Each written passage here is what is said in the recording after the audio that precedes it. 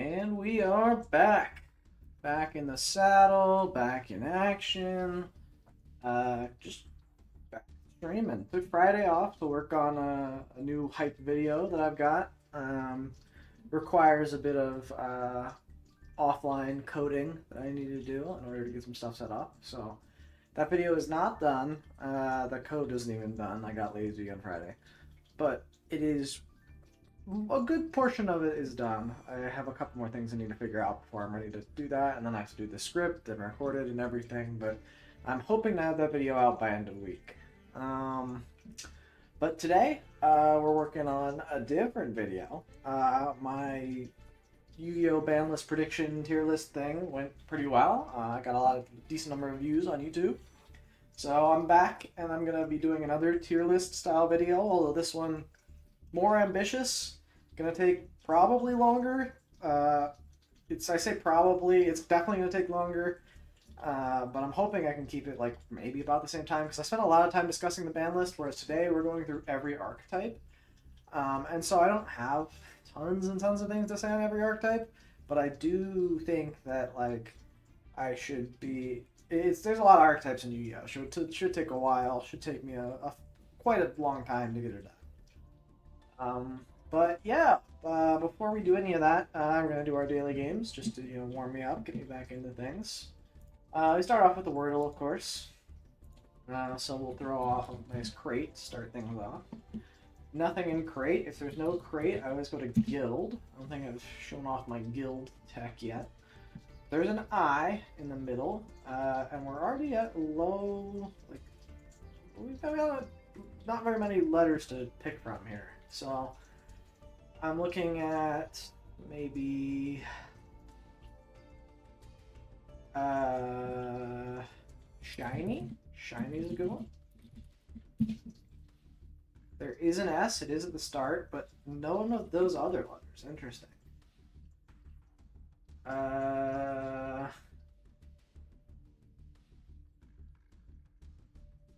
Interesting.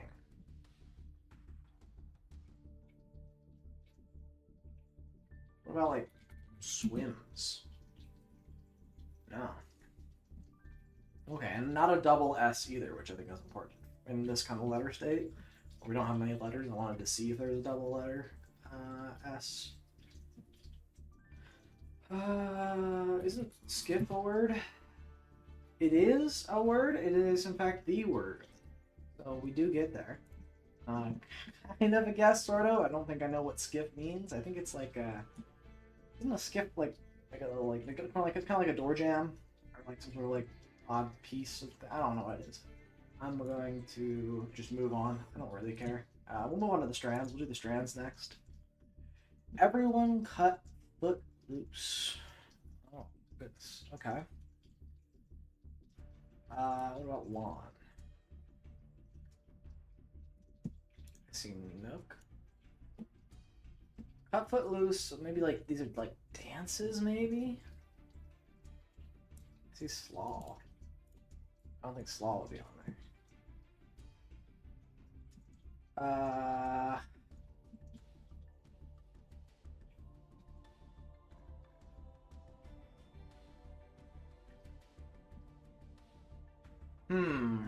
don't have anything that's jumping out to me immediately. Oh, I see Tesla. But that's not it. Maybe that's with an A.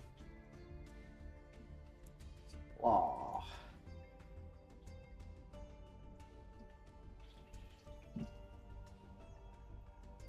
I see ghoul and ghouls.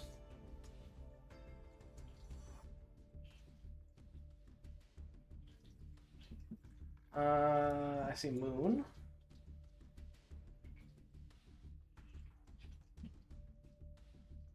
Any sort of like qualifiers we can throw on the moon here that might get us something? I see the double S here, which is kind of interesting. These sods. Everybody cut Footloose. I mean, Footloose is obviously like the song from the movie. Or they dance. I see step here, but that pattern is almost never used in a traditional strands. They did do it once where you had to do the cross like that, but they haven't done that again. So, well, like lake. Or lakes. I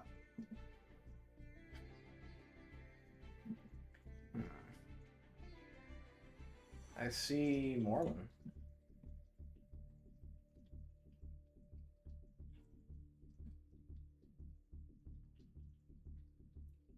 The Hugo. I was just trying to think of like maybe there's movies. Like I saw something close to book. So I was like, oh, Book of Mormon maybe. Like maybe it's like plays or musicals or something like that. It could still be that, but I don't see any that are coming out to me at the moment. I've done Lawn already. Um.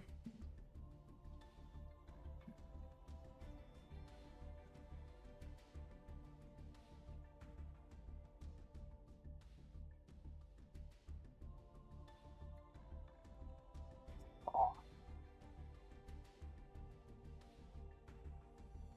7 words, including the Spaniard.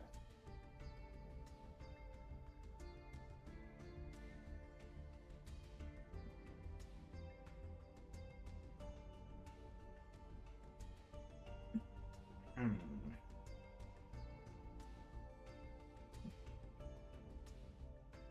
I see close to like remote here. Like I see REMOT, but you can't actually connect to it.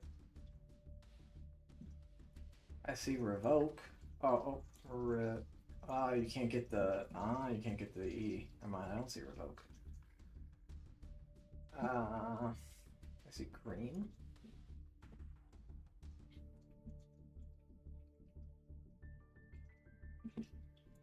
DOS.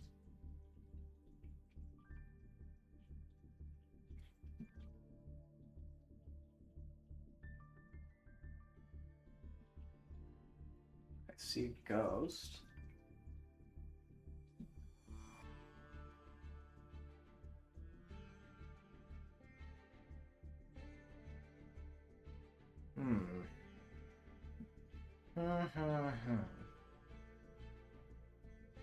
Wait. Oh, I thought I almost saw New Moon. Okay.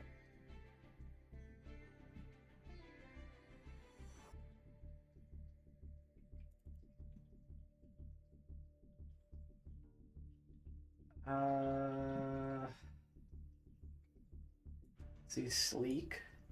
I guess I already. Maybe it's with 2 E's, and I'm just dumb.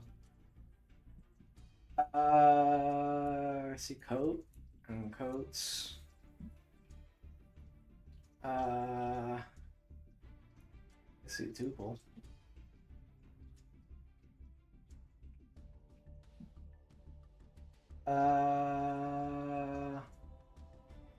Man, got ghouls up here looks good. Moon down here looks good. Everybody cut foot loose.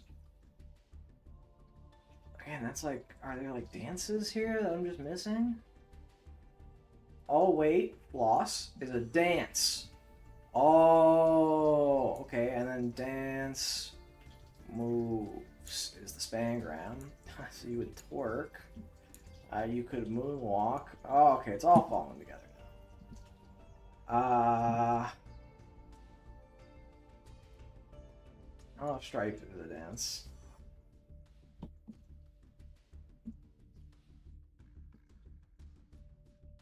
Vogue, I think, is a dance.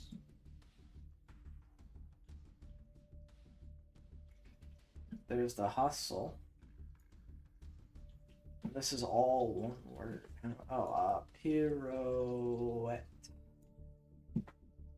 My goodness. Okay, there's some cutback, or not cutback. These are some obscure-ish dance moves, and I'm kind of embarrassed. I got floss first. That kind of, ooh, that's tough. I also identified moon so quickly, but I didn't see the walk. That's crazy. Moonwalk, I should have got.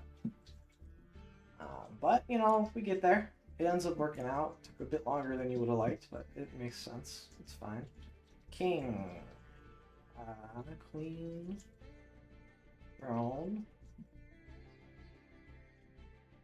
see John. Bowie. Elton John, David Bowie.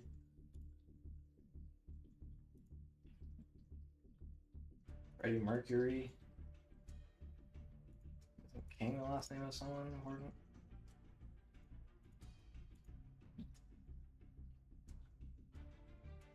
Okay, hold on.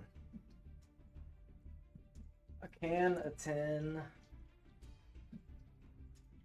Or tin, lead, gold, and mercury. These are all elements. Metal elements, mercury, that's a bit of a stretch, but sure. I guess, no, mercury's a metal. What am I talking about? It's just a liquid metal, but it is a metal.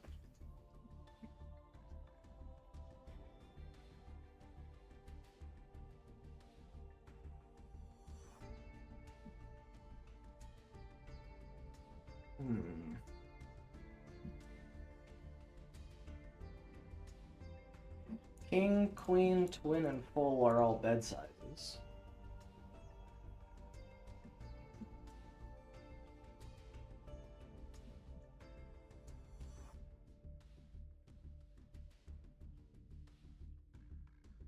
Butter and butterfly are left. Interesting.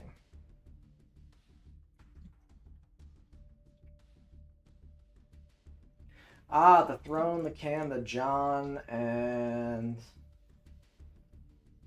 the head. These are ways to describe a toilet. Butcher, Bowie, butter, butterfly. Kinds of knife. Oh, a Bowie knife, butcher knife, butter knife, and a butterfly knife are all knives. That's read. Okay, connections went well. All things considered, that went pretty smoothly. Alright, let's do the mini. Those one mixed. Red life is fauna. No, flora. Chef's garment is an apron. This up here. Alpha. I don't know. This was referring you drove.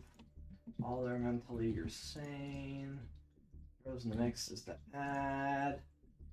I don't know. Simplicity is ease.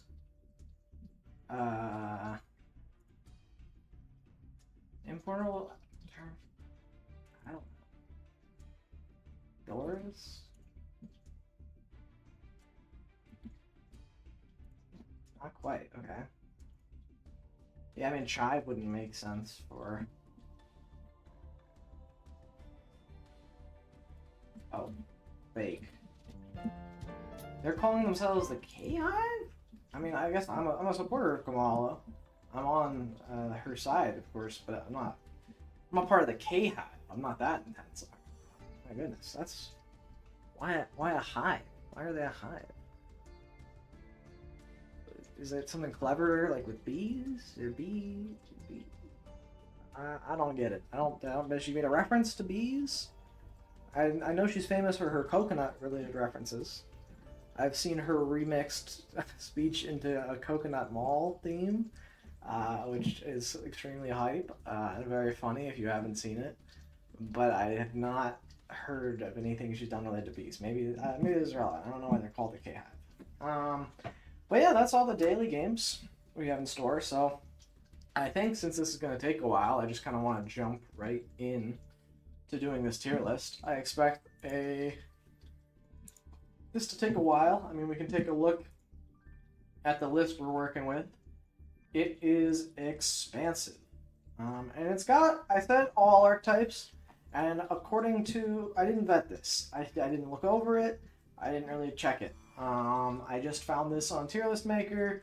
It was updated on 6/24. So to me, that implies that we've got at least some of the newest stuff in here. Like I was scrolling, I saw Tenpai, which I'm happy with that being there. It's like one of the newer archetypes in Yu-Gi-Oh!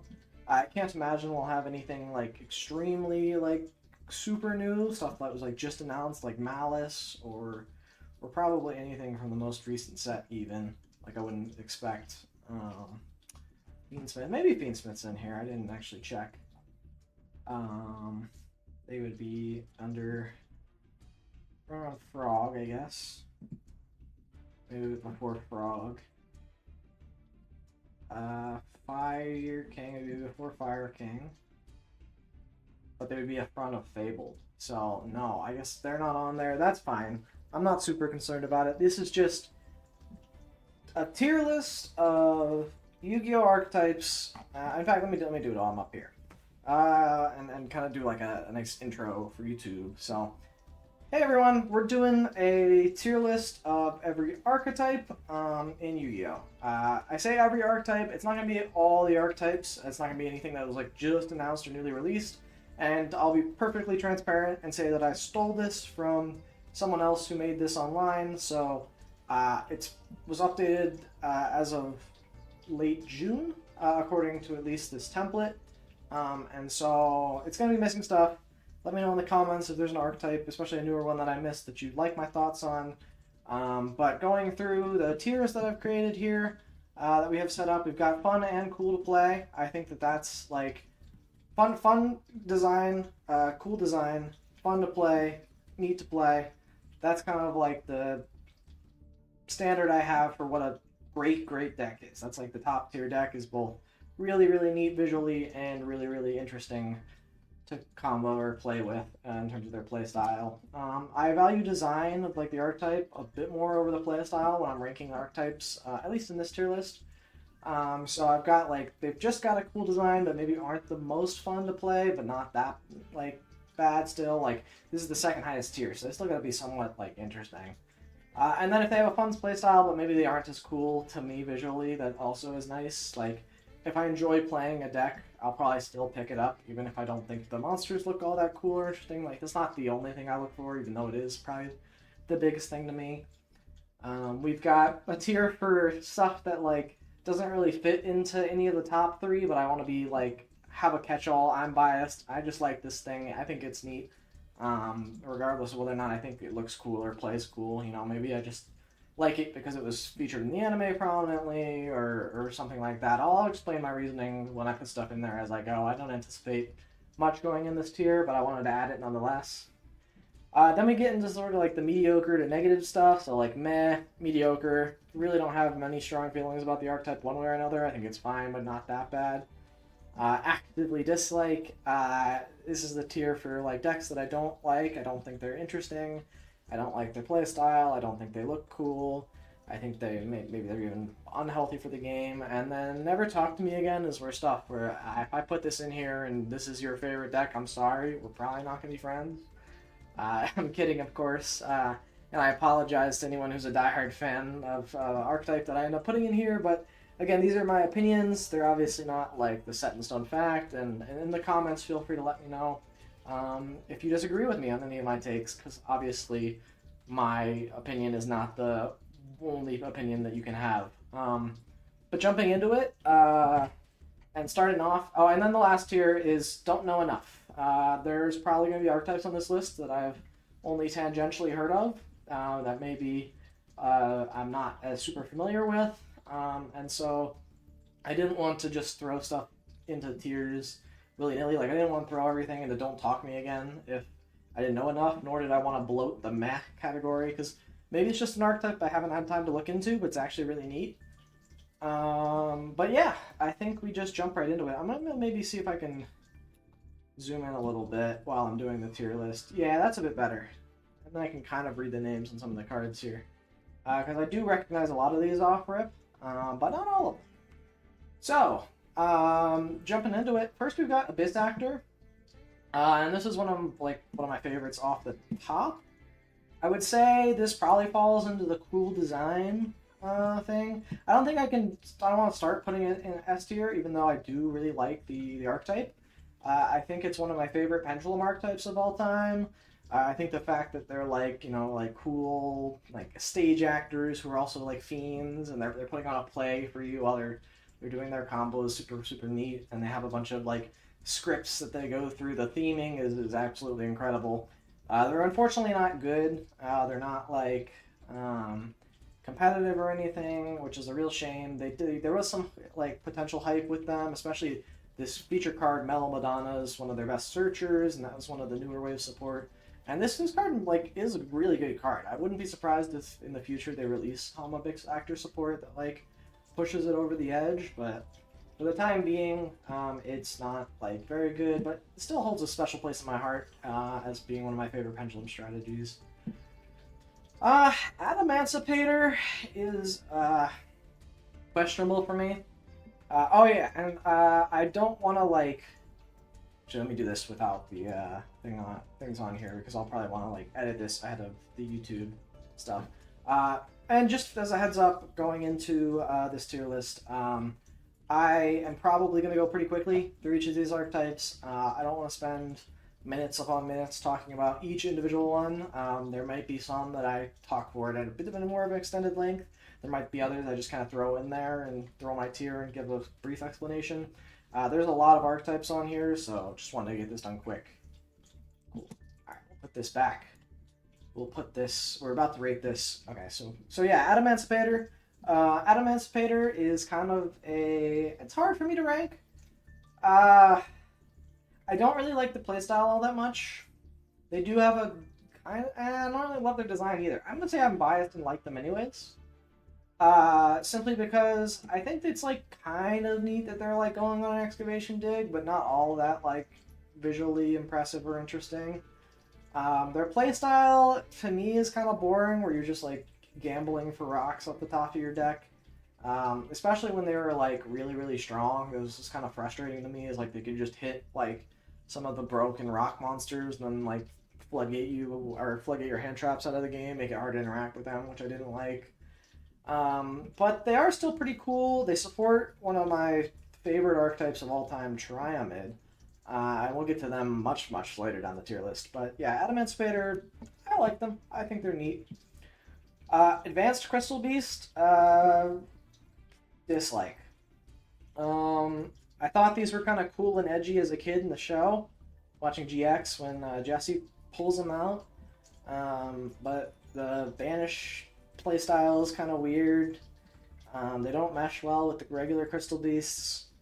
And I can't say I'm really a fan of them just kind of tinting all of the artwork slightly darker and then calling it a new archetype. So I'm going to say actively dislike for that. I want to like scroll just a little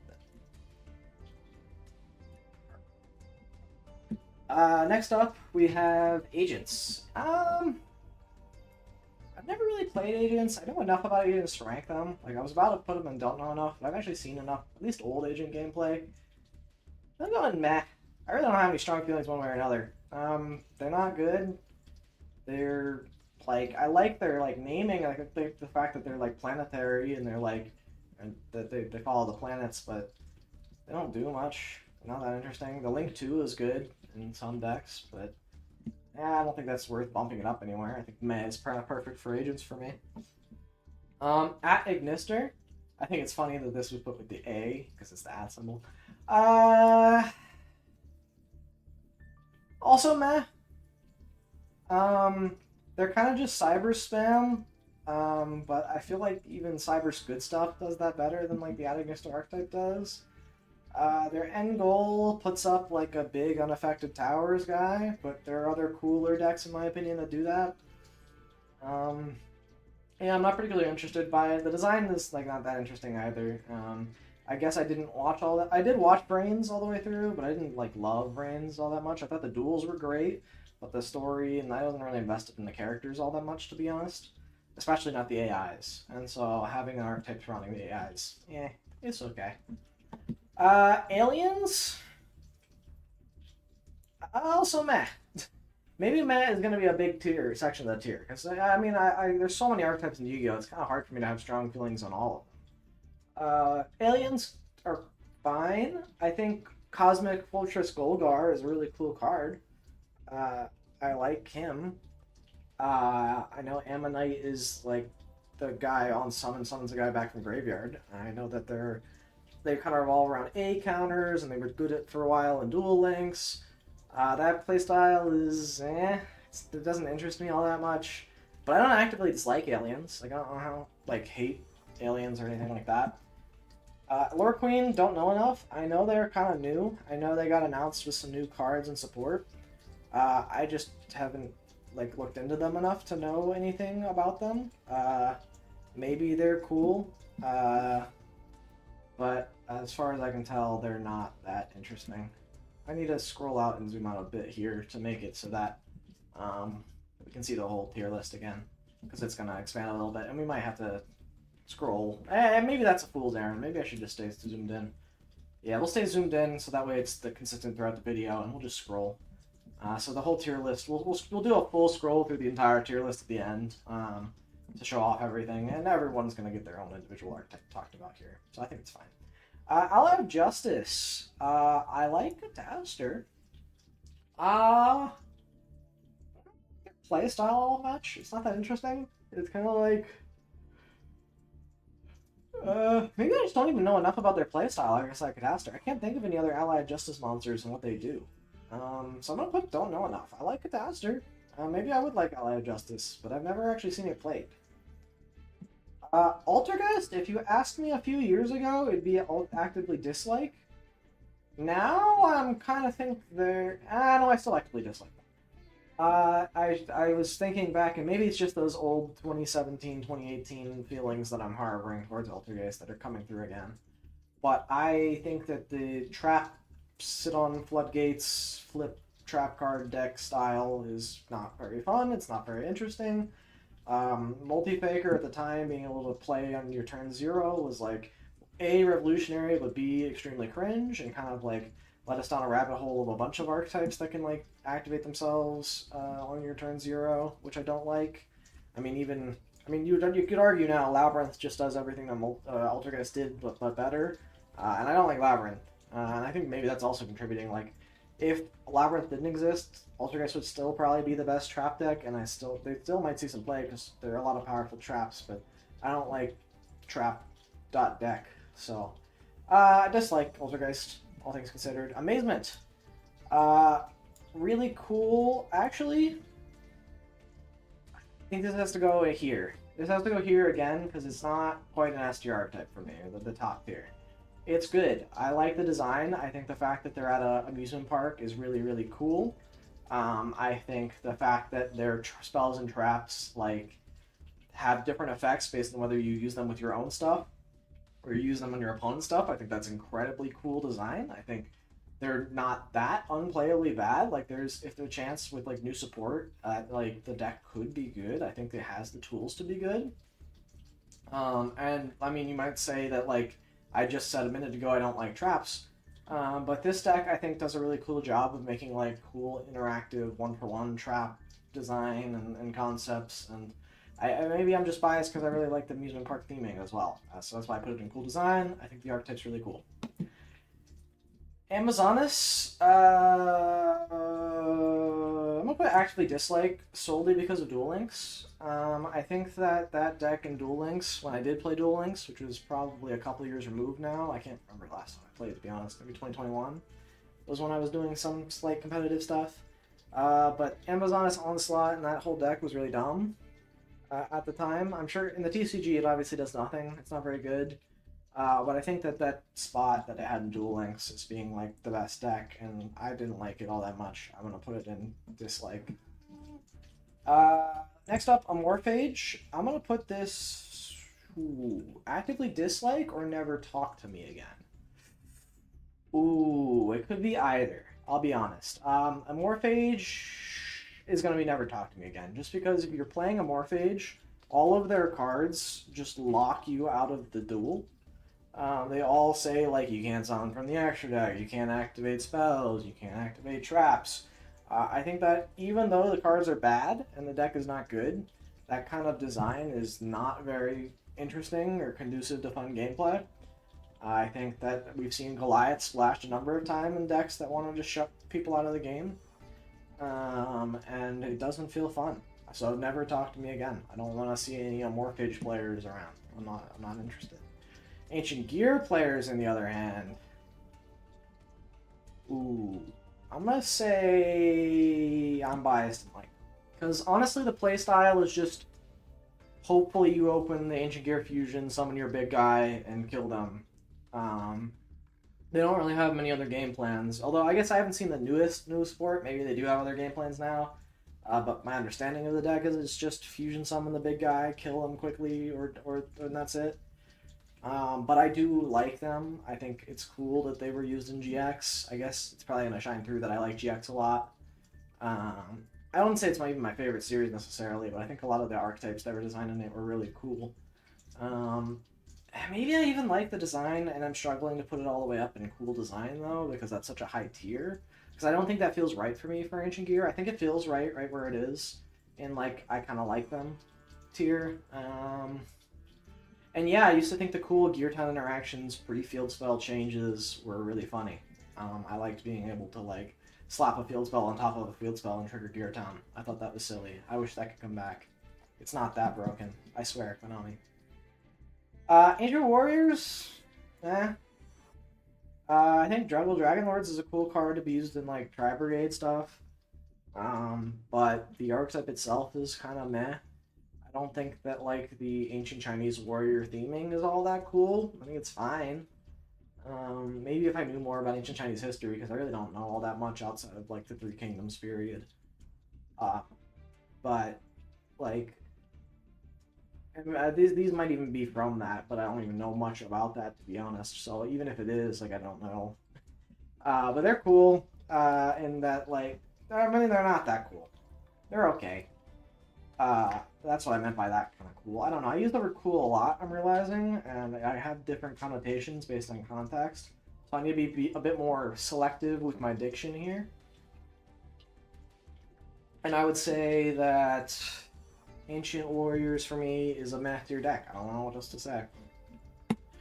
Appliancer. I'm going to go biased tonight. Really wanted this deck to be good. I think it is so cute that, like, the main outlet link monsters point down, and then you're supposed to summon the little appliance guys and have their arrows connect so they're plugged in. I think that is the cutest mechanic ever. Their design is so neat. I might even move them up. I'm gonna put them in cool design, because I think that like the fact that all of these effects are terrible is such a wasted design space for Konami. Like that was so neat of a concept. I think they were just really nervous making so many Link 1s and making them really good that like this was going to completely take over and become like the next Zodiac or something where you could just keep summoning them over and over again. But they just went too hard with the restrictions and they didn't make the effects as good as they could have been. So I really think that they kind of dropped the ball with what is like a really neat concept of like plugging your little appliances into the wall. I thought that was super, super cool. Aquatris. Meh. They're not very good cards. The stage concept is like kind of interesting. I think that like the Abyss actors do the acting and the play and whatnot a whole lot better. And I know that the Aqua actresses are kind of more of like they're more opera actors and actresses who are like out there doing like arias and like whatnot. It's in that whole fish kind of theming sometimes has that nuance to it, but I don't think that the Aqua actresses are all that interesting from a playstyle standpoint or a design standpoint. Arcana Force. I'm gonna go biased and I like them. Their playstyle is really bad. I think the coin flip mechanic in Yu-Gi-Oh! Is funny, but overall inherently bad. Like, you can't ever have a good deck that relies on coin flips unless you completely circumvent the coin flip entirely, which in that case, what's the point? I think that Arcana Force is like a good example of like they have the one card of the world that like comes up every now and then. Like there's always those archetypes out there who have that one card who might be featured in an FTK or two or something like that. The world obviously being able to turn skip is extremely powerful. But it honestly like isn't all that interesting, and so you might be inclined to believe that after all this discussion I've just given it, I should put it lower. But I actually think the tarot like stuff is really cool. I think that it's really neat to have like a deck based around the tarot arcana, and I think their design's pretty neat. So I'm gonna put them in. I'm biased, and I like them. This is Archfiend. I don't know enough about new Archfiend stuff, to be honest. I don't even know if they have new Archfiend stuff, because I never read this guy before. But I know about like all the old Archfiend stuff, and it's meh. So like Archfiend King, Archfiend Queen, the pawn, the chess pieces, meh. They don't do anything. They're not very good.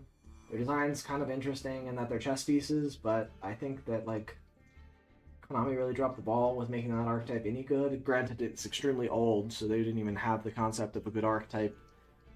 Like, period. They didn't know what they were doing. So I don't fault them or blame them for that. But I do think that the Amazon, or not the Amazon, the Archfiends, like, definitely were even underpowered for their time. And I think that they definitely deserve a bit of love, but as it stands right out there. Armed Dragon, I think this is all Armed Dragon, because I don't see anything else for Armed Dragon on here. So this is Armed Dragon Thunder, of course, but there's a whole series of Armed Dragon monsters. And despite my GX fanboying, I put them in meh. Their playstyle is not that interesting. They like blow up monsters at the cost of monsters in your hand. The new Armed Dragon stuff, the Thunder stuff specifically, was touted as going to be good in Dragon Link. But then it never was. I don't even like Dragon Link in the first place, so that wasn't even a plus for me, but I don't really like the whole playstyle of the deck, and I think that Chaz's Ojamas were way cooler and more iconic for him than the Armed Dragons ever were. So, meh for Armed Dragon. Aromage. Aromage might be the first fun to play and cool design out there. Go with fun to play, cool design. And that might be ironic, considering that Jasmine is the cover card, because I think Jasmine is actually poorly designed. In that it's too strong and too generic for plant sport. It being not once per turn to summon or to use its search effect is crazy. And the fact that it just tutors any plant from deck is crazy. But the Aroma Mages themselves are really, really cool. The fact that they're like plants turned into warriors and fighters and there's people, and they have like the life gain effects and life modulation, and they have some cool, like, if your life goes up, do this, if your life goes down, do this effects. I think that's a really neat like mechanic with really turning life points into a resource that like you kind of want to balance and use on your turn. I think the art is really cool on all of them. Again, the fact that they're like plants and fairies turned into like plants turned into little fairies is really cool to me. I really liked a lot. So that's my first S tier archetype. And we might even get our second, because Artifact I'm also a big fan of. But as I'm looking at it, they're not cool. They're not fun to play necessarily. But their design is cool. But is it as cool as these other cool designs? No. I'm biased and I like Artifact. I like the idea of being able to set monsters in the spell traps. Cool. I think that that when you pop them, they get to do special stuff while they're in the spell trap zone. Also pretty cool. I think Lancia and Scythe being a floodgate, very not cool. Which kind of sucks for the rest of the Artifact archetypes. Like, Moral Tark is kind of my emblem of what I think or my idea of what the archetype should be doing. I think that Moral Tark is a great, perfectly designed artifact. When it's popped, summon. When it summons, pop a card. I think that's a really strong one-for-one interaction. It's neat to have that in the spell trap zone. It's nice that it's a big beefy monster as well. They have that rank 5 Durandal too, which has a really neat substitution effect to make you pop your own stuff, which I like a lot. So I think that artifacts are close to being higher up on my tier list, but we'll sit in unbiased for now. I know nothing about action. I know it's a TCG exclusive archetype that everyone was hyping up because it's looks really cool.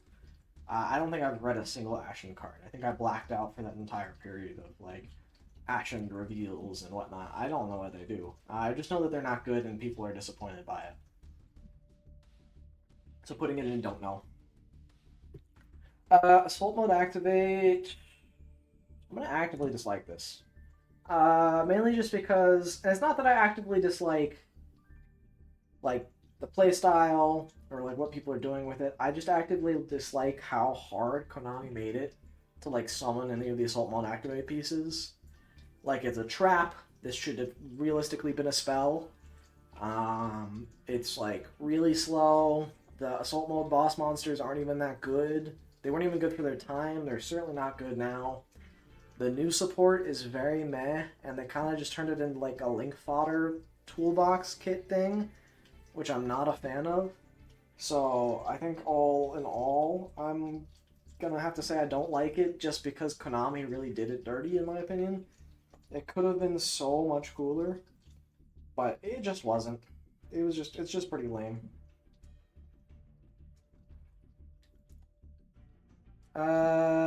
Next we have Atlantean. Ooh, going up to fun design, cool to play with, for sure.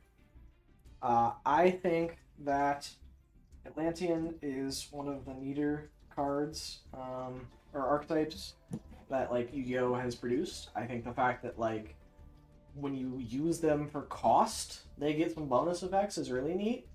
The design is really really cool, like some underwater like warriors of the sea who are like coming into battle or like they're I want to say they're like mer people, but they're not because that's the mermaids. But the Atlanteans are like kind of like they're almost one-to-one counterparts down there in the deep, and they're really cool. I think the playstyle's neat, the art style's neat. I'm excited they're getting new support.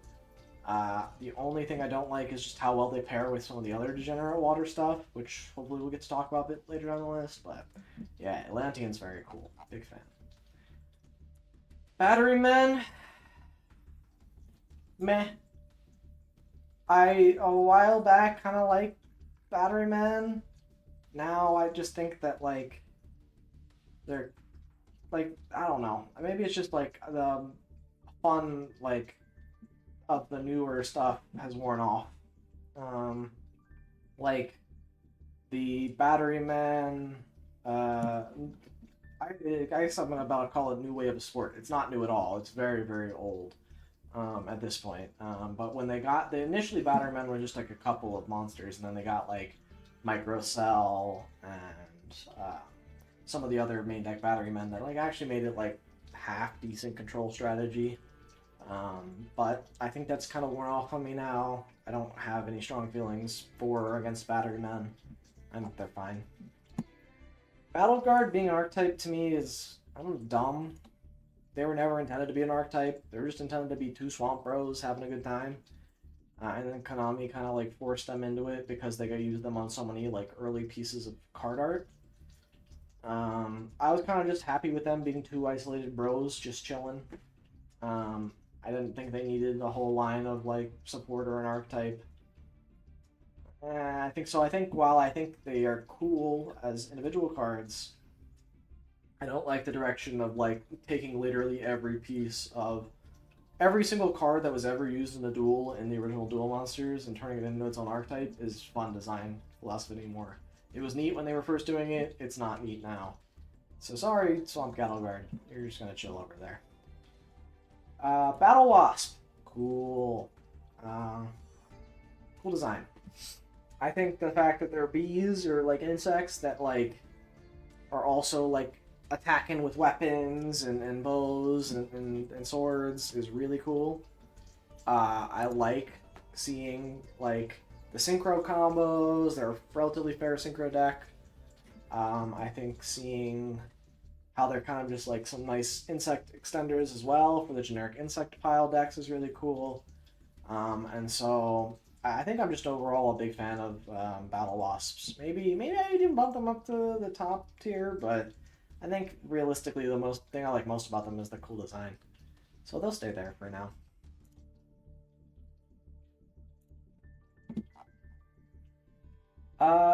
Lead Yoke. Or Battle and Boxer, sorry. Lead Yoke being the emblem of or the where am I looking for? Emblem is fine, but it's the Paragon is the word I'm looking for. The Paragon? I don't know, the icon of the archetype. I'm gonna put this in fun playstyle. I like the Rank Forcemen. I think it's cool how they're like boxers who do like have like fun boxing puns and the cards actually make sense for the boxing moves they're related to. I don't really love the counter trap aspect of it, but I think all in all, they're cool cards. I really want them to get even more support. I know they just got a bunch in that fire support pack, but they could use more because they obviously didn't catapult them to any sort of playability. Bee Trooper, I should almost have ranked this at the same time as Battle Wasp because in my head these are very similar. Not in the fact that like they do the same thing, they naturally don't. Like Bee Trooper does linking, Battle Wasp does synchroing, but you often play these together in some sort of insect pile. And I like the insect pile design deck. I think maybe these even would go down to unbiased and I like them because I don't think they have the coolest design, all things considered. The fact that they're like insects but are actually supposed to be like giant mega weapons or fortresses isn't that cool. I think they could have done that a lot better. But the core like gameplay itself is neat. I think they're a couple steps away from being like broken and potentially because they have a lot of great link tools and a lot of great link climbing monsters. They just don't get anywhere. Like there's not many great insect end board pieces. And so while I do like Bee Troopers, I think I'm biased in why they like them. I don't think there's any like particular rationale behind it. BES, meh. They're not good. The playstyle is not fun. They're not all that interesting. I'm just gonna put them in meh. I don't have strong feelings about BES. I don't, I don't have much else to say. BS, meh. Kind of feels almost like the icon of the meh tier. It's like the perfect meh for me. Buster Blader? Or no, sorry, Blackluster Soldier. I blacked out there for a second. Blackluster Soldier. That deck by itself, the ritual variants, I actively dislike it. I think I liked the original Buster Blader, or not Buster Blader, Blackluster Soldier. I liked the Chaos Blackluster Soldier. I don't like the idea of like you have to ritual summon this guy using like 17 different dudes for it to get even like a fraction of the Blackluster Soldier's like effects. I think this was maybe like a relic of a time where Blackluster Soldier, the Chaos variant, was banned and whatnot, and so they made a whole archetype to sort of like it's like the Omni Man meme, like they're only imitating us for a fraction of our power type deal. But I think that yeah, I don't like it. It's not very interesting. Maybe I'm just not a big fan of ritual decks in general. I don't think they're that cool. Blackwing, cool. I think it's so sick how they're like these badass birds who synchro into these sick edgy birds. They've got a lot of extension material. They summon themselves for free. This was the first deck I ever played in a competitive tournament. Granted, I played it well past its prime, but I did take a game off of full 60 card Grass Lightsworn, which I thought was funny. But the Gale is just such a cool card. All of the like OG Blackwings are so cool, and I love how they keep getting new support. I'm so glad they're a fan favorite, and I hope to see them get even more stuff. It's like Full Armor Master is cool, keeping them with towers is cool. They really need like some sort of end board negate piece that they can put up. I mean, they gave them the full armored Blackwing Dragon recently as well. He's like a neat end board piece in that like he shuffles the board away, which is cool. But I really think they need even more because obviously they're not a top tier deck at the moment. Blue Eyes. I'm gonna hover this here, so that way I'm gonna put this here even, so I can get the thumbnail or the clickbait. I get it.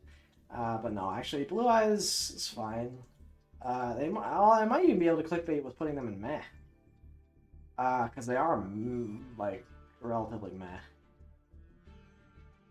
Yeah, I'm gonna put Blue Eyes in meh. I don't think that their combos are all that interesting.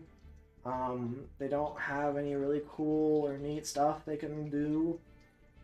Magia is a neat card, but obviously it's unattainable for a lot of players. So I think that's a frustrating decision on Konami's part. But and the new cards they've announced seem interesting, but I just haven't seen them in play enough to know whether I like the strategy or not. But as Blue Eyes stands today, very meh. I think it's cool that they're like still using the vanilla Blue Eyes. I like that. I like that that's still seeing like play in the deck.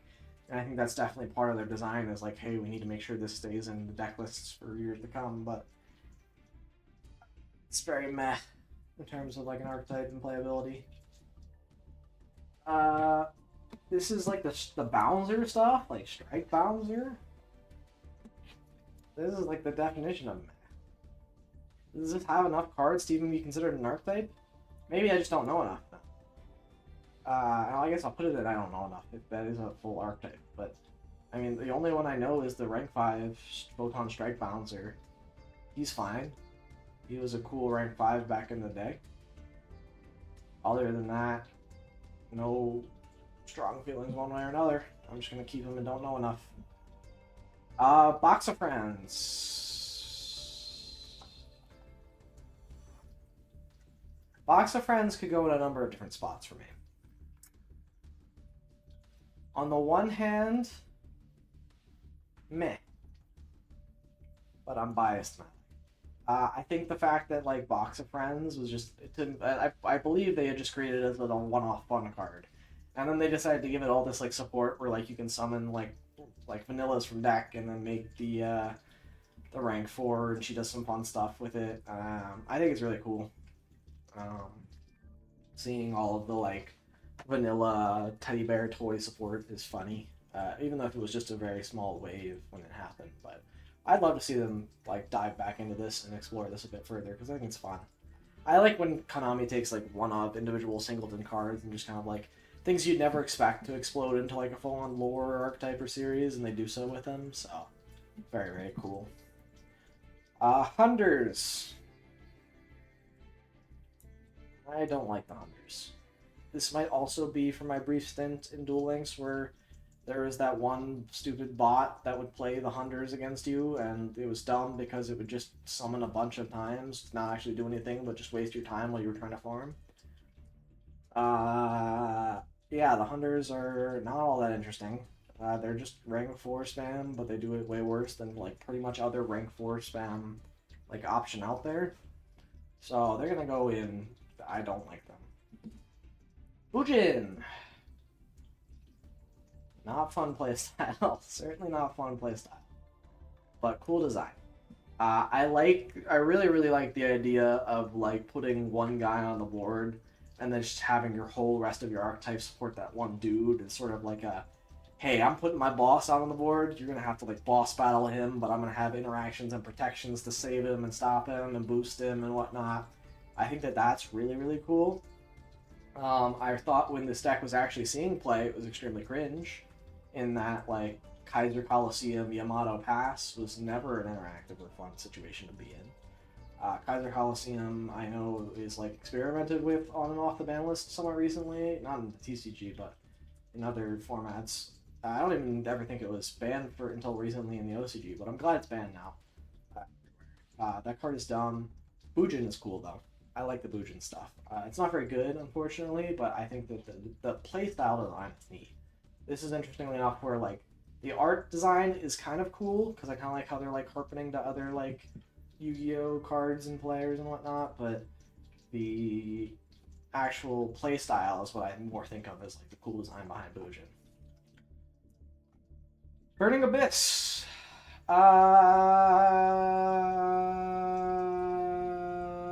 This might be the top, but barely. This is going to be the bottom of this tier.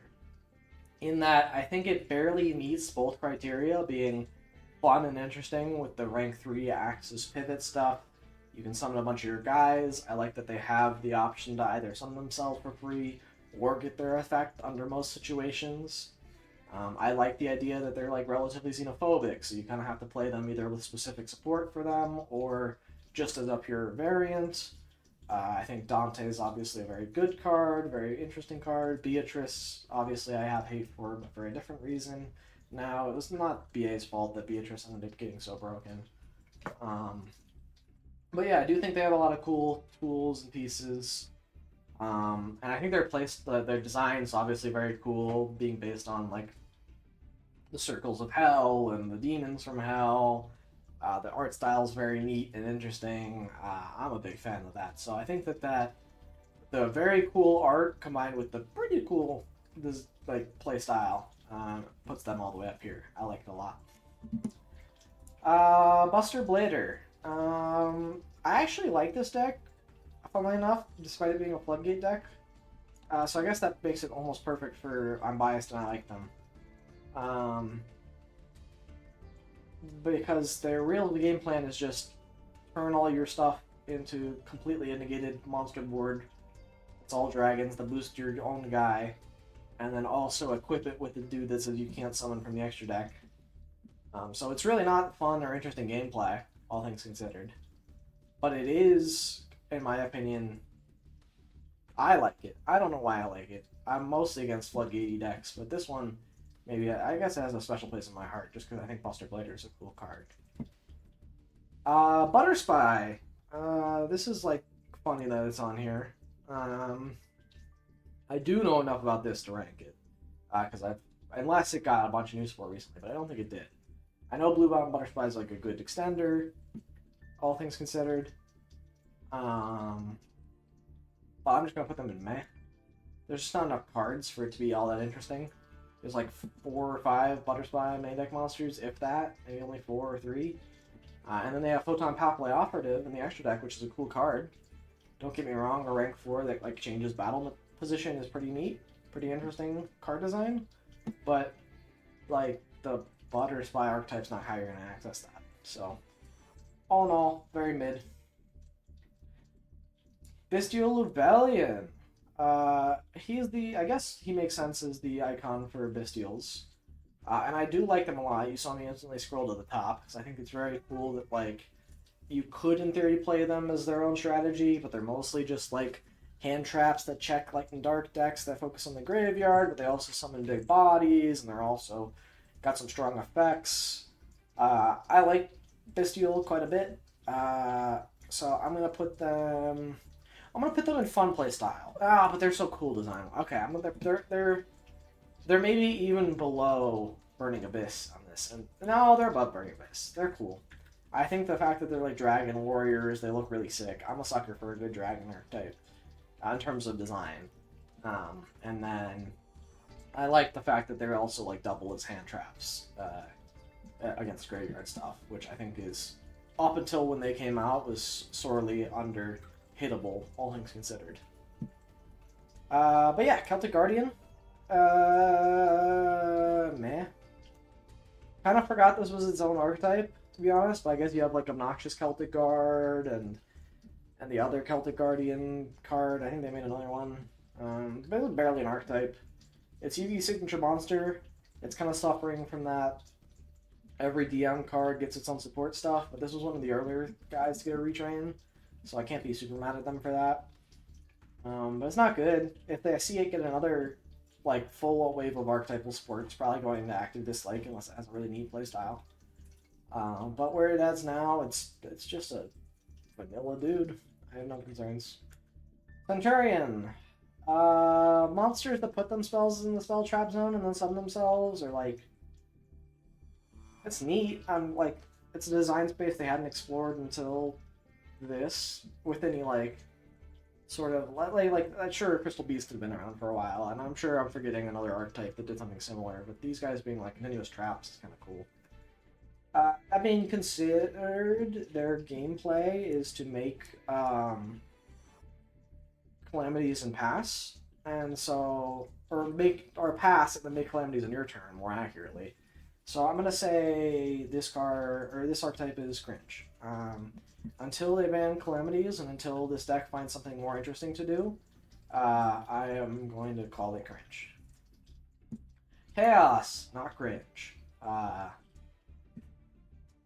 Okay, so it's not good, and the playstyle is not all that interesting, but the design is so cool. I like the idea of like making, this was like the first concept of like you have to play 2 different types and whatnot in a deck to make it work. Obviously back in GOAT, they've explored that in terms, or attribute for in this case, but they've kind of explored that a lot later on with stuff like Tri-Brigade and Renarika and stuff like that. But Chaos was really the first, like, you have to play a bit of a mashup in order to get this huge payoff to work kind of style of thing.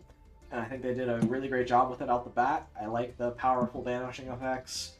I like the big bodies that you can put on the board. I like the design. The playstyle is not very interesting though. It's just put as many monsters as you can into the graveyard, so that way you get enough light and darks for the chaos stuff. And the new chaos synchros aren't all that interesting either, to be fair. So maybe they should even get bumped down a little bit. But I already locked it in. I already placed it where it is. So I'm fine keeping it there, just because I have so much nostalgia for all the cool old chaos stuff. Charmers. This is kind of like the perfect I'm biased and I like them anyways deck. The playstyle, not cool. No, this is not the perfect. This is I like the design. Because the playstyle, not fun. Really boring. And maybe now I'm thinking about it, Bujin should go down into fun playstyle. Because that's what I like about the deck. So yeah, I actually designed it. It belongs in fun playstyle. Right. Okay. I'm forgetting how this whole tier list works. And in fact, Appliancer belongs here too. Aha. Okay. I have fixed my tier list a little bit. That might be confusing for YouTube. That's fine. In fact, it'll kind of help a little bit in that they'll see it change later and they'll go down to the comments and talk about it, so it'll be good for engagement. Of course, we'll cut this section out of the actual video, but yeah, so Charmers, I think, are perfect for cool design. They're just because their playstyle isn't very interesting. The main deck Charmers, like, are flip monsters, kind of, that, like, have to steal a monster of the same type, which isn't interesting. The retrained Charmers in the main deck also are kind of interesting in that, like, they're like one of the few monsters that can summon themselves from deck, which is strange. And then they have this like weird like you have to have a Charmer, and also it's a like Charmed Beast on the board in order to use it. And then the Link stuff is obviously very strong generically, being able to steal tools from your opponent's graveyard, but they're not really like seen play as like a deck necessarily. So I think that the Charmer design, I'm really a big fan of like them being like magicians who have their own attributable focus, and they have their own little pets. I think that's cute. But the playstyle is just not there for me to put them very high up on my tier list. We're on to Emma Critter already? That was quick, I feel like, in the B's. Or, well, I guess like, Charmer was already in the C's, so never mind. Chemicritter. Meh. I don't actively dislike... maybe I actively dislike them just because they're Geminis. Like, Chemicritter is, like... kind of like, again, I don't dislike the Chemicritter strategy as it exists, outside of the fact that Konami really did them and the Gemini arc, like, mechanic as a whole dirty. Like, if they had just made the Chemicritters and then given them their default effects, like, for free, that would have made a lot of sense to me. Like, they're not even that strong. And the fact that they're locked behind a Gemini summon is crazy. So I think that realistically, Konami just took a kind of cool concept and threw it in the trash and gave us that trash bag, which was full of the Chemicritter cards that we ended up getting. So not that cool. Chimera.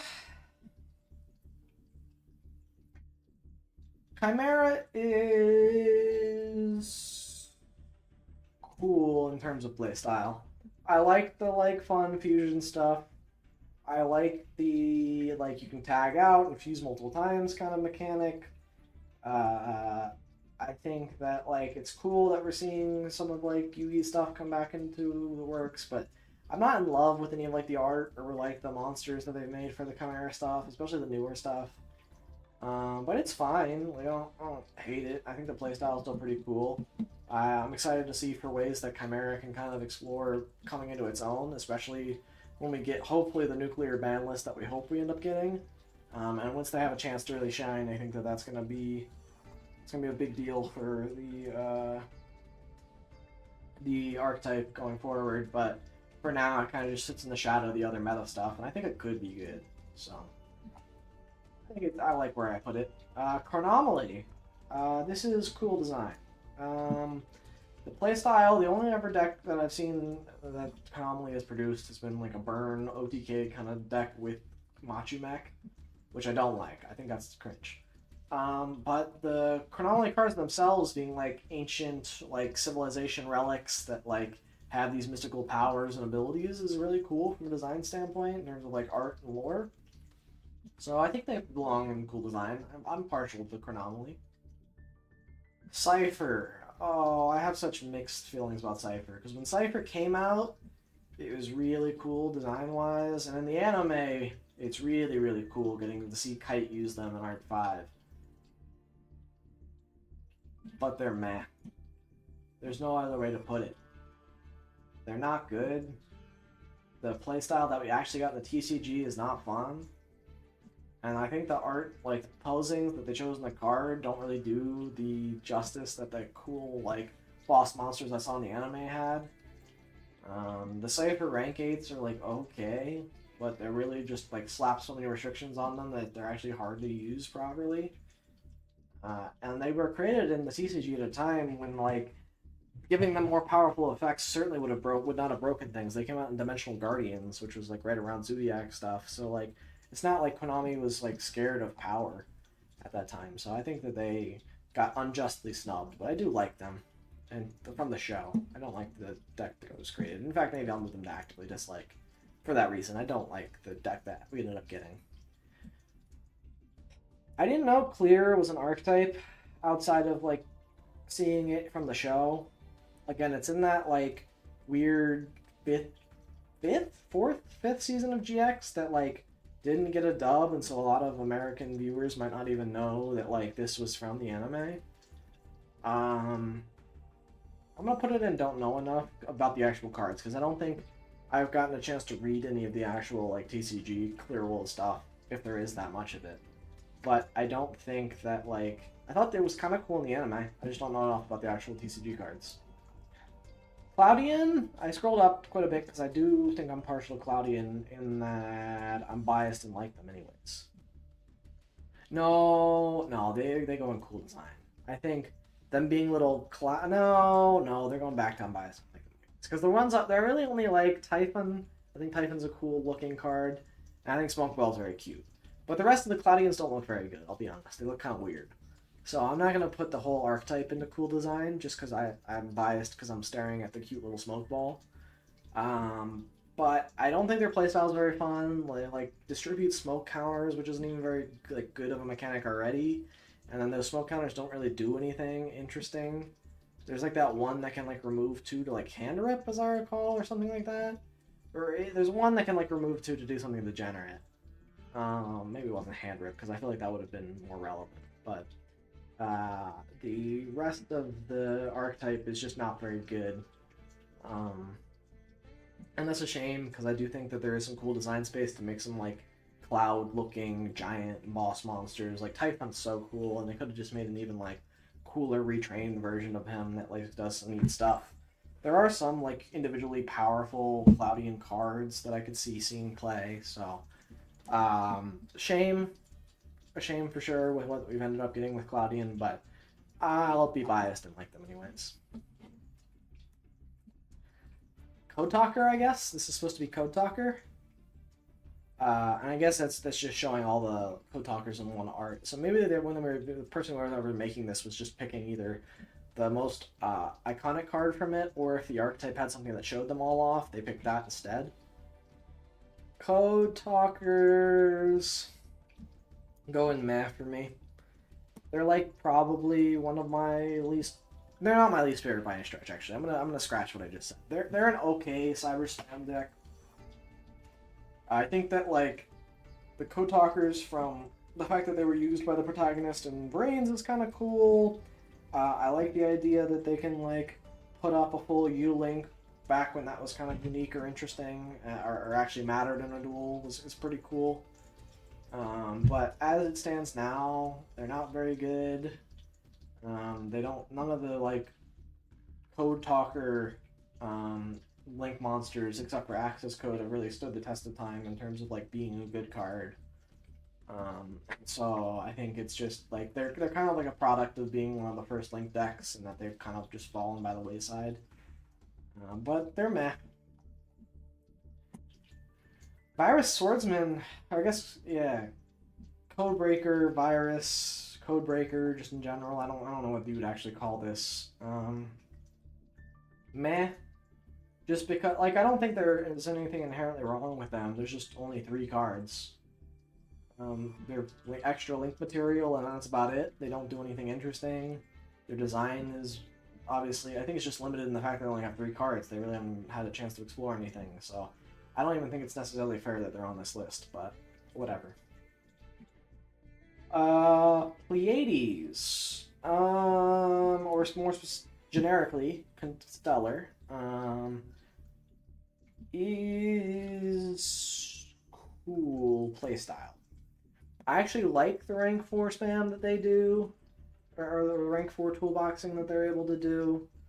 I think that the new Constellar support with like the or actually is Constellar on here or is this all Teller Knights? I actually need to know. I need to scroll down and see if this is all Teller Knights. Because like if there's a Teller Knights, like is Deneb on here? It would be either T or S, I guess. E. Now I don't see it here. Teller would be. Yes, okay, okay, never mind. The Teller's on here later, so we're not even talking about that. This is just pure Constellar. And again, I do think the new Constellar support that they just got is kind of cool. I think it's actually a bit underexplored in what it can do in terms of like bridging into the other Teller stuff. But Constellar by itself, Pleiades is obviously a cool rank 5, but I would say that like fun play style fits them pretty well. This is, I don't know what this is. Minerva, Scholar of the Sky. I've never heard of this card in my life. Is this for counter fairies? I see each time, or something about counter traps. And regardless, I'm just gonna put them in not enough. I don't know anything about Minerva, Scholar of the Sky. Crusadia, I do know about. Fun playstyle. I like the idea of having link monsters that, like, when other link monsters point to them, give them unique effects. I like the idea of them being able to, like, quickly link up into their big boss monster easily. I think that there's a lot of really neatly designed Crusadias and, like, Maximus that we get to see here, and Reclusia is a cool card. Equimax is a great boss monster in both design and playstyle, but the rest of the archetype kind of falls short in design, in my opinion. It's a bit lazy in what otherwise could have been a really cool deck. I guess Maximus looks cool too, but the rest of them look kind of weird. So fun playstyle, not necessarily the coolest design, but overall very neat. Crystal Beast. We'll put them in actively dislike as well. For a completely different reason, I'll put them at the, sorry, never talk to me again, at the end, just for alphabetical reasons, but for a completely different reason than the Advanced Crystal Beasts, which I tried to put them next to. Advanced Crystal Beasts are just lazy and uninteresting card design. The Crystal Beasts were at least somewhat innovative in that, like, there were monsters that could also go into the spell and trap zones as crystals, which is kind of cool. But what I think that Konami has failed on really is turning them into something that's not just like what they've become today, which is either a one trap card control bounce strategy or a link fodder style of like, I only play a small package of these and use them as link material. I really, really wish that Konami would explore like making the Rainbow Dragon more accessible and then trying to find more ways to combo using all of the Crystal Beasts and stuff like that. Maybe even making retrains to make them a bit more playable. But I think that they have dropped the ball with what I've wanted to see for Crystal Beast support for a long time now. And so while I do think the archetype is cool, I'm going to have to put it in actively dislike. Crystron. It's a bad deck. I'll put it in meh. Nothing Crystron does is very interesting. Needle Fiber or Hulk, whichever you prefer, is a dumb card. I'm glad it's banned. It has nothing to do with the rest of the Crystron archetype, though, outside of name. Like, the main deck Crystrons and stuff like that, they're a synchro archetype, sure, a lot of them are tuners, but they don't do anything interesting. Maybe if they got a big boss monster or something that did anything interesting on your opponent's turn, they would be cool, but they just don't have enough going for them at the moment for me to be interested in them. So meh, feels about right. Cubic. I like Cubic. But I don't know why I like Cubic. Because their game plan is boring. They just summon a big guy and try and kill you quickly. Their design, I guess, is what I like about them. It's maybe cool design. I think that the monsters are really neat and creepy and kind of weird. I like the idea of them being like iterations of the seed and the cube. If you've ever seen the movie Dark Side of Dimensions, you can kind of see the lore behind that a little bit, but they don't go into it too deeply. I like the sort of like uh, symbolism in the cards as well. I think that's very interesting and neat. I just wish they were better. I wish they had some sort of like going first option, because right now they kind of have to go second, and going second has been so awful for Yu-Gi-Oh for so long. Outside of something we'll talk about later, but the cubics just don't do enough going first, and I think that if they got a bit more and they were a bit more fun to play, they might be S tier for me. Ooh, okay, Cyber Angels, I gotta divorce in my head them from Drytron. Because I think Cyber Angels by themselves are, I'm biased and I like them. Their playstyle in terms of like ritualing and being White Fairy rituals and all that interesting.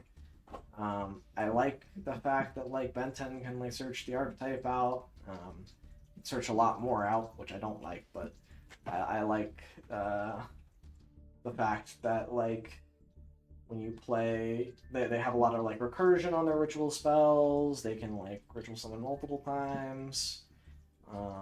I don't think that it's necessarily fun, despite what I've been talking about.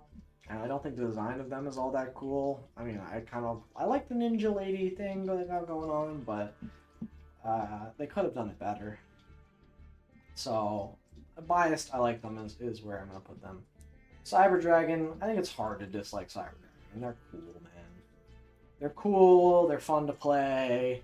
They've got going first options in Cyber Dragon Infinity, which is one of the coolest cards of ever, in my opinion. It's like such a sick boss monster. It puts up the gates and whatnot. It can also go second. I like the idea of being able to contact fuse into stuff with machines. If your opponent's on a machine strategy, that's really neat, but you can also turn your opponent's stuff into machines. They make big, huge fusion monsters with large attack points that go in and smack really hard.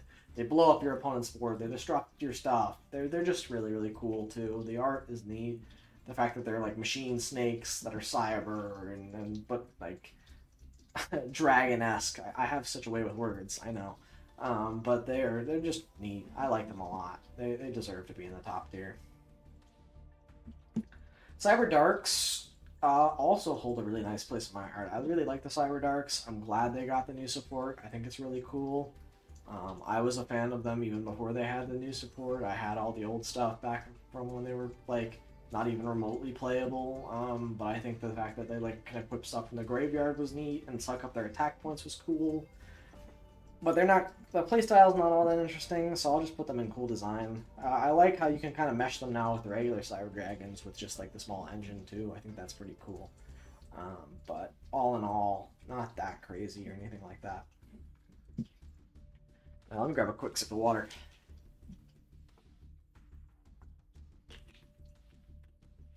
We're already on D, but we're also only on D. So we're an hour in, we're only on D.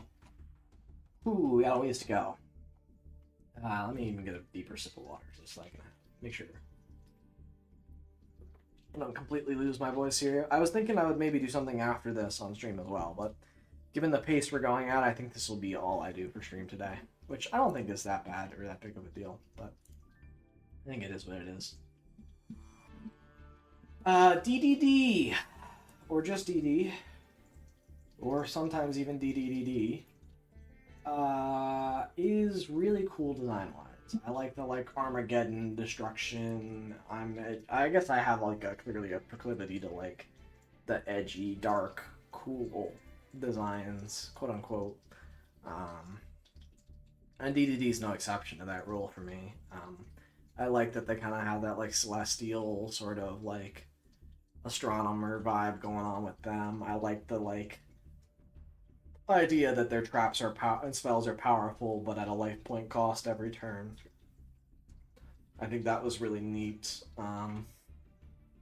They were cool. They were piloted cool well in the anime. I think they were really showcased well there. I think they have a lot of cool, powerful combos.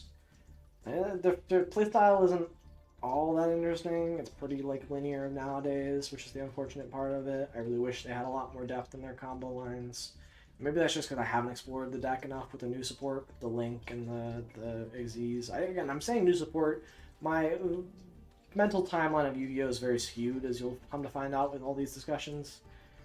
In the sense that, like, I think that stuff that came out in 2020 still feels new to me somewhat. 2021 definitely feels new, so when I say new, take it with a grain of salt. Kind of where it may not be new. I don't know. I've been playing Yu-Gi-Oh for a while, so D though, cool. Maybe even will deserve to be bumped up here if I can look at some of the new combos, but I haven't, so I'm not entirely sure. Danger, easy top tier.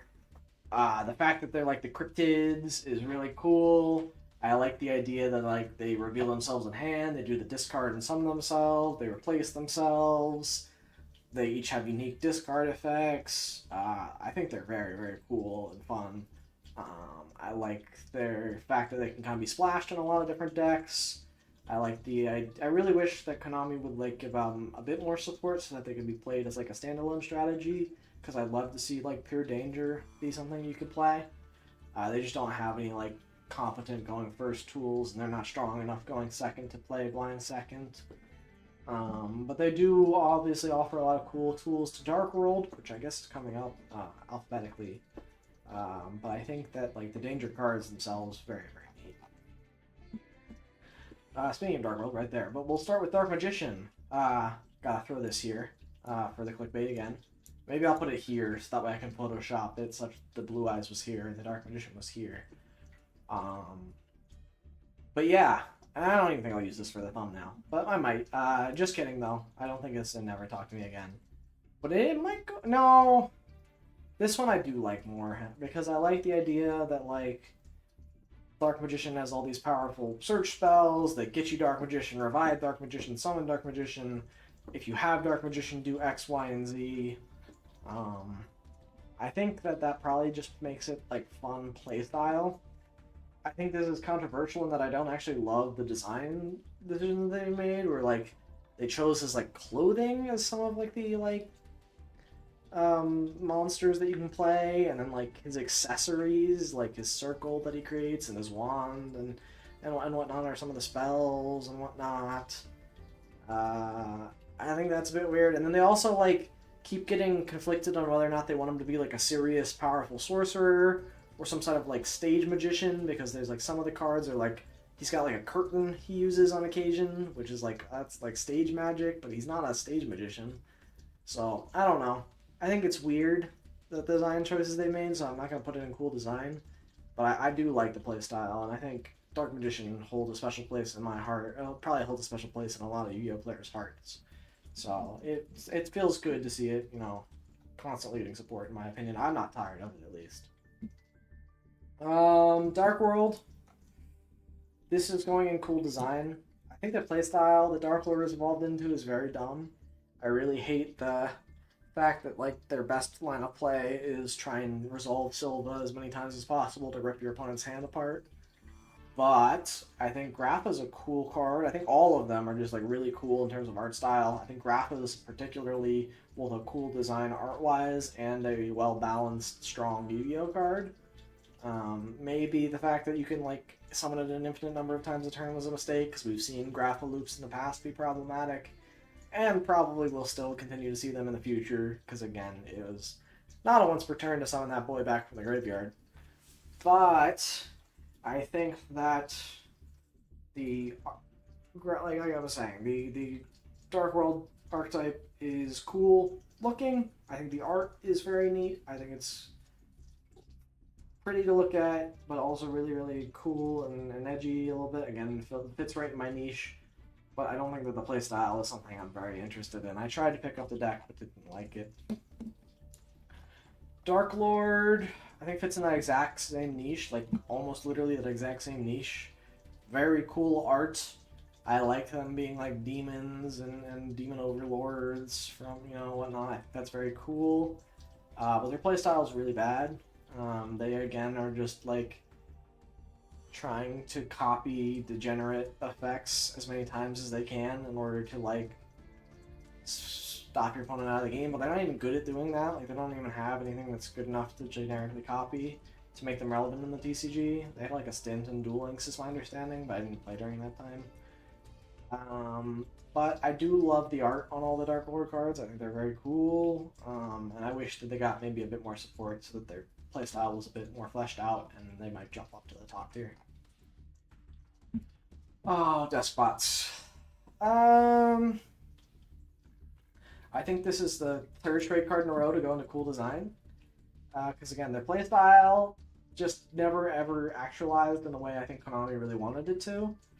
They're designed as like little desk warriors who wield your desk utensils. So like Despot 1 I think has a pen or a pencil. The other one, there's another one that holds a pen. There's another one that like holds another desk or office supply. I think the fact that they're all just office supplies is really, really fun and cute. But their playstyle is to try and OTK your opponent with making your little guys buffed a bunch, but it never really actualizes unless you have the perfect hand, and that also assumes your opponent has almost no interaction because they don't have much inherent protection. They don't have great extenders, so I think that, like, honestly, the deck is a bit too far away from playability where I think just one or two pieces of support can make the deck good. That might be wrong to say. It's possible they have the tools and just one or two cards will break them, but I think they need a lot more love in order to get there, and I think that's frustrating given how cool I think it is to have monsters that like fight with like just normal everyday household supplies. But yeah, continuing onwards, we've got Despia. Ooh.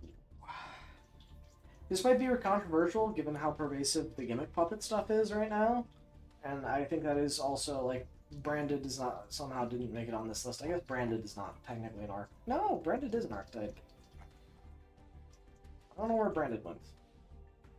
I guess we'll talk about Branded and Despia at the same time. Because they kind of go hand in hand. It's hard to talk about one without talking about the other. I guess Despia is the monsters, and they Branded are the spells and traps. So maybe it is appropriate to talk about them like this. But yeah, they're very cool. I think, obviously, the gimmick puppet locking your opponent's not cool. I think that that's never what was intended with the design of the deck, though. And so I think that once that goes away, I think Albion was just a mistake, but once the deck kind of comes back into form, just being a really powerful fusion deck that can like summon a bunch of cool, strong fusion monsters, it has a lot of really powerful spells that do a lot for the deck. It can summon with using your opponent's monsters, it has a lot of flexible main deck tools, a lot of extenders, a lot of searchers, a lot of interactions, varied interaction. I think the deck's really interesting. And I'm excited to see what it can do in a space without the puppet lock, because I think that's really just like shoehorned all of their combos into how do I still puppet lock my opponent through any number of hand traps. Whereas I think without the puppet, their combo lines get a lot more varied, their end boards get a lot more varied. I think the creativity with the deck is really going to be near limitless given how many tools and how much they can do off of just a few cards. So certainly something I'm excited to see, and a Luger is definitely, I think, a good emblem of the deck as a whole. Ooh, Destiny Heroes. I'm biased and I like them anyways. No. Cool design. Just because I think my gripe is not the design. In fact, I think that the design of the Destiny Heroes is very, very neat. I like the fact that they're kind of like the anti-heroes. They've got that cool, edgy hero. I'm kind of like dark, but and I'm 13 and this is cool kind of vibe going on to them. But the Plasma himself, like, it just look at how cool he looks as like the emblem of the whole archetype, and so I think that like while I don't like the fact that they can like just sit on Plasma Pass, and I think that Malicious is obviously not a well-designed card, all things considered. And DP, of course, is very strong and can like individually just completely win games on its own with how much it does for one card. But I do think that the Destiny heroes, design-wise, are very, very cool. So putting them in high tier. Snake Eye. Ugh. Okay. This is tough. Well, I guess this is just Diabellstar, right? Do we have Snake Eye later down the list? I thought I saw her. She's all the way down here as well. We have her twice. We're gonna talk about her as a Diabellstar and as Snake Eye. So I'm just gonna put her down at Snake Eye because Snake Eye is more relevant and it's S. So we'll get back to you. Dino Mist. Cool design. The fact that they're like Transformer style Dinobots, that like I think the art is just really, really sick on all of these cards. Unfortunately, they suck. They don't do anything. Dynamis Howling is a good card. Every other Dynamis card is not a good Dynamis card. They have a couple of like in-hand extenders, and I don't think they're like too far off from like playability, all things considered. But as it stands now, they're not very good. They're not very fun to play. They don't have like a game plan in any sort of like cohesive sense of the word. And so I think that they're just gonna sit in cool design for the moment. They don't do anything really, but they do look really, really cool. Dinomorphia. Dislike it. It's a trap deck, but that's actually not the reason why I dislike it this time. I actually think that the fact that it's like fusion summoning is cool. I like the idea of like cutting your life points down. I think that's kind of neat design space.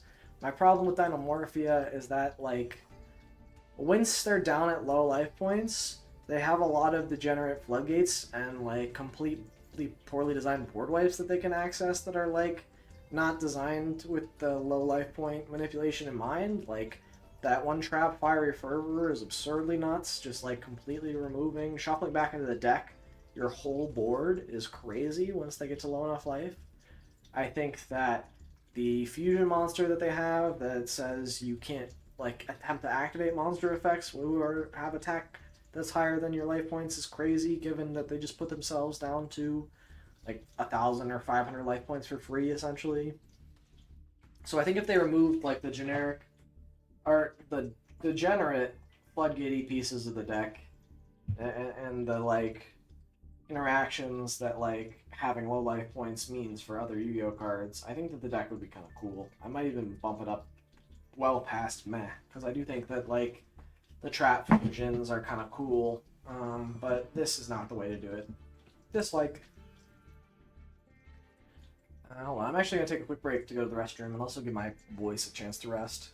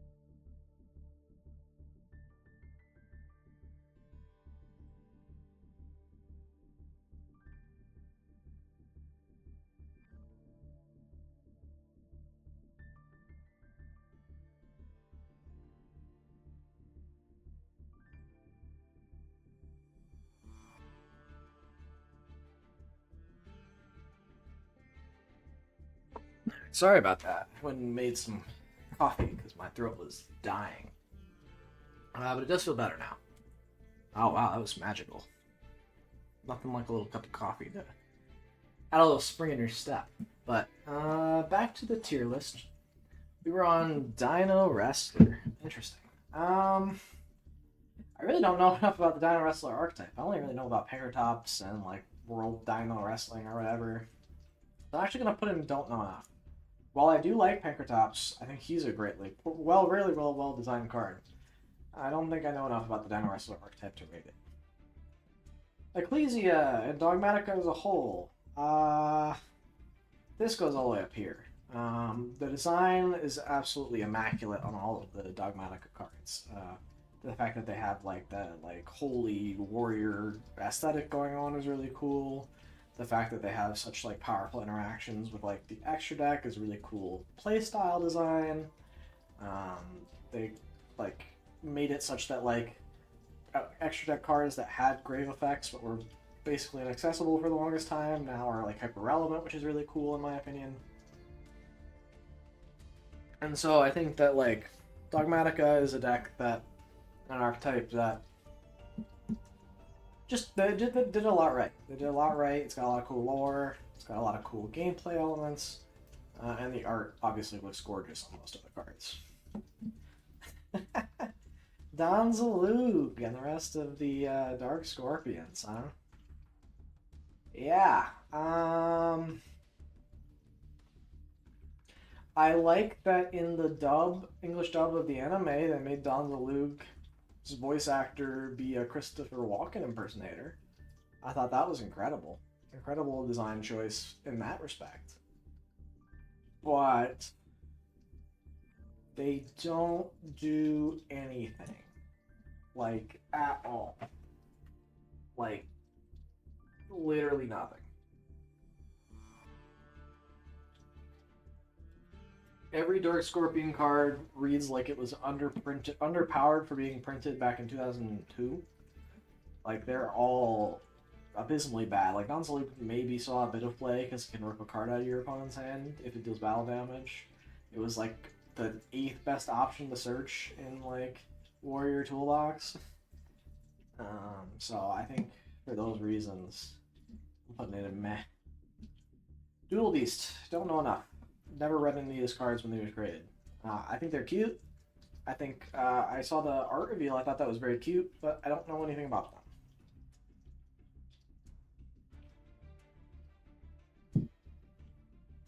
them. Is this Draco Slayers?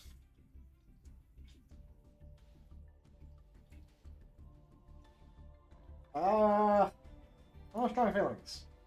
If this is talking about the new, like I guess like just the Pendulum Draco cards, like I know they got some new support recently. I'm very familiar with the old like Pendulum good stuff, Draco Slayer, Draco Face Off stuff that they used to do. But I don't have any strong feelings about them. I don't think the design is particularly cool. I don't think the gameplay is particularly interesting. They don't really hold any sort of like weird niche spot in like what I enjoy, so I'm gonna go with meh. Dragon Maid. Cool design. I really like that they like basically just collabed with the Dragon Maid anime and made like them into an archetype. I think that's really cute. The fact that like they're dragons who are masquerading as like housemaids is really funny. I thought that was funny in the anime. I think it's really cool that like they turned that into like a card mechanic where they like become ferocious dragons during the battle phase, but turn into like useful utility like nurse or like not nurses but like aides and helpers when they're in their like humanesque forms. They've got a lot of powerful spells and traps. They've got a unique fusion that like tags out into her fusion dragon, which is really neat. So I like the Dragon Maids from a design standpoint. Their playstyle, I actually like their playstyle too. I think they're going up and fun and cool to play. I'm a big fan. Oh, Burning West needs to go at the end. Bestial probably below that. Dragunity. Dragunity has a fun playstyle, but their design sucks.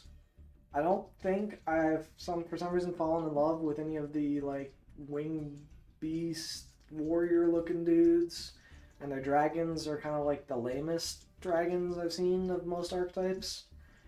I don't know why I don't like them from a design standpoint, but from a playstyle perspective, they're pretty cool. They like equip themselves and summon themselves when they're equipped, and then some of the guys summon the equipped guys themselves, and then they can like equip from graveyard, and when they get equipped, they do things with the big synchros. I think it's pretty neat, all things considered. They don't do anything. They're not very good. But I think with a bit more support, they could be somewhat formidable. They got a lot of powerful searches and the graveyard version and whatnot. Dream Mirror. Oh, part of me wants to put this in actively dislike. Part of me wants to put this in unbiased and I like them. I want to put it in actively dislike just because I think the concept is so cool, and that like it's 2 field spells and you put the one on your side, one on your opponent's side, and then you flip-flop them when you want to change how your monsters work. I think it's really cool. But they did such a horrible job of making that work. They really could have done a better job with like how that could have been executed. And I think for those reasons, I'm just frustrated with how the deck has turned out. I think its art is really gorgeous, but the playstyle is just so bad and uninteresting compared to what it could have been that it makes me actively dislike what's happened to the deck and what Konami did.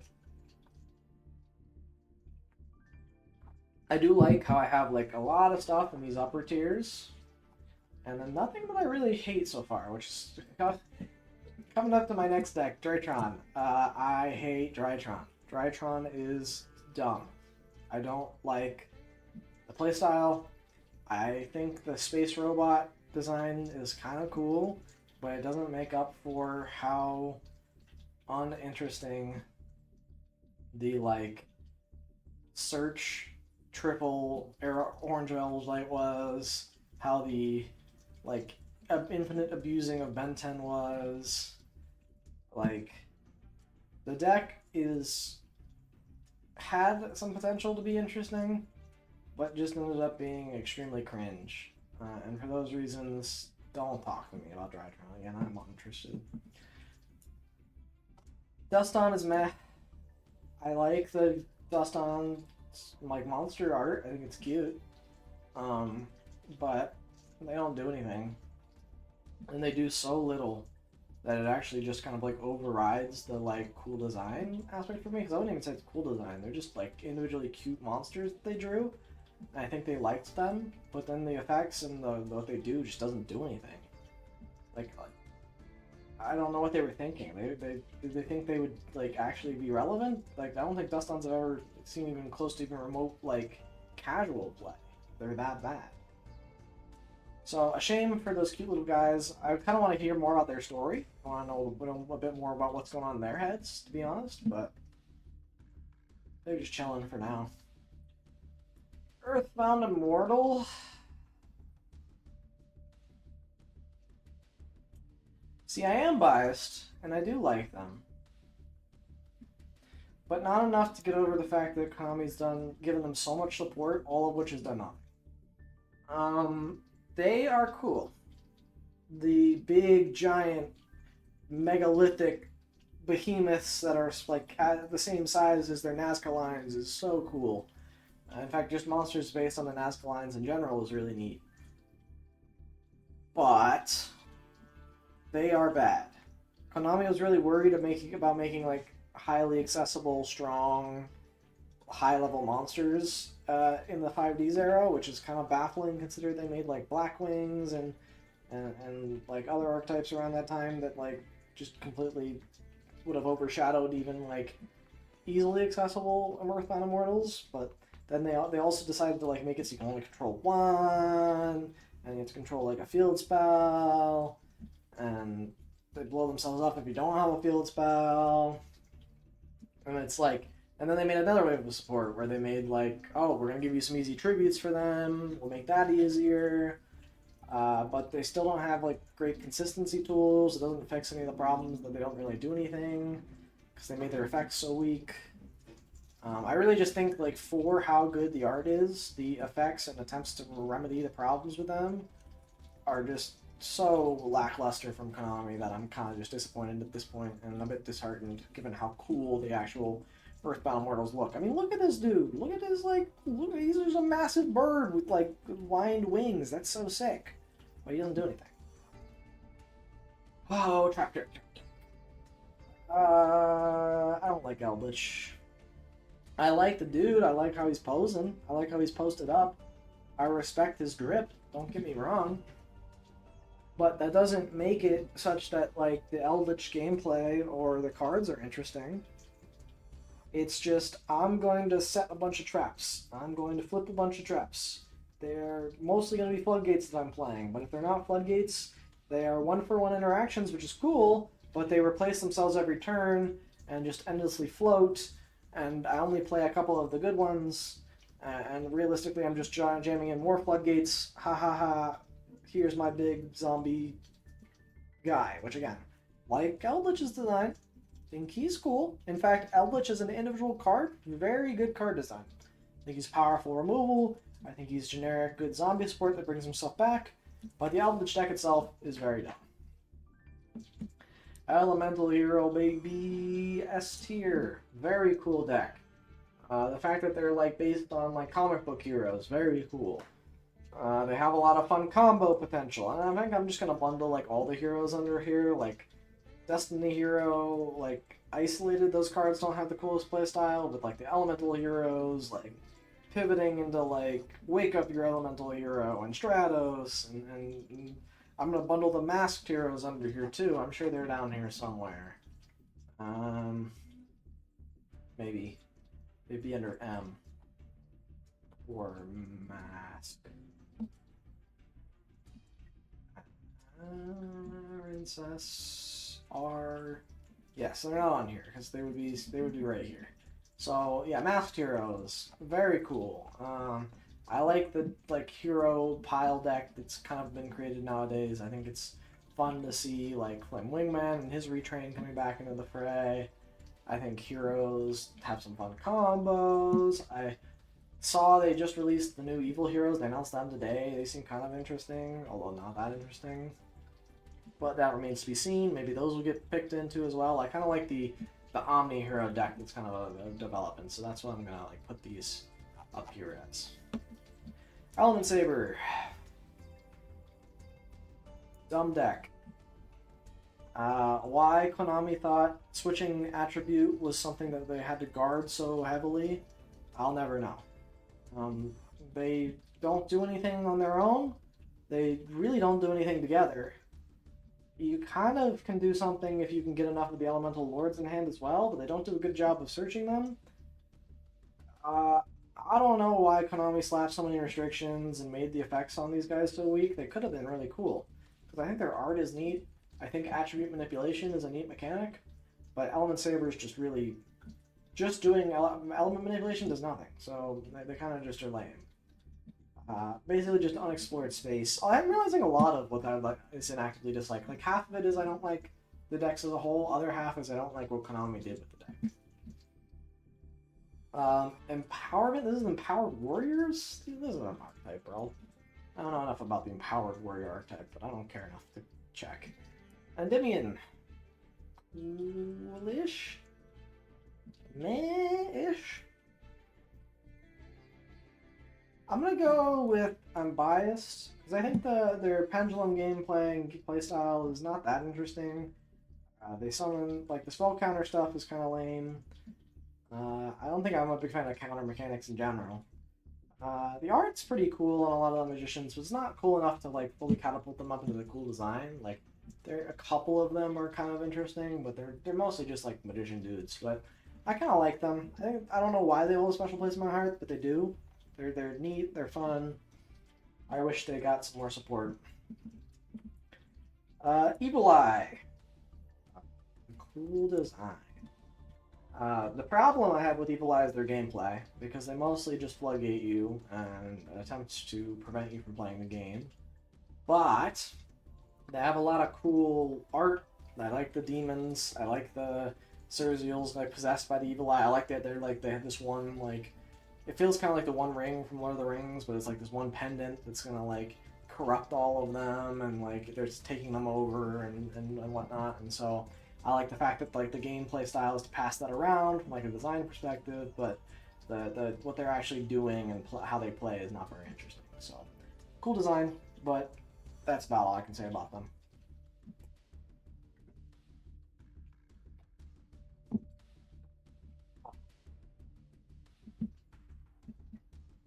Weren't we on D at the 1 hour mark, and now we're at the 2 hour mark, and we're only on E? My goodness, there's a lot of D.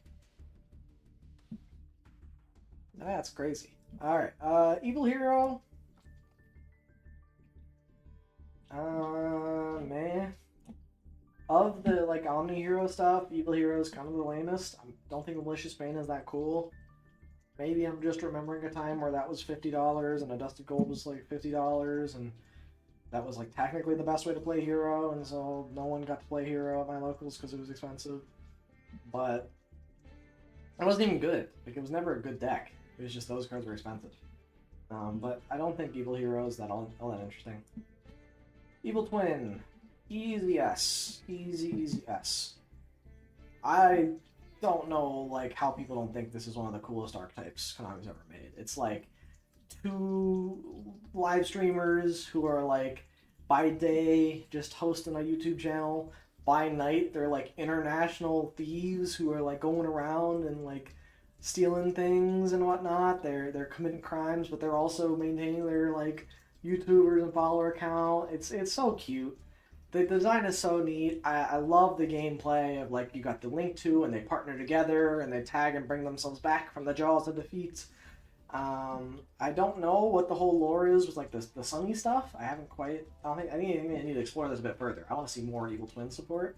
So would definitely love to see Konami print out more of this stuff, and I just want to learn more about what these two gals are up to because they're so cool. Evil Swarm. I don't like Ophion. I think that Ophion is a card I'm kind of surprised hasn't seen more play. I guess because it's just so restrictive in what can summon it. But saying to your opponent you can't use high-level monsters is not a fun endboard piece.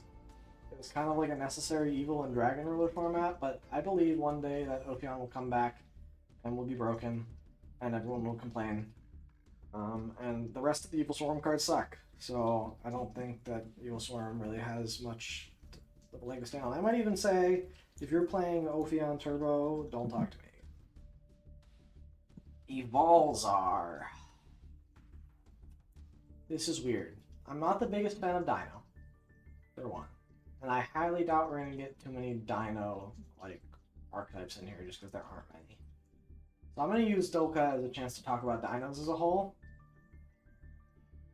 And say that I dislike them.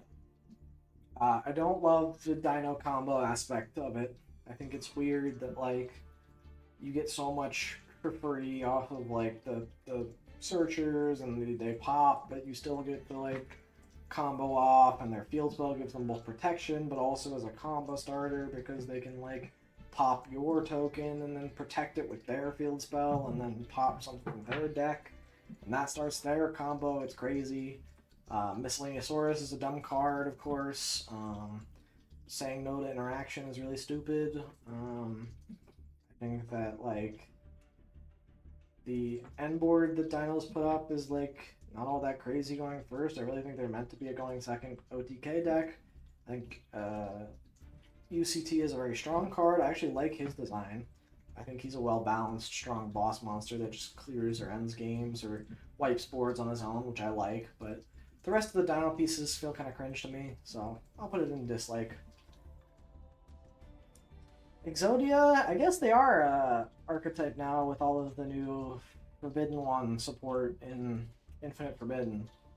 I've seen a couple of replays of that, so I know enough to talk about it, and my response is meh. I think I was live front row, or not front row, but I was there. Well, part of it I was front row at YCS Charlotte when Jeff Leonard just recently pulled off the Exodia combo on the live stream, which was one of the most hype moments in recent memory for Yu-Gi-Oh! But the Exodia Like, so any deck that's like strategies to make Exodia, especially in modern times, is really cool to me. I think that the fact that that's like a OG anime like WinCon that's like someone's trying to make work to this day is cool. But I think that the new like Forbidden One cards don't do anything. They're kind of meh. They make a big fusion guy who's like one negate, and that like isn't enough most times. So they're probably just cramming in floodgates or cards that say you can't play the game. Like I think I saw a couple lists that were maining Shifter, and I'm like, okay, great. So we got another deck that just plays Shifter. That's cool, but and Shifter's win con on its own, but that doesn't make the deck any more interesting to me. So yeah, I'd say meh. The Shifter stuff I even actively dislike, but I don't think it's fair to say given how cool the actual regular Exodia pieces are. Exosister, cool. I'm not a cool design because I don't like their gameplay. I'm not a big fan. Like, I do think that Graveyard Interruption is like powerful interaction, but I think that Exosister takes that and just does way too much of it. Like any deck that like can like 1-for-1 interact with the graveyard and like hinder the graveyard decks is nice. Exosister basically says if you're playing a deck that cares about the graveyard, you really can't play the game if we go first because we're going to set up so much graveyard interaction that you're just not going to be able to play. I'm kind of even surprised that they're not a better off-meta pick at the moment. They seem pretty strong. But that being considered, their design's very cool. I like that they're like nuns who are like clearly in some sort of wartime scenario, and they're like working with their friends on the battlefield to like combat the evils and whatnot. I think that's really cool from like a lore and design perspective. But their playstyle is just a bit too like clamped down on the graveyard for me to actually like that as playstyle all that much. They were close to making it to the top tier though, I'll be honest.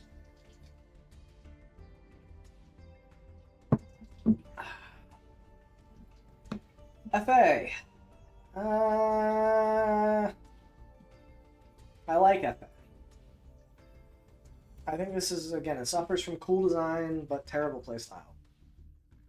The fact that they're like speed racers of the future who are racing on different circuits, and you're supposed to like put them on different tracks to let them do different things. That like every turn they're completing a lap and therefore getting faster and ramping up and gaining levels and effects is really really neat, but it doesn't end up like coming to fruition with anything. They don't do anything with those like levels. They don't put up any sort of meaningful boss monsters, and a lot of times that can even hinder their own stuff in the sense that like with level manipulation, a lot of their main boss pieces are synchros, and you can just kind of like screw yourself out of it by increasing your levels too much. So they take a lot of management in order to like really do anything, and what they do isn't even that good. I think they could be good one day, but for now they'll just sit in the cool design phase. Fabled, they're okay. I don't know why I'm not like more interested in like the kind of creepier doll like toys that have turned into evil monsters. Like that feels like it would be right up my alley, but it's not. The discard gameplay might be a big part of that. It's like I don't know. They're like clearly designed to be thrown of as like one ofs or two ofs in decks that like need to discard fodder in order to like act as their discard engine. I don't think it's personally that cool that Blurry is seeing play in Fiendsmith right now. That might also be biasing things, but even the Fabled archetype as a whole, it just doesn't do anything. It's not that interesting. I don't think discard is like that interesting with design space in Yu-Gi-Oh! So fine and meh. We gotta get churning. This is gonna be like a 2-hour video that I'm gonna be putting up here. Actually, yeah, we're closing in on 2 hours. Might be less with all the editing that I'm gonna do. Probably down to like an hour. But that's still a long video. Whew.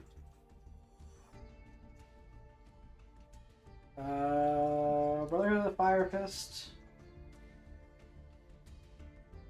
Meh. I don't know. Again, like I think it's cool that there's like fire warriors, but they're all just like the same dude in like slightly different poses with like slightly different armor. I don't know. I think they really dropped the ball with how cool they could have made these dudes. And obviously their spells are very generic. Like Tenki's gonna be good for a while, but they're all right. Fire King, I think, does it a lot better in terms of cool design. They're like cool fire beast warriors. They're all different animals. replace that. There might even be cool gameplay and design because I like the you pop your own stuff and you combo off of the pops and you pop your opponent's stuff with your own stuff and they have a lot of interruption, later interaction. I think it's pretty cool. So I'll say I enjoy the Fire King stuff, all things considered. Firewall as an archetype. I've never read any of the Firewall cards outside of the Link Monster. And I'll just say I'm happy the Link Monster got an errata. I don't know enough about the main deck stuff, but to follow an archetype. Similarly, I don't think I've ever read a Flamebell card before, so I don't know what they do. They could be good. I just don't know. Blue Wanderees. Now, I think this is one for people, if you are watching and they're expecting me to get to this part of the video or wanting to see what I thought of Wanderees, you're probably expecting me to throw it into Never Talk to Me Again, and that's probably like the popular prevailing opinions. People don't like Wanderees. I love it. I think it's very cool. I think D-Shifter should be banned. I think that card's unfun. I don't think that's a fair card. But I think that, like, the fact that they're just little birds going around and traveling the world and visiting all the cool cities and they're meeting up with the other birds and they're saying hi in their native area. You're kind of getting to like explore a little bit. I think the design is S+ tier. It's so good. I think they're some of the cutest, well-designed like art and lore and story that I've seen in an archetype recently. And then the gameplay, being all tribute summons, being all normal summons, is pretty cool. It's a unique, like, and then you do this, and then you summon this, and then you summon this, and you just keep comboing off and whatnot. I would say M-Pen being like a weird floodgate is kind of annoying, but at the same time, like, I think that, like, without D-Shifter, the deck becomes a lot more manageable to play against, and I think once D-Shifter gets banned, I think people will have a lot less concerns about Wanderees as a deck in general. Oh, thank God. Oh, okay. I accidentally hit on my mouse the back arrow, and that unloaded and reloaded the page, and I was so nervous that we would have lost all the progress, because I probably would have just given up and scrapped it. And maybe my voice would even appreciate that, because I am struggling, and we're still only on F.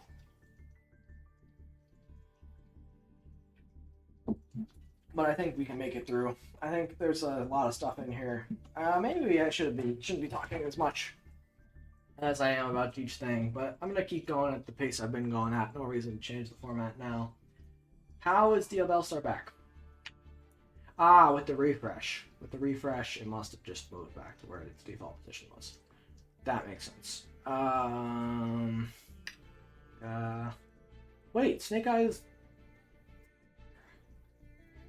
Then why are you here too? Alright, you know what? We're just not talking about Diabellstar. We're going to put you in the I don't know enough. I clearly don't know enough about Diabellstar. Apparently there's enough of the Diabellstar stuff for it to be its own thing. I don't know. Clark Guardian. I love the playstyle. The design on the cards is really lame in that, like, it's just a little Hanafuda sheet with a picture on it. I know it's literally just supposed to be a 1-to-1 to Hanafuda. So I get it. But I do still think they could have done more with maybe making them like individual monsters that are based on the cards instead. But I love the gameplay of like, hey, we're going to stop playing Yu-Gi-Oh! You're going to watch me play a different game for a while. I'm going to combo off a bunch, and I'm going to do a bunch of like drawing and searching and drawing and top decking and stacking and drawing. And I think it's just really fun and neat. I love that they're like super xenophobic too, so like even though you are doing that, you're never doing anything super degenerate. Light Flare is a good card, of course, now that they've got a decent end boss piece, but it still doesn't catapult them to any sort of playability. But I really wish they would be playable in some capacity, so I want to see more support for them in the future. Fluffle. I'm not a fan, just because it feels like every time any sort of thing comes up, someone's like, how can we make a new toy vendor loop or whatnot with Fluffle in order to facilitate it. Like, a lot of decks are, like, that are fusion related are shoving in the Frightfur, like, engine, just because Patchwork is such a good card. I don't love that. I think Fluffle is, like, they don't do anything all that interesting, so I'm going to put them in actively dislike. Fortune Fairy is different from Fortune Lady? I did not know this. I'm gonna say I don't know enough about Fortune Fairy, but I do know enough about Fortune Lady, and I kind of thought the Fortune Fairies were part of the Fortune Ladies. Where did I put the FAs? Yeah, they probably go with FA. In that I like the level modulation stuff. I think that's cool.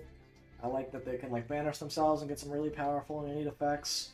I think Future Visions is a good card. I'm surprised as a Floodgate it hasn't seen more play recently. So I don't love that card as much, just given the fact that it's a Floodgate. But I think that like the Fortune Lady cards themselves are cool. I think they could be good with a little bit of support. Fossil Warrior, meh. I kind of liked it. Was like a one-off episode in the show, and I kind of liked it. Thought it was kind of neat. Kind of surprised it took them that long to print these cards, but I guess like fusion summoning using resources in the graveyard was probably considered too strong for too long, so I understand it. But with what we have now, they're not good at all. So I think you just waited too long, Konami. They could have been good maybe a while back, but they're just not good now. Frog! All the way up in S tier, baby. I love Frog. Frog's cool.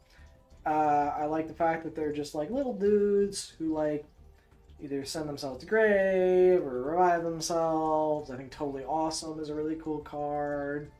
I like Swap Frog's obviously individually powerful. I really wish my boy Ronin Totem could be free because I liked playing the Swap Frog engine in a lot of decks a long time ago.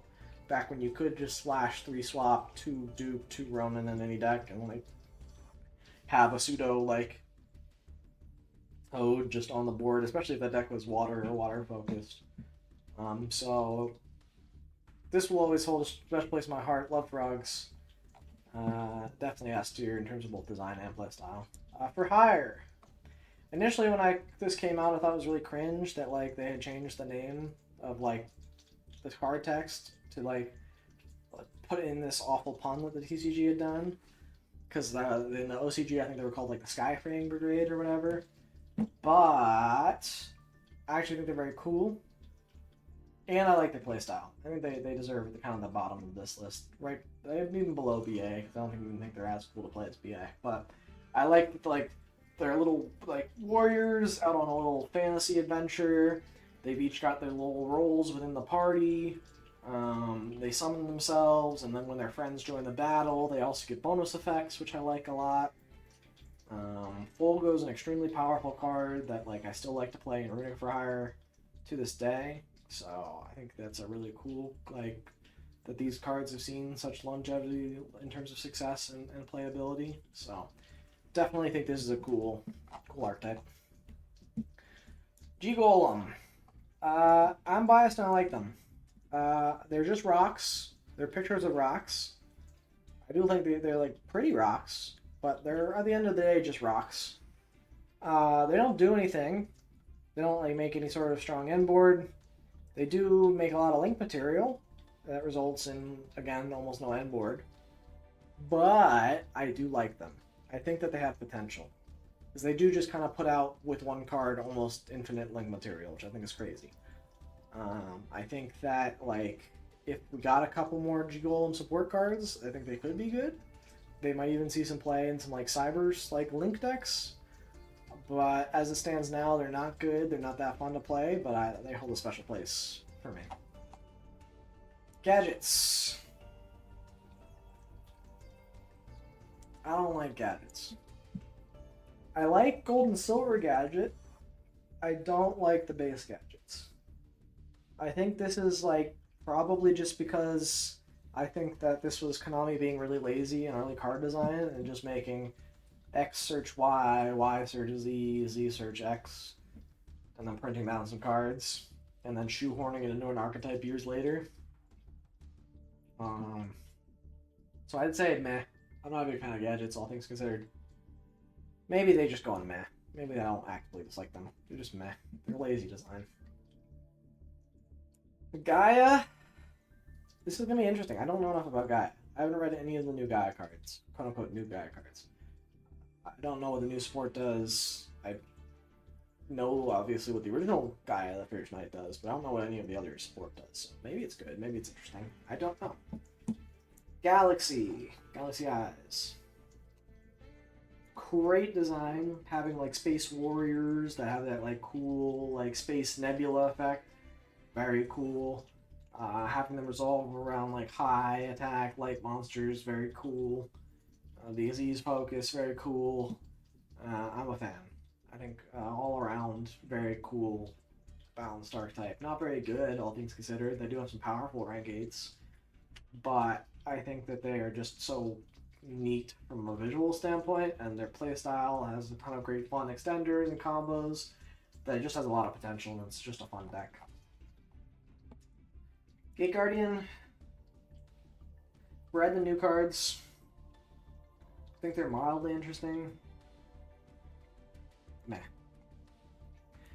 Girgia. Meh.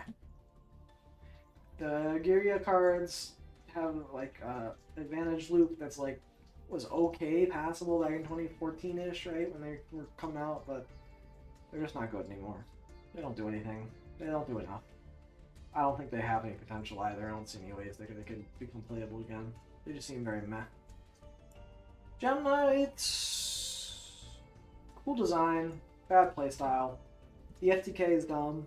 The fact that they could do that so consistently back in the day, I think they can even still do it now through some jank combos. It's gross. But the monster design's cool. Like, I like the fact that they're warriors who each have their associated crystal. I think that they look pretty cool. I think that the fusions are like amalgamations of the crystals, which is neat. I really wish that was like more represented in their effects rather than just making them like so underwhelming in terms of like the smaller fusions, and then like so absurdly like unbalanced in terms of like the copying effects of like Diamond and Master Diamond and whatnot. So they just had some weird balancing decisions with that deck, but the design's cool. Generator, meh. I really wish that like having like a video game style like dungeon crawl archetype would have been cooler, but I don't think they did a very good job. I'm not a big fan of like the monster art on any of the generators. Their gameplay is very boring to me, and that they just activate their field spell and then pass, and then like a couple of their big boys do something with the tokens that you summon off of the thing, but they don't do much else. So, very mediocre. Gen X. Meh. The new Link one's crazy, of course, but as a whole, it doesn't do anything. Like, you can just summon a bunch of guys, and it makes, like, near infinite Link material. I haven't seen them actually do anything, so I'm pretty unimpressed with Gen X. Ghost Trick! I think cool overall. I'm a big fan of Ghost Trick. I like the fact that they're, like, little Halloween creatures just having a party, going out, having fun with their Halloween ghost friends. They're vibing in their different mansions and houses and whatnot. They have the, like, ooh, trick or treat, boo, scary, flip down, flip up kind of mechanic. Even though it's not very good, it still fits so well thematically with their design and whatnot. So, while I know they're not good, I do love that Konami's been pretty faithful to, like, keeping the Gostrix, like, the cool, fun, jump scare stuff. Goatee. Ooh. One of these two.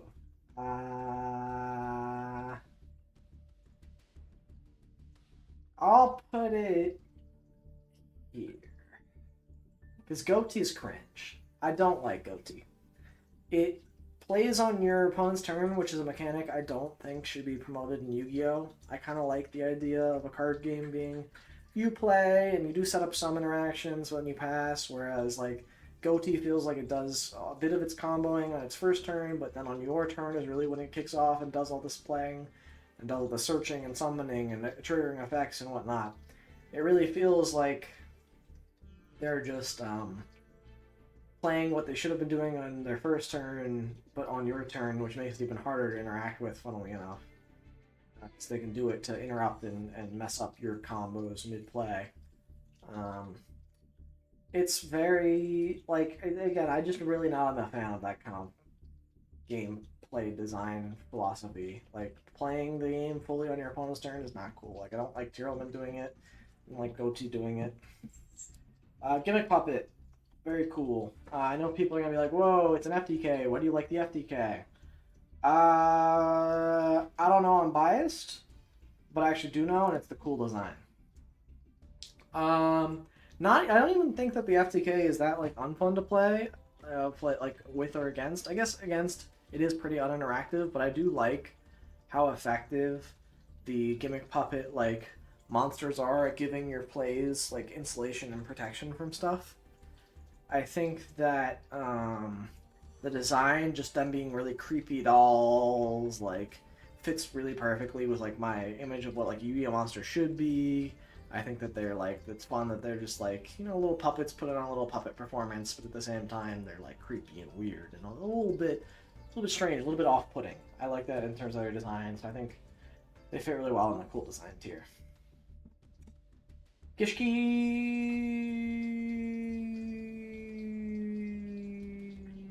don't talk. Yeah, don't talk to me. Gishki is gross. Just in the fact that, like, they have the hand looping that they used to do, which is gross.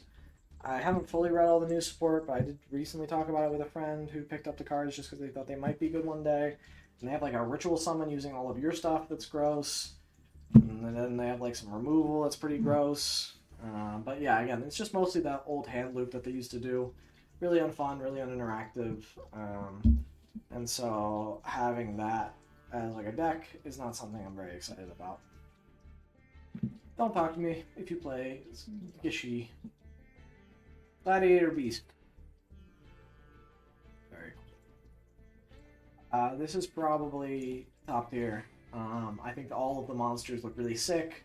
They're like heroes going into battle, equipped with battle armor, going into the Coliseum, into the ring to fight it out. I love the idea that they, like, once they've battled, they tag out into their friends to come in and continue the match for them. That's a great design mechanic. I think that they still have a lot of powerful tools. Gyzarus is still a strong card. You know, pop 2 on summon is still crazy. And I think they could be good eventually again. Like, I don't think there's something being prohibiting from Gladiator Beast coming back into the fray, but as it stands right now, they're just not quite good enough to be meta, but they still are cool. I think their gameplay is cool, their design's cool. They're cool. Goblin Biker. That's tier. The gameplay is really fun. I've been testing around a lot of different Goblin Biker lists. I like the 3-axis, kind of like pivot through a bunch of just really strong level 3 extenders to make your rank 3s. Rank 3 has a lot of great tools that are kind of underexplored that have been released in recent years, so it's fun to kind of bring those back into the fray. And at the same time, they're just like wacky goblins on bikes, dude. They're having a good time. They're fun. They're causing a menace for the Snake Eye cards in lore, which I think is funny. So definitely a big fan of Goblin Biker. Gorgonic, barely an archetype. Meh. Goki. Meh. I think it's a bit lazy giving all of them just like float into another Goki as their main gimmick. Rematch, obviously a crazy card. Back when this deck was doing the full hand rip and extra link, I would have said don't talk to me again. But I've since mellowed my stance, and they're now just kind of meh. Goyo is not an archetype, and if it is, I don't know anything about it. I know of Goyo Guardian and Goyo Defender, neither of which are worth a long enough discussion about being an archetype. Gravekeeper, I'm biased and like them. I know that Necro Valley is a floodgate, and I know it kind of shuts decks out of the game. That's kind of been Gravekeeper's whole game plan, is put up Necro Valley and then protect it. But I really am partial to like the Egyptian aesthetic. I think that they're kind of cool, and maybe that's where they should go into cool design, because their gameplay is not very fun. But they just have such well designed art and monsters, and they really do give like the Yu-Gi-Oh! Ancient Egyptian vibe. Like they really fit that perfectly, so I like them a lot. Great, oh great, oh great, oh great.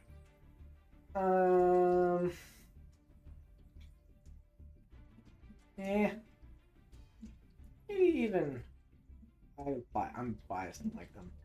I think the idea of like when your opponent beats over your monster, you take it and it's now your monster and it gets like possessed by the Gradles is like pretty neat lore design, but the art itself on all the cards is pretty lazy and boring.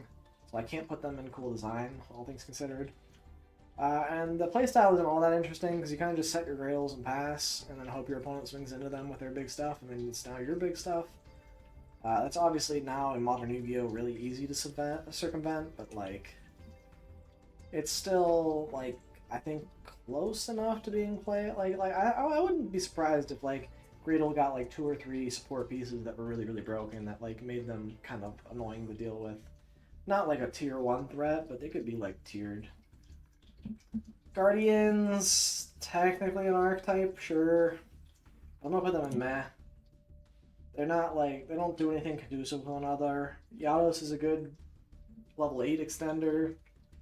All of the equips are bad even for like the 2006 standards when they were released. Yeah, they're not good. They're not good cards. Suship. S tier. Very cool. The fact that they are like sushi, but they're being like constructed as massive like dreadnought class ships and like giant like aircraft carriers. It's like a funny concept. It's like, yeah, you do kind of craft sushi with like, you know, you like make the innards and then you wrap the hull around them, and they do kind of look like boats. That is like true, and it's like funny to think of them as like massive like what if the sushi was scaled up kind of thing, and it being like a whole like fleet of warships is very funny. And then the gameplay just being like an Xyz deck. They don't do anything too crazy. They're not even that good. I think they're close to playability. I think with a couple more strong rank 4s, and they would be pretty good. Maybe a stronger spell searcher thing too. But Suship as a whole, definitely just really cool. Definitely carried by its design, I would say, more than anything. Gusto. I unfortunately do know barely enough about Gusto. Wow. And the answer is nah. It doesn't do anything. None of the Gusto cards do a single thing. I have read the Gusto cards. I played through some Gusto stuff on Master Duel for some reason. I don't even remember why. But I don't like them. Meh. The hands. Fire Hand, Ice Hand, Thunder Hand.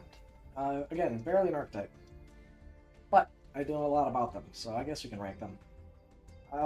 They are cool in terms of playstyle. I think the design and the art is lazy. It's just a hand that's fiery, and then they took the same hand and made it blue and called it a different card.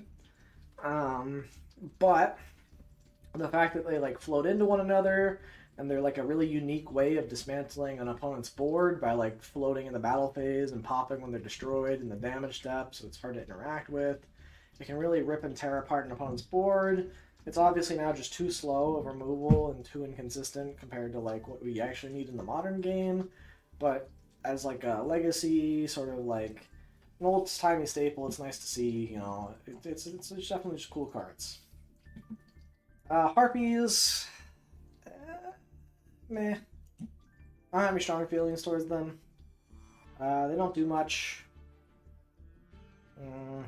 I don't even think maybe they've got new support. If they have, I haven't seen it. It's been a long time since they've been supported, and their most recent wave didn't like do too much. They got like a link that's not very good. Hazy Flame, I don't know enough to talk about them. I know they're like a rank 6 spam, is my understanding, but I don't know anything about the Hazy Flame cards other than like Pillar lets them like search and then also normal summon their dudes for free. Helios, not an archetype. You can't convince me it's an archetype. But honestly, if you're playing Helios, you're probably playing Macrocosmos stuns, and don't talk to me again. Heraldic Beast. I've seen a bit of the Heraldic Beast, but honestly not enough to talk about. I don't know enough about it. Heroic Challenger? Cool design. I like the Spartan Warrior, like, they're like robots, but they're also like, they've got like the old-timey aesthetic to being like an ancient Roman soldier or an ancient Greek soldier back in the day. They're really cool. But I guess there's also like Excalibur, so they're not just from like Rome and whatnot, but they're like basically like old time legendary warriors who are coming back to battle as like robots, and I think from an art style perspective it's very cool. I think that like from a gameplay perspective, where it's like you have to like pay until you have 500 life, and then like there's like they have really weird requirements to meet their effects that don't make sense to me. So I think realistically they should just be in cool design tier. That feels about right for them.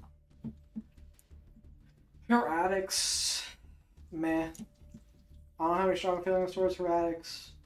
I didn't play during the Heretic period, so I don't have any nostalgia towards them. They seem fine. The Horus cards. Very cool from a design perspective.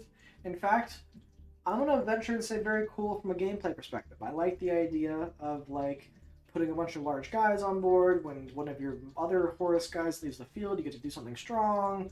They all bring themselves back every turn, which is really cool. What I strongly dislike is the fact that they're played with stun cards right now.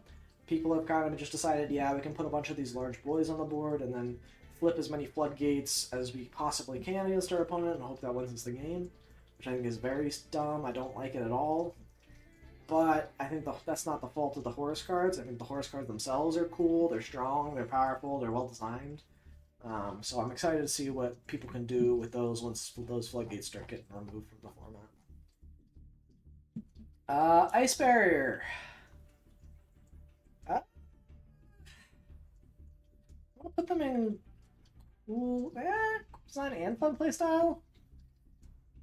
Yeah, they're probably cool design and fun to play. They're neat. They have a lot of fun combo potential. I like the style, like the art and the warriors and the cool like ice weapons that they all wield. I think that's pretty cool. And then well, you know what? I'm gonna move them to fun playstyle. I actually don't think their art's all that cool. Reiterate why I think it's cool. It's not that cool. But the gameplay's neat. You like make a bunch of synchros. The Ice Barrier Dragons have obviously been strong for a long time.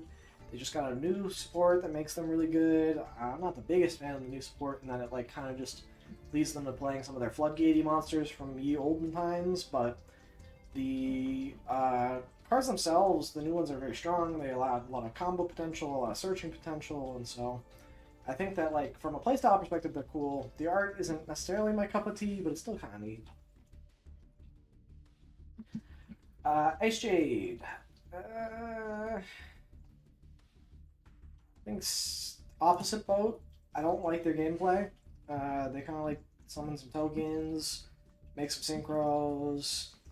They don't have that many monsters, but they kind of act as generic water support. The gameplay is pretty uninteresting, all things considered. But I think the artwork on them is gorgeous. Like Adrian and Cradle and Gimir all look really, really, really cool. And so I do really like how they look, even if I don't really like how they play. Like the banishing control stun stuff. Ignite, fun playstyle. I like the fact that they like combo to infinity. I like that they're all essentially the same thing with a slightly different variation. The art style is pretty lazy. They pretty much just took the same dude and slightly changed his pose, slightly changed the colors, called it a day. So I can't say the design's very good, but I like the fact that they're normal monsters too, but still have like quote-unquote effects technically because they're pendulums. I thought that's like a neat design space that Konami has underexplored. I mean, they did make the whole Ignite archetype, and they have made like some of the clipboard cards that do that, but I think they should look into doing that more often, where that's like pendulum monsters that are normal monsters but are strong because of their pendulum effects. I guess they did that with like the Draco Slayers as well. But do it more often. You've done it a couple times. It's been successful most of the time. Konami, keep doing it. I like normal pendulum. I think that's a cool mechanic.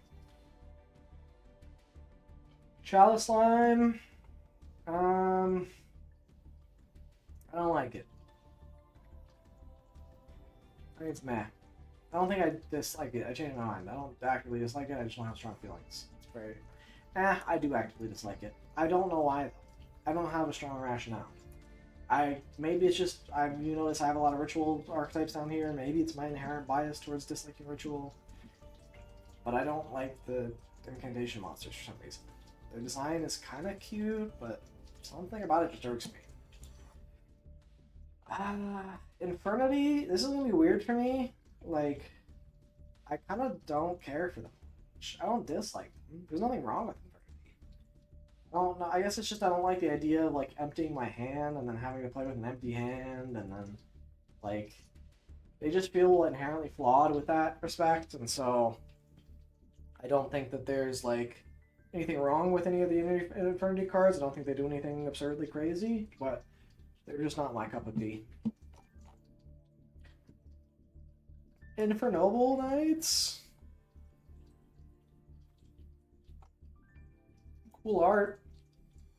I think that like I have an infinite number of warriors that I can search and special and search and special and equip and special and search and special is not that cool at the game from a gameplay perspective, but I really like the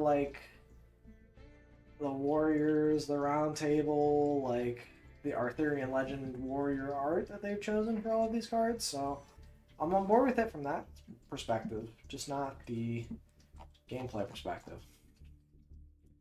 Decatron, or Infernoids in general, very cool. I like the fact that you like mill a ton of cards from your deck with these. I like the fact that like the monsters can Decatron can like copy some of your powerful Infernoid effects. I like the idea of you having like banish or sacrifice some Infernoids from grave to summon some of the others from grave. I think that like tributing monsters to activate their effects is cool. I like that interaction with Layer of Darkness where you contribute your opponent's stuff. I think that's pretty neat. But yeah, I'd say as a whole, Infernoid has cool art and some cool gameplay design. I think it's pretty neat as a whole. Infinite Track. Really fun to play. I'm not really sold on all the like machines that are like depicted on them. They don't look all that cool. Like upon further review, like I thought like initially looking at the cards they look cool. They don't. They're just kind of like heavy machinery. But the playstyle is fun, like tributing monsters to summon your guys, and then your guys summon stuff back or summon stuff from deck, and then you link up into your links and your Z's, and they all have effects when they're tributed. I kind of like that whole like Earth Machine pivot kind of strategy, and Infinitrack's a big part of why that works, and so I think the deck's pretty cool. Alistair. People expect this down here. People might even expect this down here. But I like Alistair. From a gameplay perspective. I don't like the designs of most of the Alistair fusions and whatnot. I think they're kind of okay. The only good one, I think, is Mechaba. I think Mechaba looks cool. I think the alt art for Mechaba looks really cool. None of the other ones look all that interesting, in my opinion. But I like Alistair as like an engine you can throw in stuff that doesn't need where the rest of the deck doesn't need the normal summon.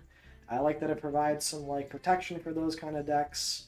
I think that like yeah, obviously a normal summon Alistair meme has been played out for years at this point, but I don't think that like Alistair is necessarily a problematic card by any stretch. I don't think people are like clamoring for it to be hit as they used to be. Like it's not as unfair as people saw it as in 2017 or 2018 or what have you. Insector. Let's see here. The fact that it's like bugs that can like equip themselves, pop themselves, summon themselves, search themselves, ad infinitum. You know, like they can just do it forever. I think it's really cool. Hornet could just blow up a whole board by itself, combined with like a like a dragonfly or a centipede. They've got like some really cool tools and like Gigamantis and Gigaweevil and Excalibur. They've got a lot going for them. They just again, Insect is kind of plagued by being having no endboard pieces they can go into at the moment, and so they're kind of also struggling.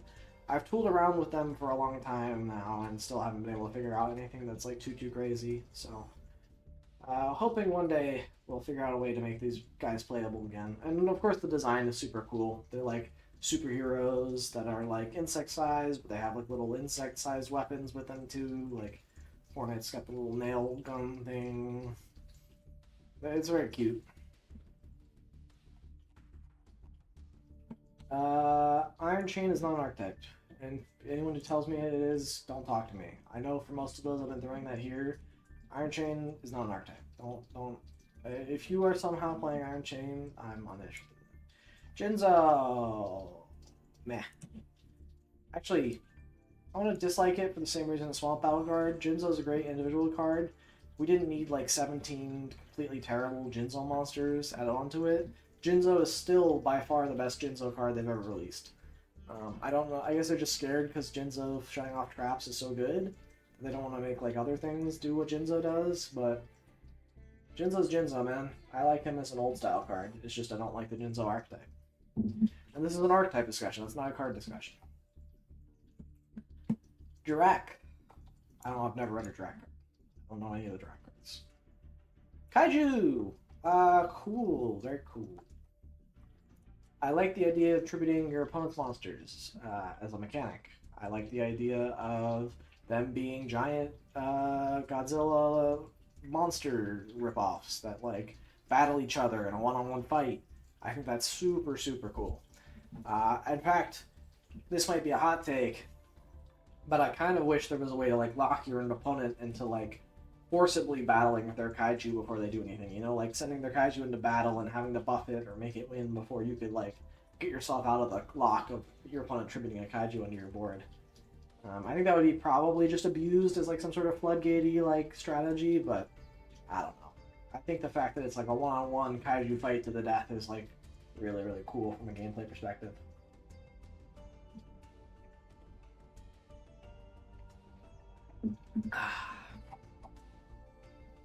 Curry. I'm biased in that. No, I like it because of the gameplay. And I kind of like the art too. This might be low, fun, and cool to play.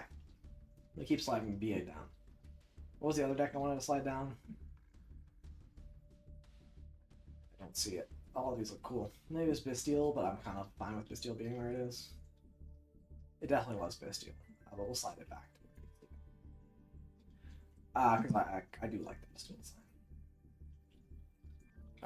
But yeah. Just something about the Burning Abyss gameplay irks me a little. Yeah, we'll move it back here too. I don't like moving it around all that much. Yeah, Curries look cool. They're like metal soldiers or metal. They're not even soldiers actually. They're just like metal people going about their normal day business. There's like this guy. He's like a trader. There's like Inishi, who's like she's like the princess, just vibing. There's like Quick, who is a ninja. There's like a bunch of they're just like robot versions of like traditional Japanese professions essentially, which is like funny to me from like a design perspective. I think that's like really cute. And then I like their like gimmick of like switching battle position to do things. I think that like having a deck that like manipulates battle position like that is fun. It's not good anymore, but it was good, and I don't think it's like out of the realm of playability to come back. You know, like they have so many powerful searchers and their synchros. They probably just need a stronger end board piece that they can set up consistently turn one because their traps just aren't cutting it anymore. So I'd love to see some more recent Curry support because I know it did get some in like the late 2010s, but I don't think it's gotten any since. Cash around. As an archetype,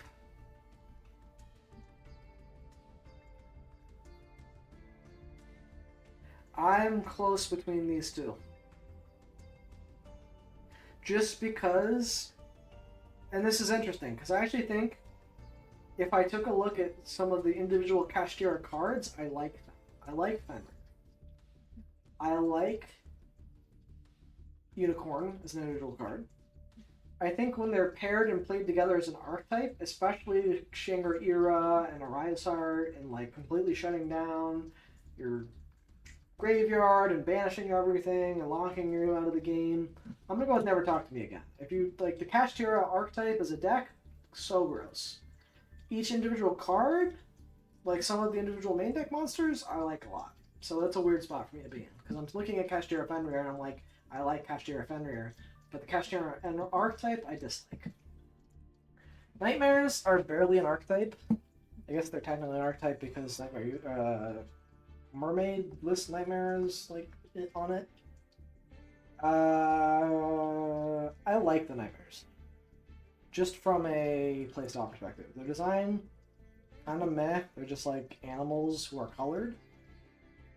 But the fact that they're generic, like extra deck pieces that give you some generic pieces removal against a lot of the common floodgates in terms of Phoenix or just Unicorn adding problem cards in general.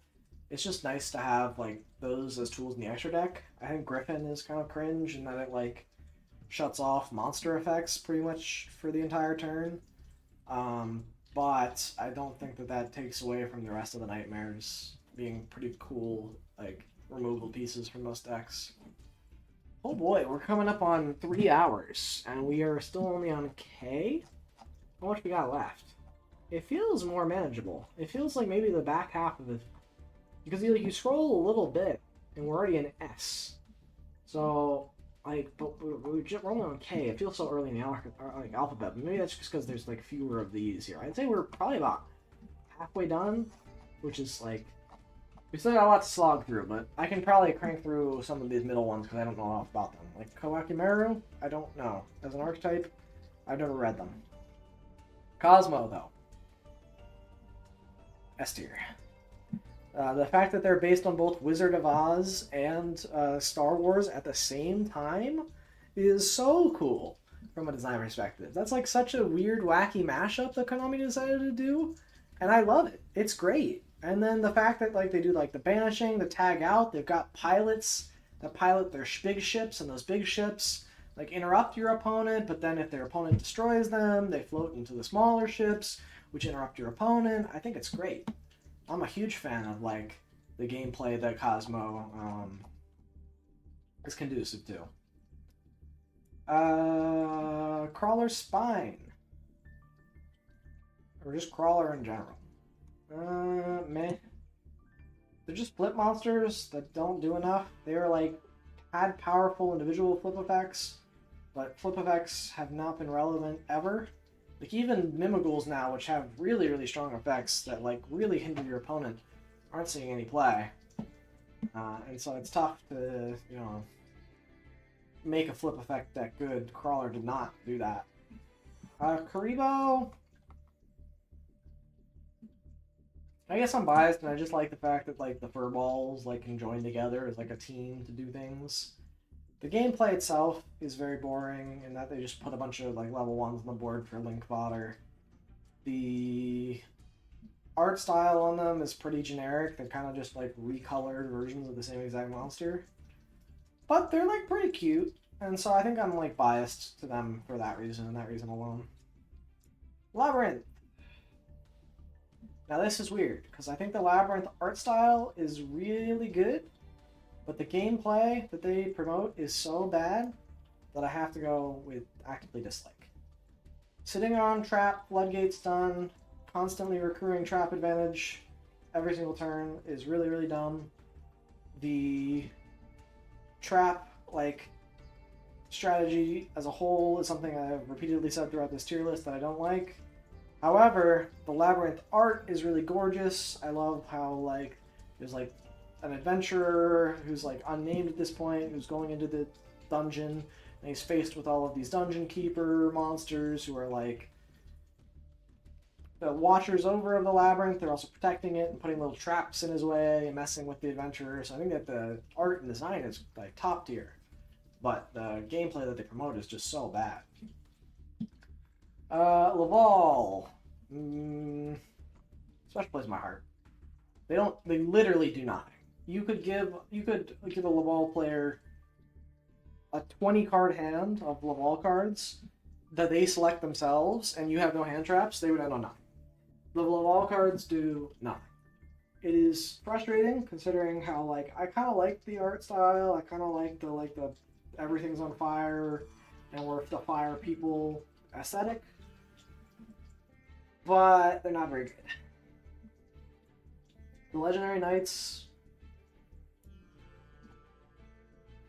I don't know enough about what they do to make them an archetype. Libromancer.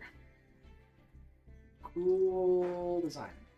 I like the fact that these are like they essentially just ripped Persona and made Persona into an archetype with like people getting like powerful like personas. It's also kind of like JoJo and the, like with the stands. And so I think that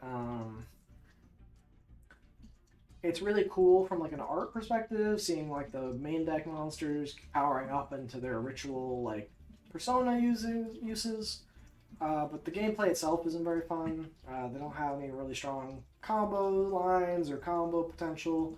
They don't end on very strong boards, so it's kind of just like it feels like you're doing a lot to end up on nothing, which is kind of frustrating. Lightsworn, very cool. I love the like really neat like dragons and warriors and beast warriors coming together, and like the art is just gorgeous on all the Lightsworn cards. The fact that like their mill strategy is really cool, and that they're like trying to like hit cards from the top of their deck in order to like combo off a bit more. I think that they are way more balanced than like the tier element stuff that did that. And so like this is kind of like an acceptable form of mill in my head. Like they're good. The Lightsworn deck like that exists with all the new support that just came out is pretty good. I'm kind of surprised people aren't exploring it as much, but I think it's just because tier was so much better as a mill deck in recent memory, and like comparing it to what Lightsworn can do now is just night and day. So Lightsworn's kind of sitting in this weird limbo spot. Lunalight, very cool. I like the cat girls doing their like fusion dancing stuff. I think it's very fun that they're like fusing together. I think the gameplay is neat, and that like the pendulum monsters all have really powerful effects, and the main deck monsters like foolish and search poly and do all this fun stuff, and then they end on like they don't actually have any like really strong going first tools, so they're not very like good going first. But they got some pretty impressive going second OTK tools that like if you catch an opponent off guard with them, Lunalight can still put in some pretty serious work. So I'm a fan of Lunalight. Lyrilisk. Bird Girl's also cool. I like the basic infinite level 1 spam that you can do with the deck. I really like the like end boards they can put up. I've been pretty impressed with doing some testing with them. Like the Ensemble Blue Robin is still a really strong end board piece that you can make. Like just shuts some decks out of the game entirely. You can slot in like Utopic Draco Future as well, but like the Bird Girls themselves just have like a lot of like starter potential, a lot of extender potential. They have really great recursion opportunities, and so I think that the deck is fun. The design's really cool, and I enjoy it. Machina fills the same slot as actually no, yeah, fills the same slot as the Infinite Track stuff. It is cool in that they like pop themselves and discard cards to revive themselves and whatnot. But I don't think they look all really that cool, which might be a hot take because I'm looking at Citadel. He is kind of cool. I can see why people would think he's really cool, but I don't think the Machina cards themselves are that interesting. Especially a lot of the main deck stuff outside of Citadel looks kind of like cookie cutter, like I'm a generic robot / ship thing. With Dolce. Very cool. Having monsters based on like desserts is very funny to me. I think that that's really neat. I love the art. I love the art style that they chose to do with Medolce. I think the idea of like when a card hits the graveyard, it gets shuffled back into the deck, but your spells and traps manipulate how that works is a very fun mechanic. I like the idea of like your Xyz monsters being like just really powerful generic tools that you can like slap on in most situations. You got a lot of great removal. You got a lot of great targeting and destruction protection you can set up. The Dolce cards are just really strong. I'm excited to see what they can do with some of the new support they're getting, or they just got. I don't think they'll be meta by any stretch, but I'm a fan of the archetype as a whole. Magical Musketeers. Cool design. I think that like them being like magicians with guns is really cool.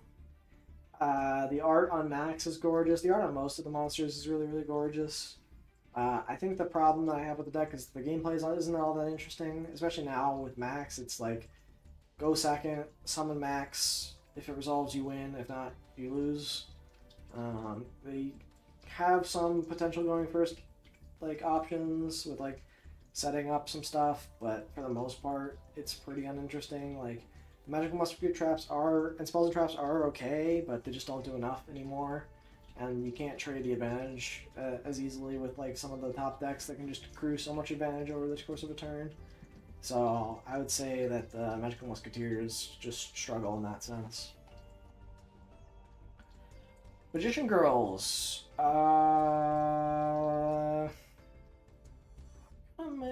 kind of biased. I'm biased. I built the deck before. I can't remember if it was in Master Duel or in Duel Links. It was one of the two. But I think the Magician Girls are funny with like their redirect attack and then do X, and then you can like combo that like 6 or 7 times because they all redirect and have the attack of the monster. So by the end of the like attack, when your opponent comes in with like a big 3k monster, they're eventually swinging into one of your Magician Girls with like a 200 attack monster that just dies. And it's very funny to watch that happen to opponents who are caught unaware. They have like pretty mediocre effects, all things considered, outside of that, so they aren't very good. But I mean, I dig the art. I think it's cute, so I'm on board with it. I don't know enough about Magic Key. I've heard about them. I know they like ritual using normal monsters. I think they even do it from decks sometimes. I've seen like Magic Key monsters being released with some regularity since they came out, but I don't know anything about them, so I can't really talk about them. Magnet Warriors, meh. I'm kind of uninterested. They like have this pseudo like boss monster thing they can go into with like Berserkion, but he's not even that very good. I don't know. I just don't. I don't know too much about Magnet Warriors. Maybe I can even put them down, and I don't know enough about them. But they're just pretty uninteresting to me, so I haven't really had the desire to look into them. The Magistus cards, I'm a bit biased about. I thought they were going to be really good. I was really excited about their potential. They are not good. After much investigation, they are bad. I've tried my best to make them good, but they're just not. I think as far as art goes, they're pretty cool, and maybe I should move them up to cool art style, but they're not like. I really only like a couple of them for their art. And their gameplay is just really bad. Like they don't do anything. They like revolve around equipping stuff in the extra deck, but it's really hard to get that started with most of your cards now, and I think they're just really struggling to get their engine going, and they're hand trappable really easily. So I like them, but I don't really love anything about them in particular. Night Spectre, meh. I think that they're like cool that they all do something on summon. It's neat that they like revolve around like the wind stuff and wind support. They're pretty generic in that sense, but for the most part, the Magic Spectres like don't do anything. Like Kieran should be at like 3. It should have been at 3 years ago. So like Kieran's not a problem. The Magic Spectre cards are just pretty uninteresting to me, all things considered. Malefics. I'll throw them up in cool design. The gameplay of the Malefic cards is weird. I don't really love the like you can only control one Malefic restriction that they used to have on all of them. They kind of like circumvented that with some of the new spell traps, but only partially.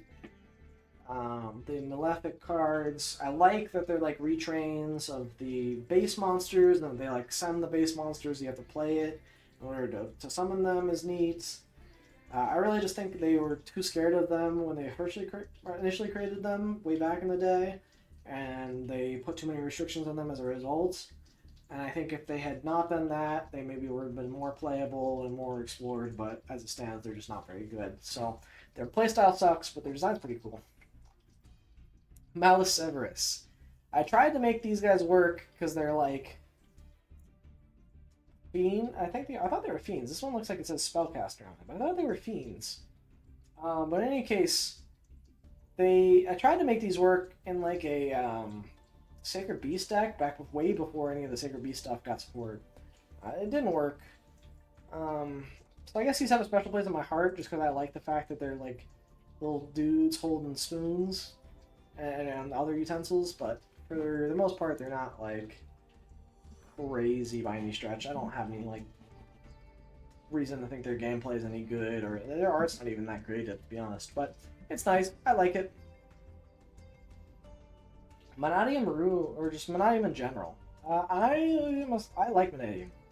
I think that like they were doing a lot of like weird stuff with like setting up Barone early and setting up a bunch of Omni negates with all their synchros. But now that that's gone, I'm kind of excited to see the space that they can explore.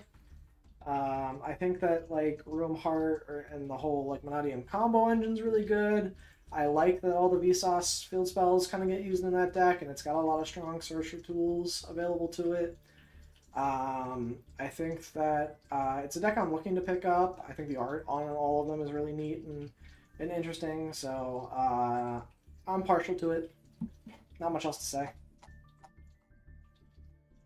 Marincess. Marincess is one of my friend's favorite decks, so it's weird for me to rate since I've played against it so many times. But is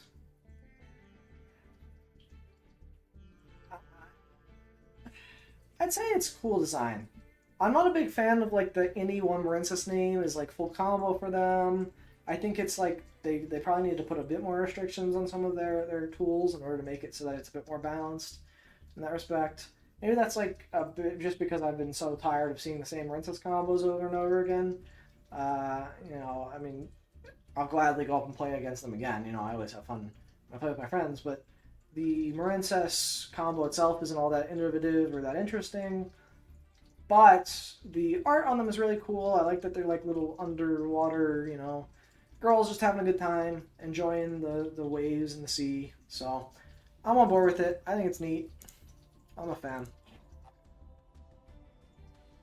Materiactor. Literally never didn't know this was an archetype. You're going in the don't know enough. Math Mech. I don't like it. It might even go in the actively don't or never talk to me again tier. I don't know. It's like, in my opinion, one of the probably like the 6th or 7th best Cyber pile deck you could be playing, especially with Circular out of the game.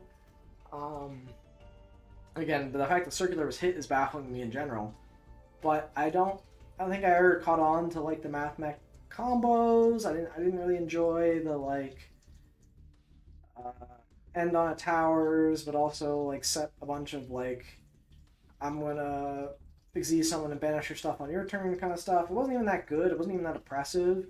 It's just a deck that always confused me to why you would pick to play it. And so I guess that's why I put it in actively dislike. Maybe it even deserves to go in meh. I might move it up to meh. I think I was too harsh initially on the Math Mechs. We'll put it in meh. Mayakashi. Mayakashi's cool. I'm kind of surprised they chose Yuki Onna as the Mayakashi choice for this one. I probably would have picked like the Mayakashi level 2 because I think that's more emblematic of the Mayakashi archetype. I think this goes in cool design. I really like the fact that it's like a bunch of cool ghost synchros that like you climb up into one after the other.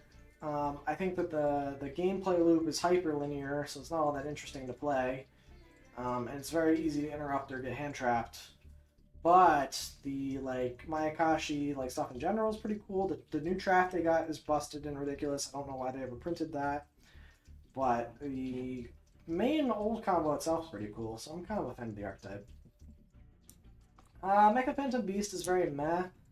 It's a token deck that like really struggles to summon its own bosses, and its own bosses aren't even good. Like most other there are many other decks outside of Mecha Phantom Beast that are better at like summoning Draco Sack than Mecha Phantom Beast. And so while Draco Sack's a cool card and a good card, the Mecha Phantom Beast archetype as a whole isn't all that interesting. I kind of liked what they were doing with like setting up the tokens as like decoys, but I really wish they had given like them a bit more like powerful restrictive effects on like what your opponent had to do to the tokens before they could do anything to the actual monsters, because I think the idea is like you summon the Mecha Phantom Beast, it summons the token, and now the token is like the chaff or protection or the image or mirage your opponent has to deal with. And I just don't think that they did that well enough with the Mechapana Beast cards. Am I worried that that might have turned into like some sort of floodgatey stuff? Probably, but I think it's fine as it is. Megalith. It shows Ak. Yep, Ak as the monster of choice. Megalith, Ak, and just Megalith in general, is meh. I really wanted to like the Megalith cards. There was a time where I was looking into like playing Megalith well after its release. There was like a period in time where there was some cool new Megalith combos. I don't even remember what came out that like facilitated the Megalith stuff. I don't even remember why I was playing it or what it even did, to be honest. But I remember like looking into each of the Megalith cards. They have some really strong ritual spells. Their monsters give you some really strong recursion and whatnot. And so, while I do think that the deck is probably at least two steps away from being playable, I think it's like not too far away. So I'd be interested to see what I can do in the future, but for now, I don't have any super strong feelings about it. Mech Knight, very cool. I like the like Stellar Warrior like aesthetic. I think that all of the Mech Knights look really neat and like definitely like strong, powerful bosses from space. I love the idea of like making columns important and having that be a neat mechanic. I think it's like drastic. Mech Knights might be like one of the like most single-handedly like changed the way that Yu-Gi-Oh has played kind of like cards or archetypes and ever. Like I mean, you have Gores in the way we attack. You've got like I guess Link Summoning in general in the way that we put stuff in zones, but Mech Knights especially like people will still to this day not put spell and traps in the same zones as your monsters, and they'll try and like stagger them just on the off chance that your opponent might be playing a Mech Knight deck, because like just allowing your opponent to have those free summons and searches is so bad for you. So Mech Knights are very cool. I like the gameplay and the design. Wish they were a bit better. Could probably use some more support, some more love. I feel like they didn't get much, all things considered, but I would love to see some more support from them in the future. Mech Lord Emperors. They're pretty meh. They have some neat tools. A lot of their stuff has some neat floating effects that they can do. But they don't really end on anything. I don't remember why I built this deck. I think it was because like I randomly spun a wheel one time and picked a deck to play. And Mech Lord was the one I spun, and it wasn't very interesting. The cards are like, I think it's... No, it's definitely way too many steps away from being playable for me to see it realistically getting support in the future that does so. But it could be. It could be close. It's not like a terrible deck. It's not the worst deck. I think it gets too much hate, all things considered. Melfi is very cool. I love those cute little rabbits. Love the art style. I'm a big fan of like just these level 2 dudes who just come onto the board, have a little playtime, have a little fun. They aren't very good. But I think the fact that they like spam the board and they trigger when your opponent summons or attacks is really neat. I think Penny is a really cool card, something that should be explored a bit more in Sprite as like a quick synchro option. I know some decks are opting for it, so I'm not saying it's unexplored, but it definitely could be explored more.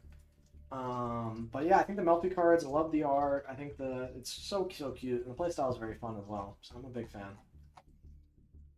Melodious. This is very cool. I love that Melodious got a ton of new support recently. That makes them actually playable.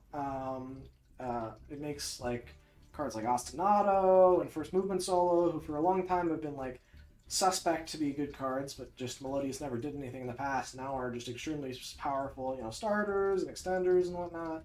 Not extenders. They're explicitly not extenders because you have to control no cards. But the new Pendulum monsters really kind of tied the whole deck together alongside Baka.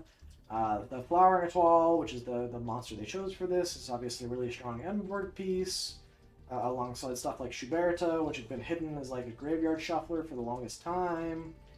The deck is really hand trap resilient, so it's fun as like a deck to play if you're worried about this like format where there's so many hand traps floating around.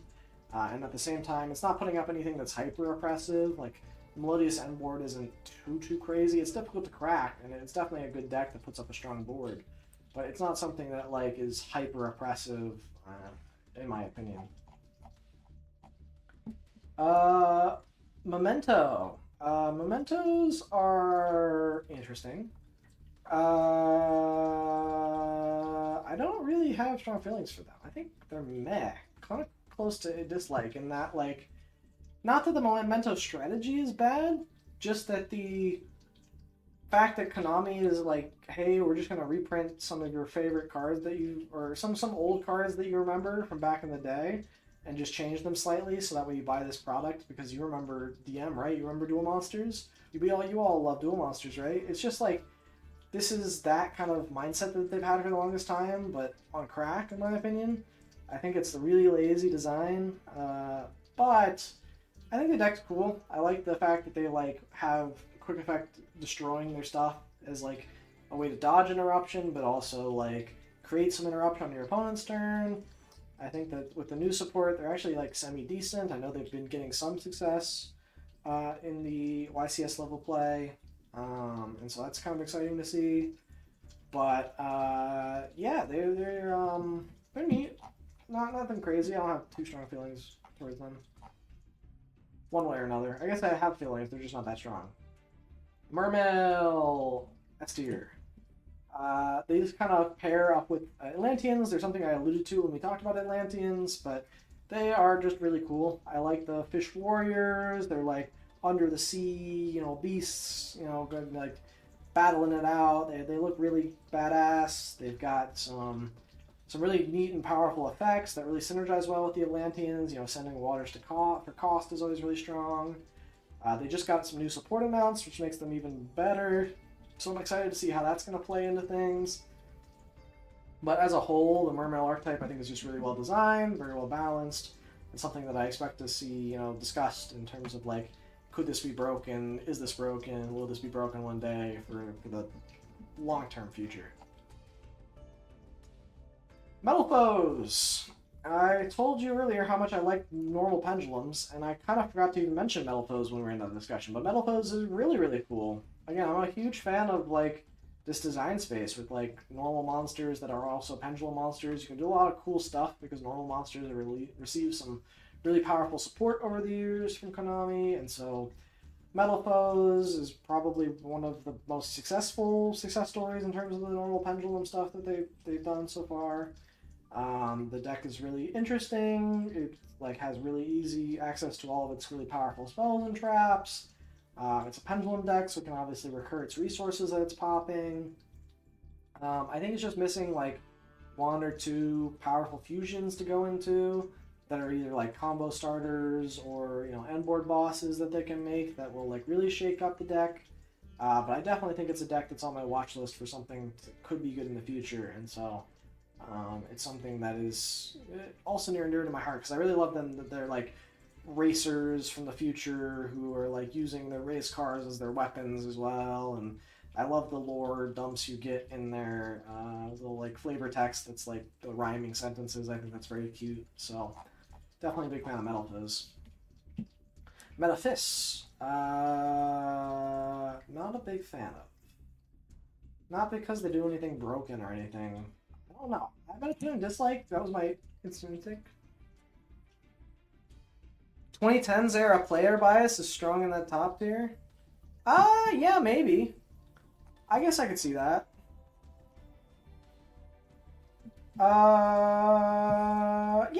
Yeah, for sure. I think I definitely have a skew to like the late 2010s, mid to late 2010s for sure. Big fan of like the 2014 era, Duelist Alliance decks. Really loved what Konami was doing in the 2017-2018 era, picking up like the toss stuff. We haven't even gotten down to toss stuff, but we'll talk about that when we get there. But yeah, definitely. This list is extremely biased for sure. I would never claim to not be biased. I think it's hard to make a tier list with your favorite archetypes without being biased. But welcome to the chat. Thanks for dropping by. Makonko. I think they're interesting. I think they're a pretty underexplored archetype at the moment.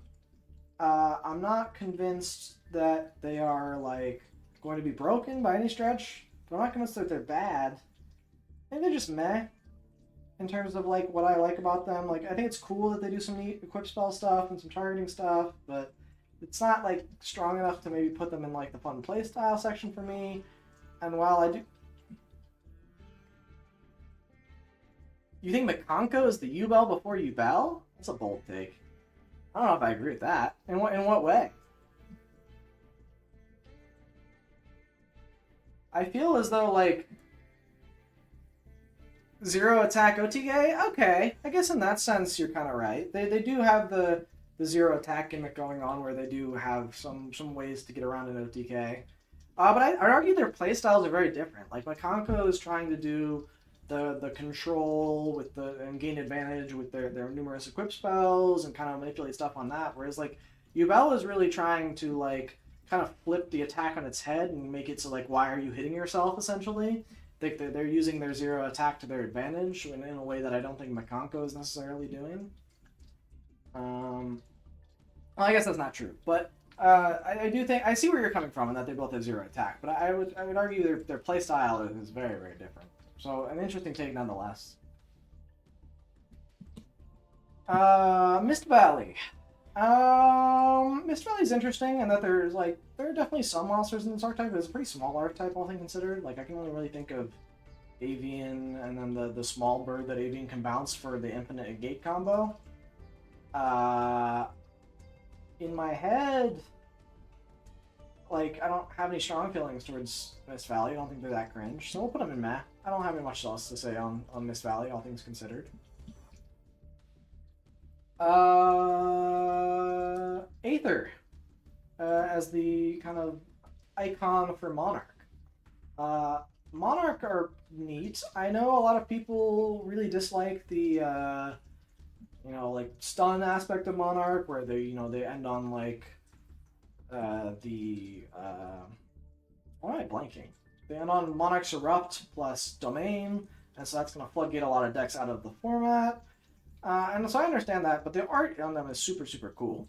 I've played Monarchs before. I think I have had fun flipping, those kind of floodgates on my opponents, even though I'm really a big anti-proponent of floodgates. I think most floodgates need to get banned and whatnot. But as far as the art goes, Monarch is so cool. Like, all of the Monarchs are just, like, it's clear they're kind of like the lord of their elements. They look so, regal and majestic. And then, even the smaller, like, Squires look really cool and well done. I think the Monarch, if anything, has some of the coolest art, in my opinion, in all of Yu-Gi-Oh!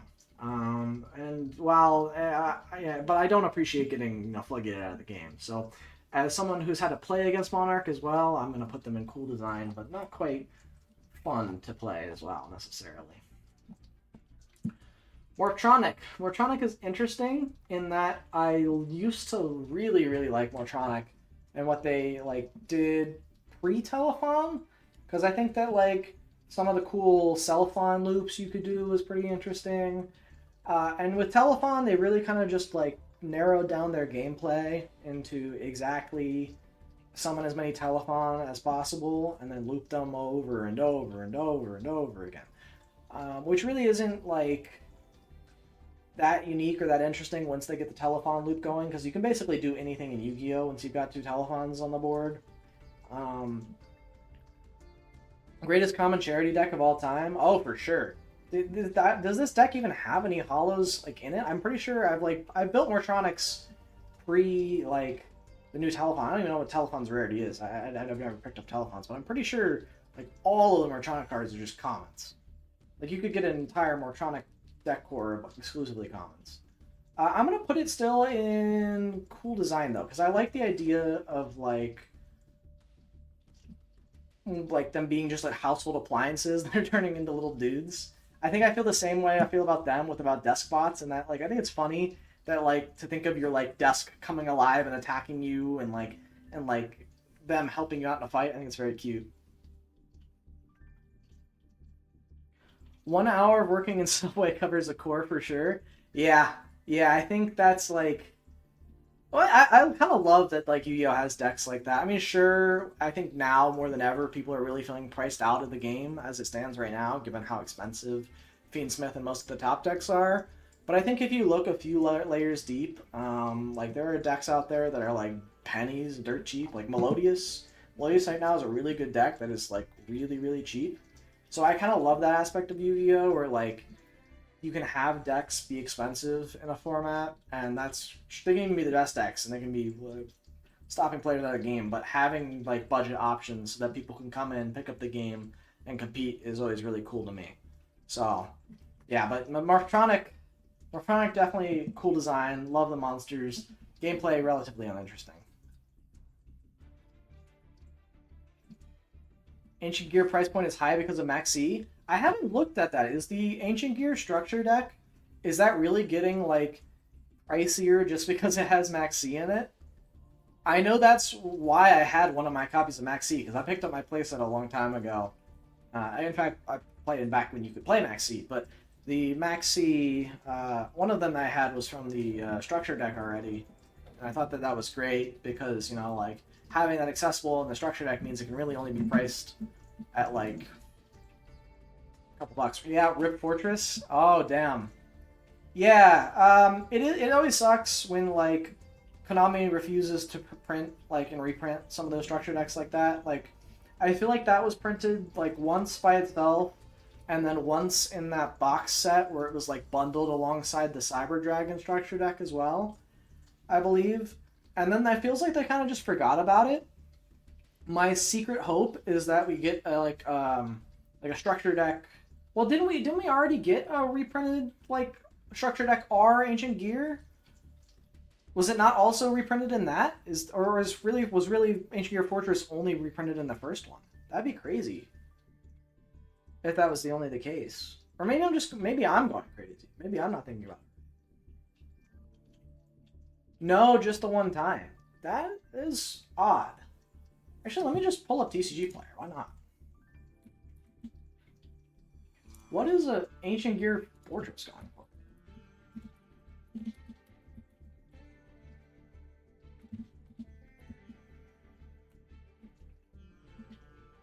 Holy crap!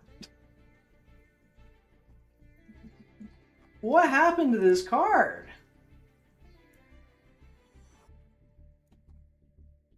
Dude, alright. I think I've got a couple of these. I think I picked up a couple copies of the structure deck. I might need to move these before someone reprints them. Thanks for putting me on. I appreciate that, Dispatch.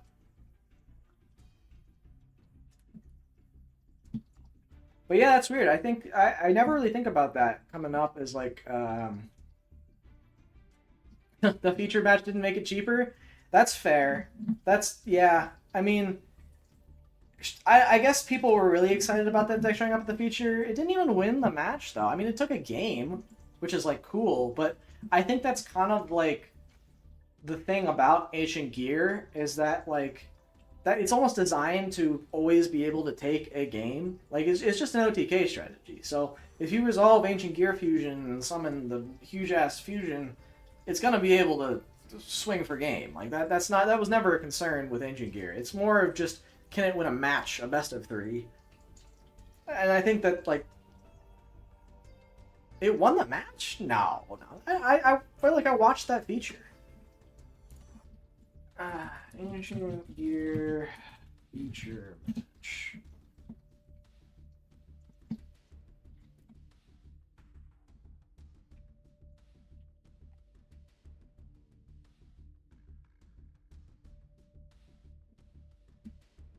Oh, he did win, but it wasn't 3. Oh, I feel like I watched this and he didn't win. Maybe I'm going crazy. Power Filter, of course, is gonna completely shut down Snake Eye. But yeah, okay, I'm wrong. You're right. I apologize. I really thought it lost the match but took a game. So it took the match. That is cool. Unfortunately, it didn't end up topping, but that's the one I remember hearing about. Maybe I looked this one up after I heard about it happening. Because I thought this was at the NAWCQ. This was the round 4 one. But I know that sometimes they have different features for the written feature versus the on-stream feature. So maybe this is, I just got it wrong, because I think this is the one I saw on Reddit, but maybe it linked to the feature match that was written, and I didn't ever end up seeing the one that was on stream. So I must have to go back and watch the one on stream. That's on site. But yeah, that's crazy that that card is now $30. It is definitely not worth $30. Back to the tier list though. Magical Beasts of the Forest is not it's not an archetype. You're not gonna convince me that this is an archetype. There's no chance. This can't have more than one card in it. I'm gonna say not. I don't know enough because it's not an archetype. The stream feature was peak. Yeah, I'll watch it. I'll watch it later. Maybe I'll watch it after I'm done with the tier list. We can do that to like end the stream. That would be good.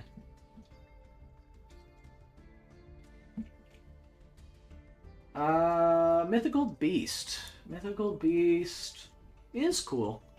But kind of falls into the same problem of Citadel in that, like, the gameplay is not all that interesting. Just puts a bunch of counters everywhere. Which, again, I think I mentioned this earlier, but I'm not the biggest fan of, like, throw counters places and do things. It's never ended up working for most archetypes. And while Jackal King is an individually powerful card and Master Cerberus is a good card, the Mythical Beast really didn't do all that much outside of a minor engine for Endymion back when that was playable. But I guess the art is pretty cool. Maybe that's why I like it. I'm going to put it in cool design. I like the art. I think that they do a really cool job with like the magical circle in the background and all of the magical beasts. Or, sorry, mythical beasts. I just discussed how magical beasts I didn't think was an archetype. The mythical beasts, and then I do like the individual monsters themselves. They look very, like, ghostly and ethereal. I think that that's really cool. Mutant's a cool deck, conceptually. The problem is it doesn't do anything. So I'm going to go with, again, cool design, but doesn't have any great, like, plays it can really make. I mean, Mutant is a custom card. For those who haven't read it, it basically just does everything for the archetype. But you just summon, like, one of your main deck boss monsters, and those main deck boss monsters don't do all that much. I mean, you can get, like, a monster banish. It activates Shifter in the standby phase. Yep, that's a great point. That's half of these decks on this list. I've been going through, and I'm like, I think I hate this archetype just because it's an archetype that plays Shifter. And so I have to kind of, like, divorce the archetype itself from Shifter. And it's just so hard because, like you're saying, Shifter is just, like, so ingrained into the game plan of half of these. Like I was talking, I like Floowandereeze. I put it up in one of my favorite decks because I think it's really cool, like, from a design perspective, seeing all the birds venturing around the world and, you know, exploring and whatnot. And I like the, like, normal summons and tributes and whatnot. But, like, from a gameplay perspective, it just activates Shifter and tries to floodgate you out of the game, which isn't all that interesting. That being said, I think that if you take Shifter out of the equation, and maybe also, like, Harpy's Featherstorm and stuff like that, like, the Floowandereeze cards themselves don't do anything hyper oppressive. They do a bit of tributing. They sometimes even tribute or bounce some of your monsters in your turn. But they're not, like, unreasonable to handle if you're not under, like, Shifter the whole time. But yeah, Shifter really does skew a lot of these decks. And so I'm trying to divorce that. I'm trying to just analyze the archetypes as a whole. But yeah, one of the decks of all time for sure. Alright, Naturia, obviously symboled by Naturia Beast. Naturia is interesting. I liked that Konami was able to make them good, again with like Camellia and Mole Cricket, if only for a brief period of time. So definitely going to be higher up on the tier list.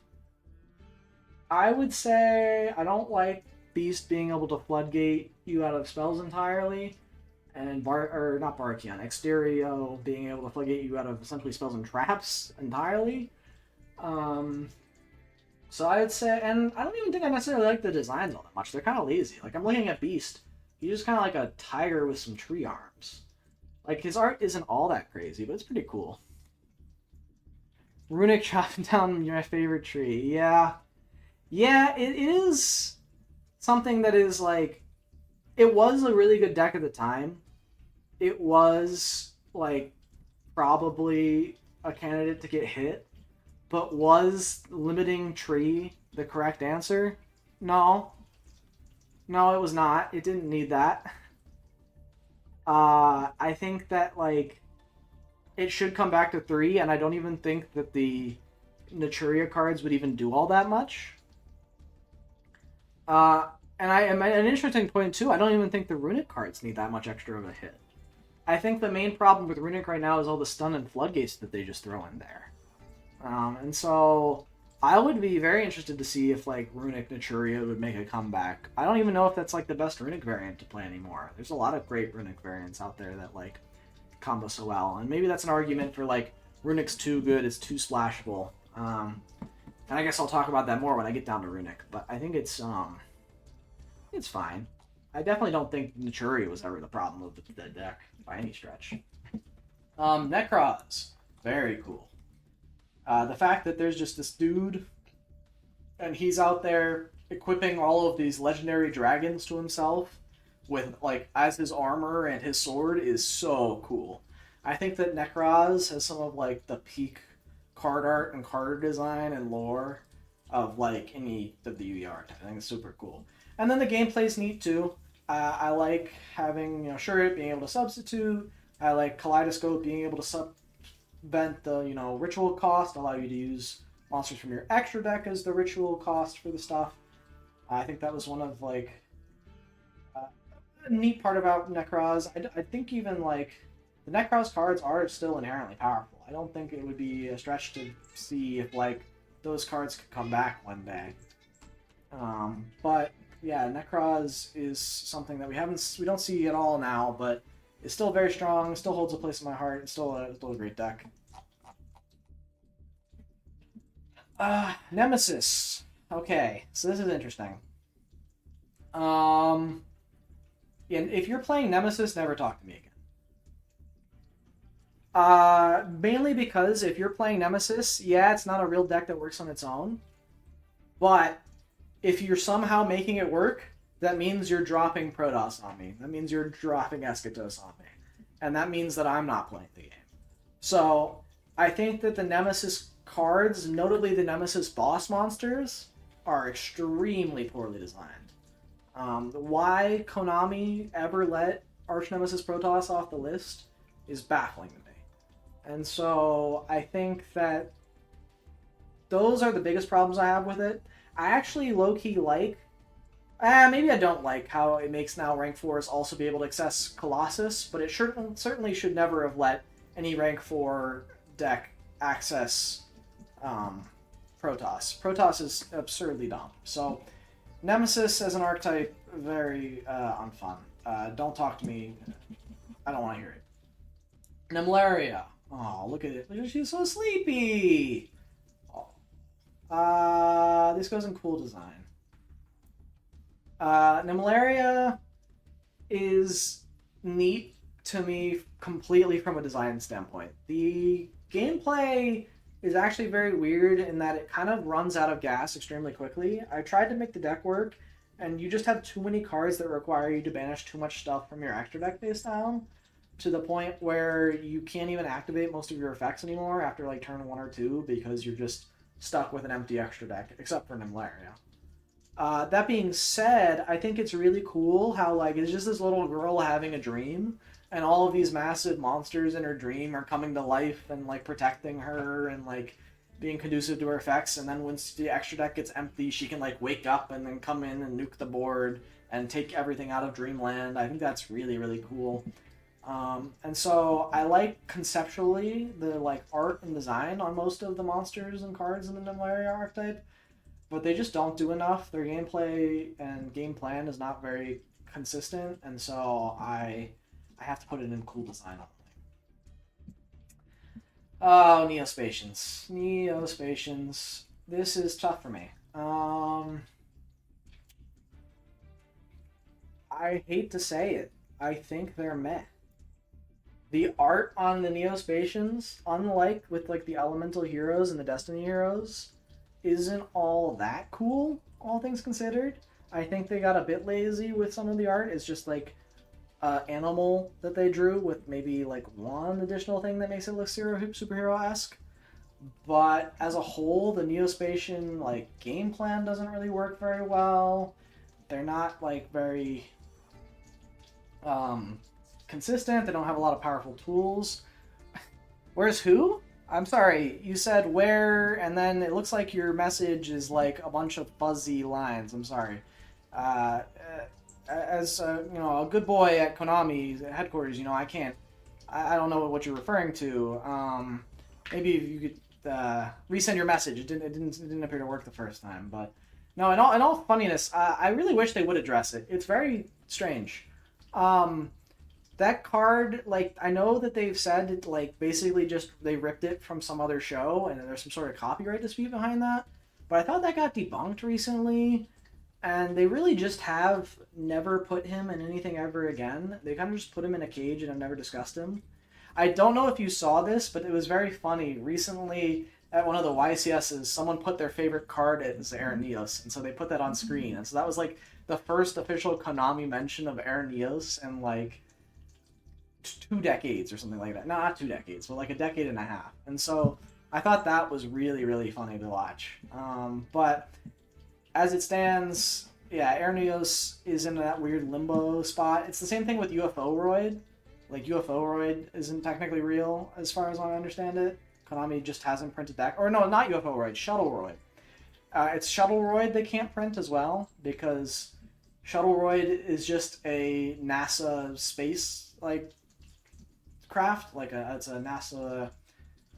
I don't know why I'm blanking on the word, but it's also copyright infringing, apparently, or something like that. So you can't also have Space Roid either, which is sad. I really wish they would just resolve that. Not that, like, Ernios is even a good card. It's just, like, something we'll never get to see again, likely, until they give us an alt art, quote-unquote. Nephthys. I honestly have not read enough of Nephthys cards to know anything. Almost like how Heat Soul took 5 years over? Yeah. Honestly, so much of the stuff that was from the initial waves of, like, the Link support, like, how long did Cherubini take to get over? Or Needle Fiber, or Halka Fibrax? Like, there was so much of that really strong early Link support that, like, catapulted the OCG metagame and, like, allowed them to innovate and test with so much, just took forever to get over to the TCG. And so that, like, ended up really changing how we got introduced to some of those powerful strategies. Like, when Cherubini came over, he did almost nothing in the TCG, whereas he was like a menace in the OCG for how good he was making some of the BA combos they had over there. Nimble. Nimble's weird in that I really only know of it as, like, a small sprite engine that you can play. I know there are other Nimble cards, like there's Nimble Mamanga and, like, Nimble Manta Ray. I don't know what he's called. So I've read over quite a few of the Nimble cards. I don't have strong feelings on them. They're barely an archetype. Great Melfi cards, real. You can play the. I really think this. Yeah, those and the sprite cards are really just all good Melfi cards. Every level 2 is just there to support my Melfi deck. I agree. I'm all on board with that. Ninja. I think ninjas would be cooler, because I like ninjas conceptually when they're in pieces of media, but in this scenario, I'm not that taken with them. The ninja archetype, they're fine. Their playstyle is relatively uninteresting. I know the new support makes this that, like, they can combo out into, like, Geo pretty easy. Hanzo is obviously still a good card. I don't even know if the Link 2 is any good. I don't think I've read the Link 2. But they probably just go in meh.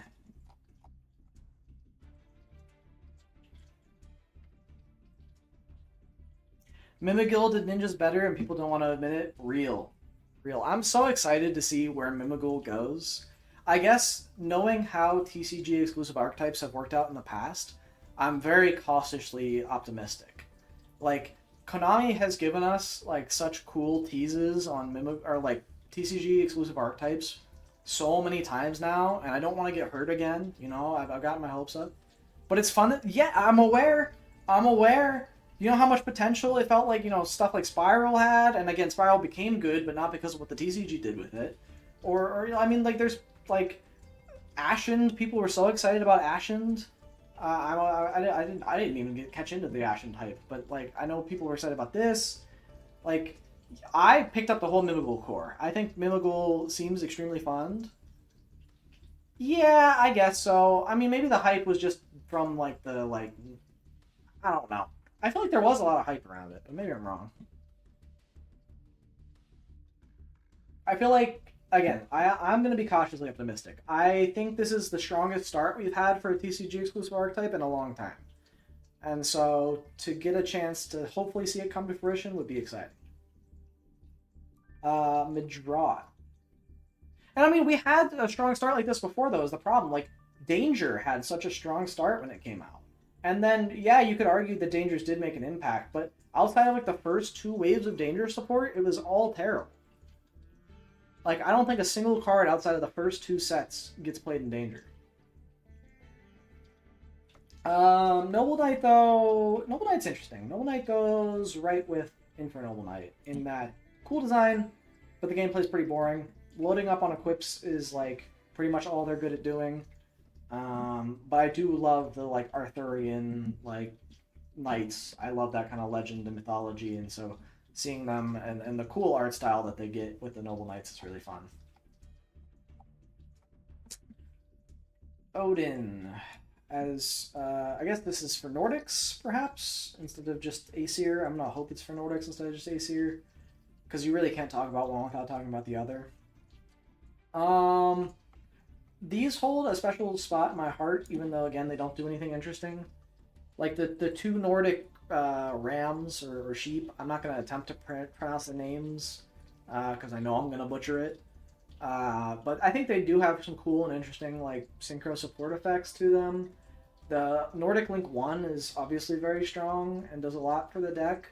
The problem with it is staring us right in the face, which is their level 10 synchros that they can make just aren't very good. And so it feels like you're investing a lot for ending on not very much, which is frustrating. And so I really wish they give them like one or two more good, powerful synchros, and then I think Nordic might be in a spot to, have some row level contention, but for now it's just not even playable. Nouvelle. Oh yeah, I know exactly where this is going. Straight into cool design. The gameplay of Nouvelle is very boring. None of their cards do enough to really get their full engine off going unless you've opened like one of their power spells. But at that point, you're just asking for one hand trap, and then you have to pass anyways. So the play style is unfortunately very linear, very boring, and really relies on you drawing some of the unsearchable stuff. However, the design of the archetype is so cool. I love that they're like chefs who are preparing dishes, and then the dishes are like these like demon things that are like food, but also like monsters that are fighting, and so like the chefs are like crafting up actual like recipes. Let them cook. Yeah, that's what I'm saying. Let these chefs cook. I think like the deck has a lot of powerful tools. I think that it's not out of the realm of being saved. And so I think that if we eventually get more Nouvelle support, which I don't think we're going to get too much more, is the problem. But if we do get some more powerful stuff, I could see this deck being good. And so it's something that I think looks really cool from a design perspective, but I don't see working out for us. Numeron. Oh, okay. So I'll preface this with a warning.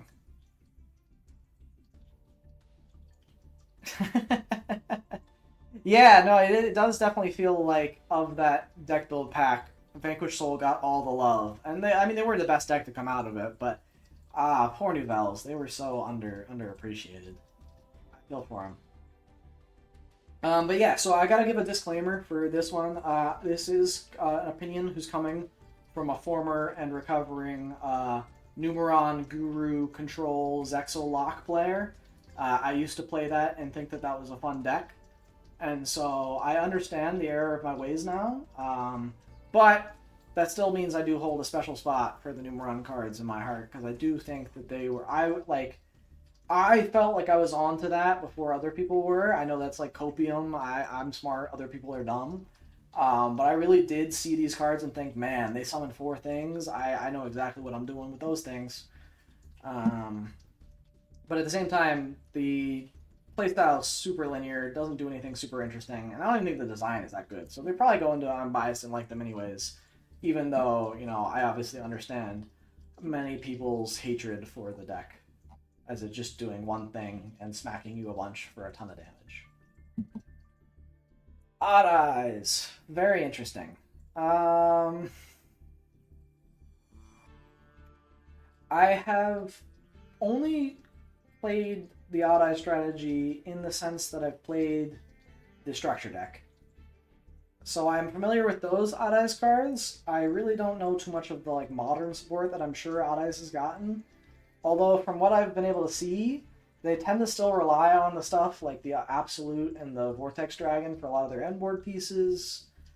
I know Sky Iris is still obviously a really strong card, so I feel like I know enough to rate them per se, and my rate them is meh in terms of my opinion. I don't think their gameplay is all that interesting. They pretty much, is my understanding, just go for that whole Vortex Absolute line. But maybe I'm wrong. Maybe there's some cool stuff Odd Eyes can do. I just don't know what it can do outside of that. So I'm going to rate it for what I know. Ogdo Attic is very cool. They always come back because of their lack of arms and legs and playable boss monsters. Yeah. Yeah, that's fair. I actually think that Ogdo Attic is a step or two away from being busted. I'm pretty convinced that these cards seem good. They have a lot of graveyard recursion. They obviously have access to Snake Rain, which is an infinite setup for the deck essentially. The deck just is missing some like powerful things to do turn one to interrupt your opponent. Now, I'm not saying I want to necessarily see the hand rip stuff, but I actually do think they will come up to my fun to play and cool design because I love the Heavenly Snake stuff. I think it's really cool how they're like snake deities that are like constantly like tributing monsters for their own gain to come back on the field and come back and do these things. And I really like the design aspect of like you get something but your opponent also gets some sort of potential benefit and you have to like balance that out. I think they maybe went a bit overkill with some of those and that it's like it almost feels like you don't want to be using some of those effects. But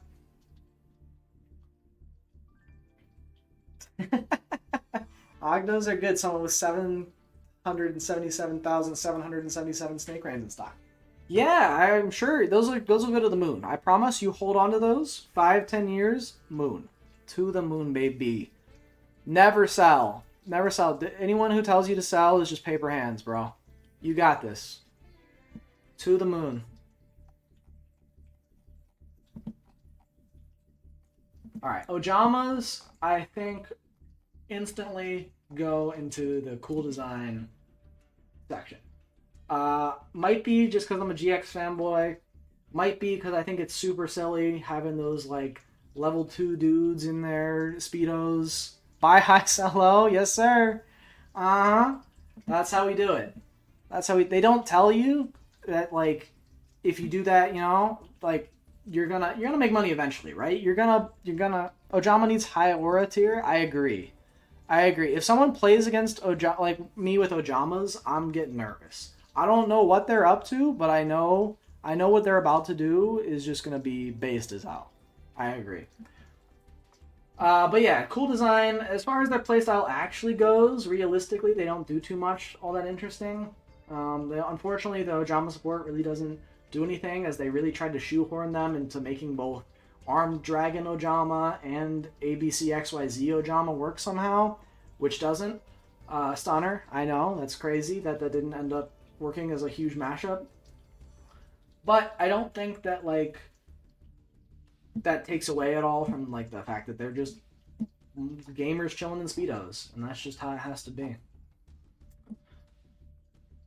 Is this suggesting that onomatopoeia is an archetype? I guess it probably wants me to talk about the ga go go go do and Zubaba stuff all at the same time. So I will. And I will say that I am biased and like them anyways. Only because I think it's funny how silly those names are and how Konami knew they were silly going in because, like, clearly they were going for like the onomatopoeia overall theming from the beginning, but they like shoehorn them together into like one character, just playing them as like rank 4 support, and it's incredible. It's just like so silly to me that this has happened. I don't think the gameplay is all that interesting. Again, it's just rank 4 spam. It's not even good rank 4 spam. And honestly, the art on them isn't all that cool. I guess I like Zubababa Bancho and like Gaga Cloak, I think is his name. I think he has, as you would put it in this spot, a lot of aura. I think he's very cool. But I don't know. I'm not a big fan of the rest of the archetype as a whole outside of... I am a fan, I just don't know. It's weird. Orchid, this is very biased in this respect. I'm very biased in this because this was probably my least favorite deck of playing through Toss. And so I have a lot of leftover hate for this deck. That being said, it is kind of cool. It does do a lot of neat things. I think as far as like design goes, it's really neat. And in fact, I think it does now end up working its way up into the cool, fun to play and cool design tier.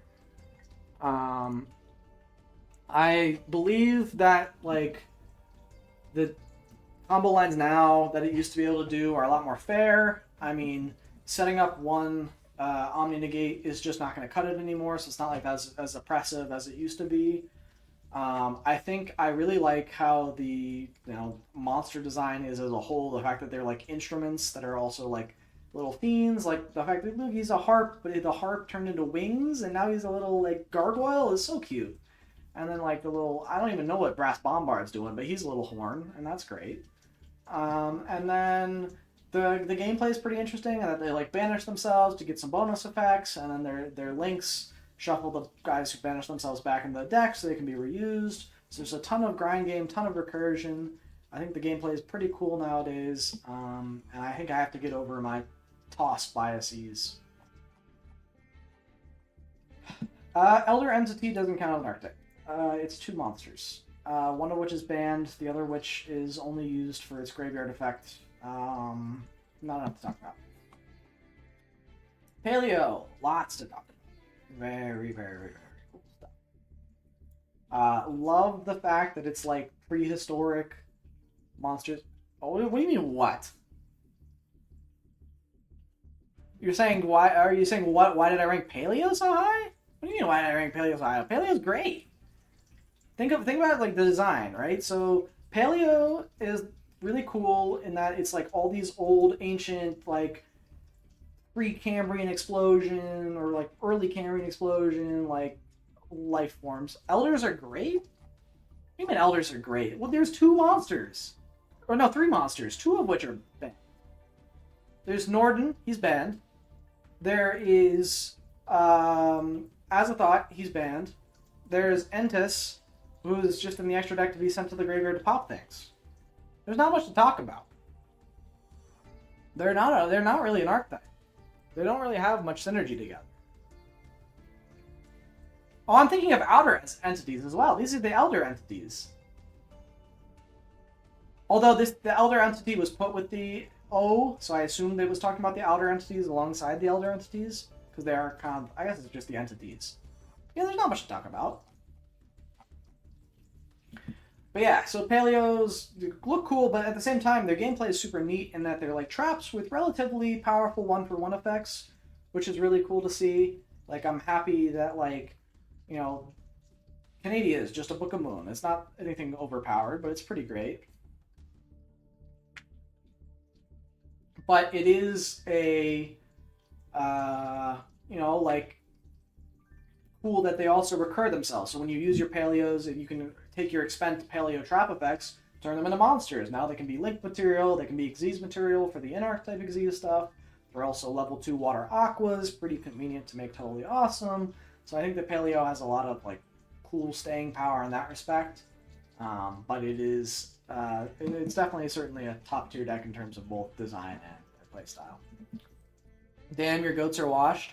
Yeah, I mean, I don't know what to tell you. I mean, like, I guess there's Nyarla too who's in there as well. I don't think anyone's playing Nyarla without Azathoth. So, It's just a shame. Yeah, I mean, your goats are too goated. They're so goated that enough of them got banned where they're now irrelevant. Penguins. Ooh, big fan of penguins. Uh, Mostly in design. The penguin design, S tier. It's incredible. Those cute little penguins doing their little penguin thing. I love the whole new wave of support with like the penguin brave, the little penguin ninja. But the fact that they also integrate really well still with like no penguin and the older penguins is really really cool. The gameplay is pretty boring in that they just like set a couple penguins, flip a couple penguins. That's like fine, but it doesn't do anything all that interesting. All things considered, if I'm like speaking objectively, I think I'm just super biased because I love the penguins and I almost just want to shove them straight up into the top tier. But I think that they're really just so heavily carried by their like really great artwork and design. So I'm gonna put them in the cool design tier. Perform ages. It's fitting that they're right next to perform pals because it's kind of hard to talk about them separately. They are different, and there is enough like that they do separately, but they're so infamously played together that it almost feels weird to not talk about them at the same time. So with perform ages, they're fun to play. I like perform age trick clown kind of. I'm not the biggest fan of their like artwork. I think it's like pretty just generic, like clown dude. I don't have much to say about them. Like, there's Trick Clown, there's like the Hat Tricker, which is just a hat with some glasses. There's Damage Juggler, who's just a clown who's juggling some balls. Like, they're pretty, in my opinion, uninspired compared to like the depth we have in terms of like what Yu-Gi-Oh has done with art in the past. But their gameplay is pretty interesting, and that like they all have good effects when they go to graveyard. Like Perform Age Trick Clown is both like a hand trap for damage protection, but he also does some nice searching for the archetype. There's Trick Clown, who's obviously really good. Wait, this is Trick Clown. What am I thinking? Oh, I'm thinking of Damage Juggler. This is Trick Clown. Damage Juggler does the searching. Trick Clown does the summoning back from graveyard. He's very good. And then we have stuff like Hat Tricker, which is more of like an in-hand combo piece that like is just a good generic rank 4 extender. And then you have the Perform Ages, which are the actual like pendulum portion of the archetype. And they like are cool in that they kind of like tie it together. They allow you to summon a lot of your Perform Ages and Perform Repel monsters at once. They give you a lot of advantage with a card like Monkey Board or Plush Fire or Skullcrabat Joker are all very strong pluses that just give you a ton of different Perform Age and Perform Repel monsters all at once. And so they're a pretty powerful rank 4 strategy, even to this day, I want to say. But unfortunately, just rank 4 spam doesn't cut it anymore. It doesn't do anything compared to like what the top decks are doing now. So it's probably not going to see any sort of play in the near future. It does have the potential to be better, although the new support they've kind of announced for both just doesn't quite cut it, in my opinion. Phantom Knights. Phantom Knights are good. I like Phantom Knights. I'm a big fan. They are. I don't know where they would fit though, because I don't want to just shove them. They're not that fun to play, to be honest. I really want them to be because I think they have such cool designs, but they're not that fun to play. But I love. I think I have this like clear attachment to random inanimate objects becoming weapons or monsters. I think is very funny or cool design.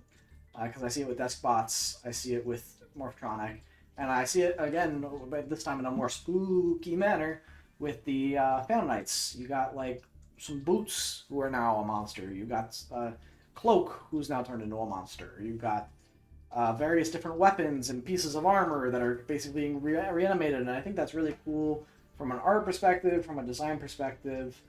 But unfortunately, the playstyle seems to revolve around 2 or 3 main deck Phantom Knight monsters.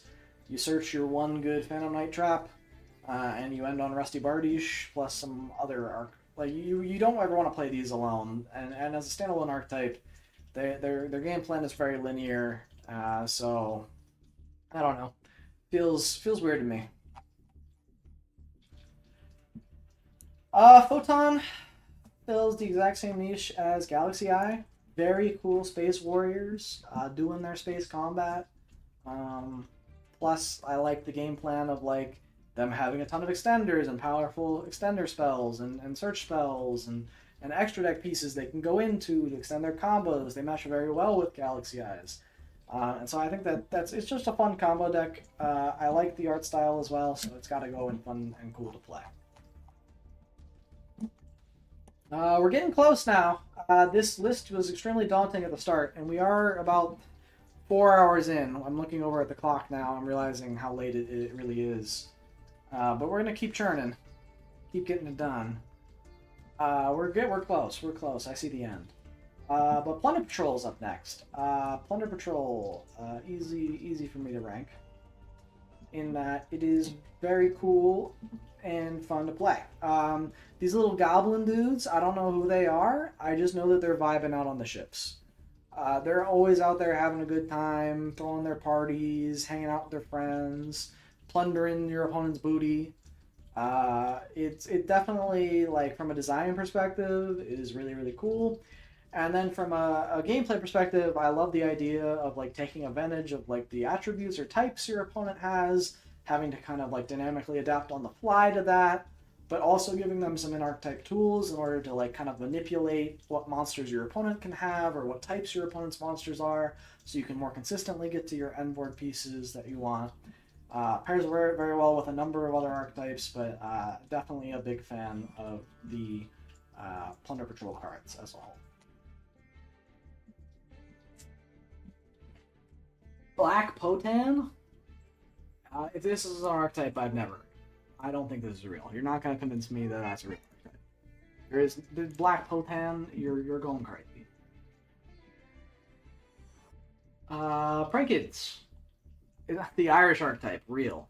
Is potato and chips also in this archetype? Is it like the potato themed archetype? I've never heard. Like some of these that are down here that aren't like Fortune Fairies. Like I just talked about Fortune Ladies instead. Like I knew that was an archetype, but like Black Potan, I've literally never heard of. Chips are real. This is devastating that chips are region locked. I have long been angry with Konami for not releasing the chips to the US. They're scared of our power, or just to the TCG in general. They're scared of what we could do with them. They don't want the smoke. They don't want my secret potato and chips FDK that I've been cooking up. Only chips are the foils turning into the Pringles. Funny. But back to Prankids. I gotta get through this list. I have been grinding at this list for a while now. I'm so close. Prankids. I scrolled very high. I actually want to scroll a bit back down because while I do like the design, I think it's cute. The gameplay is so hyperlinear, especially with Meow Mew. I think it's very, very boring deck. Without Meow Mew, there's a lot more nuanced combo lines. I do like the deck post Meow Mew ban. But Meow Moo makes things so annoying, and I don't think that the archetype, even with the Meow Moo ban, this playstyle is any more interesting to work with. So we're gonna stick it in cool design and call it a day. Orphis Scorpio is the token monster for Predaplant. Predaplant is very cool. Predaplant, I like the idea of just random plants and weeds and whatnot becoming these little insect monsters, or they're plant monsters but they look like insects. I think that's very cute. I like the idea of them combining and fusing. They're obviously very powerful in terms of the combo line and combo potential with the new fusion that came out somewhat recently. Amblemoides is a crazy card. They got a bunch of new crazy support with them.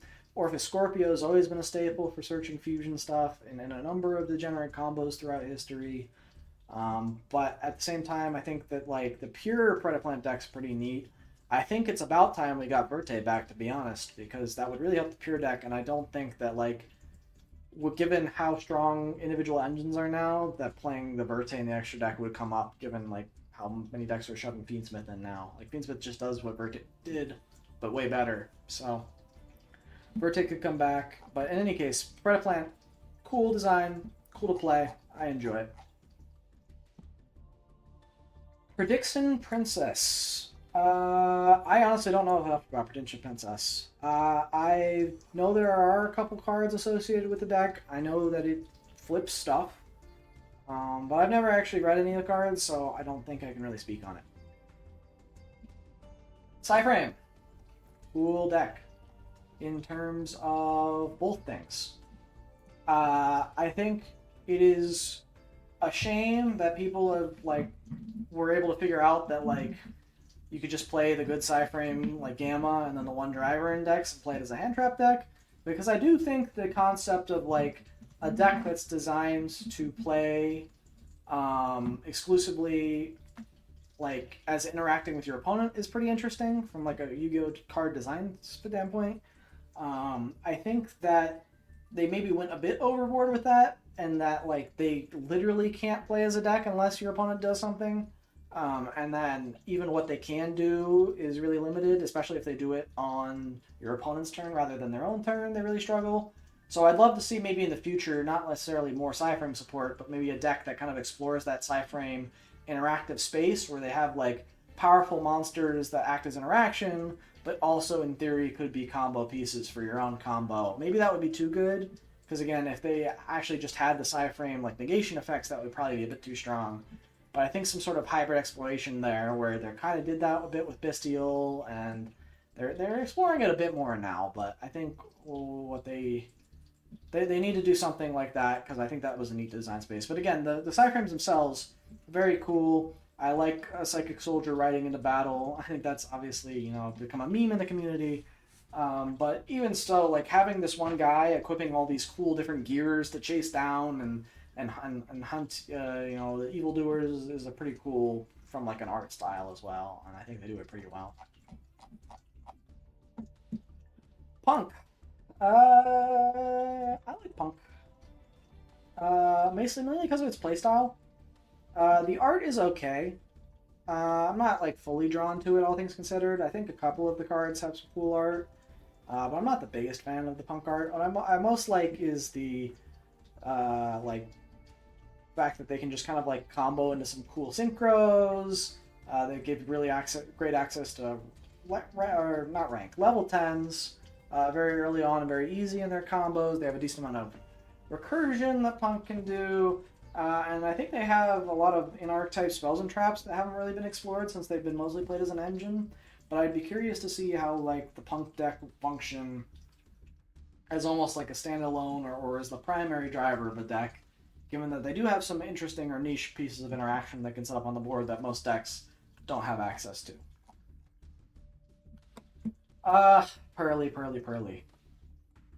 This easily goes into cool design, but it almost might even drop down because I really don't like the Pearly playstyle. I think the fact that there's just this cute little cat thing, and she has a fun time, and her fun time adventures are, like, kind of driving force behind her deck, and she has a bunch of friends, and they play together is really cool from, like, a design and, like, art and perspective.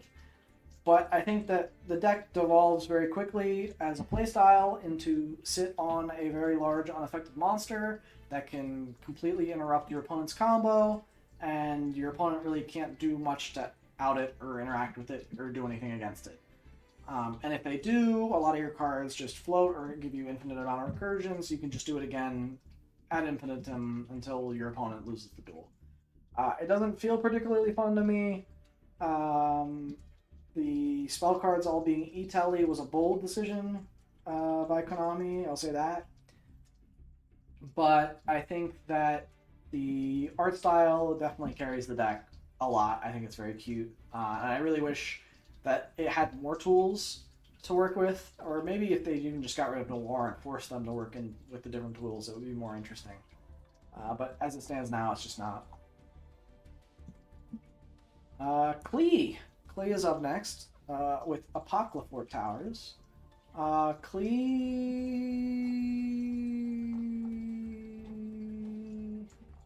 is in one of these three, and it's interesting that I don't know which it is. Because I kind of like the Klee design, and I think the Klee playstyle was interesting back before they made the changes to Pendulum. So part of me wants to put it up here, but I think it just needs to go here for now because unfortunately, with all the nerfs to how pendulum summoning from the extra deck works, you just can't play clean anymore. It doesn't make sense. Like you don't have the amount of monsters to summon back to facilitate your tribute summons anymore. Which is frustrating because that's kind of just how the core of the deck worked, and it didn't. It personally wasn't responsible for anything that was crazily unfair. I mean, certainly I'm not an advocate for bringing back pre MR4 pendulums. Like they were ridiculous. Of course, they had to get balanced in some sort of way. But it really feels like Klee kind of took the one of the larger hits from that, and it's a deck that I kind of have a personal, love for. I think I played it back in the day. Towers is obviously one of the coolest boss monsters ever. In fact, it's the name for the namesake for so many modern boss monsters who are unaffected by stuff. It all started really with Apocalypse Towers when it was like an easily accessible version of that. And so, I think from a design perspective, them being like cool robots that transform into these giant mecha machines is pretty cool, but ultimately the playstyle isn't all that interesting anymore. Ragnarika is interesting. I do know enough about this to talk about this. My friend plays the deck in some capacity, and it seems to just be like a link spam strategy that can put up some pretty impressive plant link endboards. That being said, I'm not the biggest fan of their design. Now, it's tough when Ragnarika seeds on the board, because I do think this is one of the coolest Ragnarika cards. It looks so spooky and interesting. But the rest of them look pretty boring, I'll be honest. They don't have the best synergy among the art. It's kind of hard to tell they're even part of the same archetype outside of their name. And so they just look a bit weird or a bit off. Whereas Ragnarika Seed I think is really cool. The rest of them kind of lame. But the playstyle is cool. They have a lot of add back from banish, a lot of searching from the deck, a lot of graveyard recursion with their link monsters, and so I think they will be good one day, especially with them getting more support over time. But for now, they're just not quite where they need to be at the moment. Raid Raptor. Oh my goodness, I was so excited when this just came out on Master Duel. Instantly S tier. Having these giant birds that are essentially just missile cannon carrier plane things, military craft of destruction is so cool. They just look so sick. One look at Rising Rebellion Falcon and they look incredible. Flunder but with 0 sauce? What are you talking about? You're crazy. The Raid Raptor is low-key pretty good. They put up 2 towers turn 1, and then they set the quick play so they make the third towers on your turn and wipe your whole board. They're pretty consistent. They're really hard to beat over. They're hard to interact with thanks to Ultimate Falcon. The deck's pretty good. I'd take a second look at it. I don't think I'd call it Flunder with 0 by any stretch. But yeah, so the gameplay too is pretty interesting, and then it's not putting up a ton of negates. It's not putting up a board that stops your opponent from necessarily doing anything, but it is putting up some large unaffected monsters that are just really difficult for decks to remove. And I think that's again, interesting design space that probably should be explored further as end board pieces progress, because I think an infinite string of negates is way less interesting than monsters that are hard to remove or kind of a real boss to take care of. Skyfire. Technically an archetype, and unfortunately I guess I technically know enough about it to say it's meh. None of the cards do anything. They all do nothing. Quite literally do nothing. They don't even summon this guy. It's funnily enough the synchro that they have that is designed to cheat out Skyfire doesn't even cheat out Skyfire because it doesn't properly circumvent the summoning restriction of Skyfire. It is extremely hilarious. Red Eyes. Very cool. But honestly, I was going to put it all the way up. But it's actually just going to go in fun playstyle. Because I do like the kind of dragon combos, summoning the big dragoon. I think that's kind of neat. I like that like Red Eyes has some of those cool combo tools available to it. Maybe even the playstyles on all maybe it's supposed to be biased and I like them. What's the Red Eyes playstyle? It's actually Red Eyes Fusion Pass, which is why I moved it down to not that fun of a playstyle. That's fair. It doesn't do all that much. You're right. They do. I mean, they have a lot of cool tools in like Flare Metal Dragon. They have a lot of like searchers in Black Metal Dragon and whatnot. They can do some Dragon Link stuff. They can do some Pratic Seals stuff. The problem that they run into is they trip over their own feet. They don't necessarily all synergize very well together. And I am kind of a hater for the art in that, like, I would say 70% of the Red Eyes cards are just Red Eyes Black Dragon, but at a slightly different angle and with a slightly different background. Like, it was kind of cool the first time they did it, and then the next 18 times that they gave us Red Eyes Black Dragon, but at a slightly different angle, I kind of got frustrated. So I really wish they would explore a bit more with that deck. But yeah, it does kind of fall flat in a lot of areas. 5 different directions and music is playing from somewhere. Real. Yeah, the music's different sometimes. You gotta give them that. Sometimes it's like a slightly different, metal song they're playing in the background. But it's definitely, it's frustrating. When they have such a cool monster and they could design like look at this. Look at the next example. Rose Dragons. Actually, that's a bad example because while they did change what the Rose Dragon was from Black Rose Dragon, they then made the same Rose Dragon 5 times, but made its color slightly different. So this is actually also extremely lazy. And in fact, the more that I'm talking about it, the more that I'm realizing that I want to put it in math, exclusively because they were so lazy with the art. The gameplay is not even all that interesting with the Rose Dragon stuff. And so it's really just some extra dragon extenders that I remember seeing play for a while in that huge 60-card Halka-Fibrax pile that was popular back in the day. But yeah, no, I don't have strong feelings one way or another. Yeah, well, oh my goodness. Synchro? You'd like another Synchro deck, sir? Oh, with Dragon. Daring, aren't we? It's just, Konami really does the exact same thing, and it's so predictable. Relinquished. I don't care much about Relinquished. Thousand Eyes Restrict, the whole Restrict stuff. Relinquish, Restrict, all of it is meh. They don't do too much. Like, I think Thousand Eyes Restrict is cool and GOAT. But if we're talking about modern Yu-Gi-Oh! And just the archetype as a whole, none of the cards are really doing anything interesting. I remember Millennium Restrict being used for a while as like an instant fusion target to play around hand traps, but that was still pretty boring. And it's not like the Relinquished Archetype was responsible for anything that Relinquished has ever done. It's always just been like the one-of individual fusions that I've seen some play. Reptilian. My goodness. These go straight into I'm biased and like them anyway. I don't put them instantly into cool design because I don't like the design on a number of them, like Silia and just one other one that I'm not.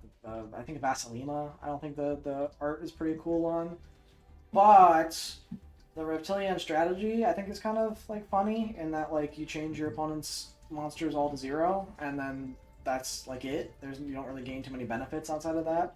I mean, the synchro's nuts for sure. Like with like if you can do that and then make the synchro, then you like draw a bunch of cards and whatnot. But the deck itself doesn't ever like do that. The deck doesn't have enough powerful tools or extenders or even starters to get that combo going. And so I've really only seen that like as like a degenerate setup in like some online cool replays. But as a whole, I like the deck. Rescue Ace. I think this is another good example of cool design, very lame linear gameplay. In that every turn 1 for them is Search, Turbulence, Set 4, Pass. And they don't do all that much outside of that. But I love the idea of like hyper futuristic robot firefighters that are also like throwing fireplaces. It really feels like a Fahrenheit 451 style firefighter, which I think is funny in a lot of ways. And I don't know, I like the art. I think it's cool. But the gameplay is pretty boring and straightforward. I do think the deck's still good. I think that a lot of people are just playing Snake Eye because that's obviously way better. But I don't think that anything like from the Rescue Ace deck that used to be the best deck has really been touched all that much. So I wouldn't be surprised to see that cropping up if and when we get the nuclear Snake Eye ban list that we need. Resonators. I just got waxed by this on Master Duel, funnily enough. But even then, I still don't know enough about the deck to really talk about it. I know it's like basically just what's it called? Red Dragon Archfiend support essentially, or they all help make the Red Eyes or Red Dragon Archfiend stuff work. But no, I just don't know enough about it. I was gonna throw it in actively dislike because I just got waxed by it, but I think that's just too much recency bias. I don't want to like rate something that I just don't know. Just Calamity Turbo, but somehow worse than Centurion. Okay, then maybe I am right to put it in an actively dislike. I'll throw it there. I think any deck that's just Calamity Turboing is dumb. That card should have been banned a couple formats ago, even though no one was playing it. We've always known it's going to be a problem. Any card that says your opponent cannot activate card effects this turn likely needs to go. Just because of how easy it is for that to just be abused randomly out of nowhere. Rika? Rika is cool. I think both the art and playstyle of Rika is very neat. I like that they're like little like fairies that are like, you know, plant related. But also snow related, which is kind of cool. I like the kind of mix of that. And then I think that their gameplay is very interesting and that they like tribute monsters to get their effects. And at first when that was happening, they weren't very good because obviously you lose a lot of hand advantage that way. But then once you got access to like Rika Con and other stuff that kind of substituted that or mitigated that, you ended up with a deck that has a lot of really powerful and varied interaction opportunities to it. And so I think that the game plan for Plant Link is still, you know, alive and well. I'm kind of surprised with how hard it's fallen off, especially getting the new Riker support. But I guess that just speaks to how strong Snake Eye and, you know, Fiendsmith are. But I do think that, you know, Rika is an integral part of the Plant Link combos, and I think it's a well-designed archetype, all things considered. Ritual Beast, I assume. Yeah, Spirit Ritual Beast, what have you. At one point, this was instantly up top. Recency bias wants me to put it instantly down here, just because it's a shifter deck. Divorcing from shifter. I don't know. I'll say the art is cool.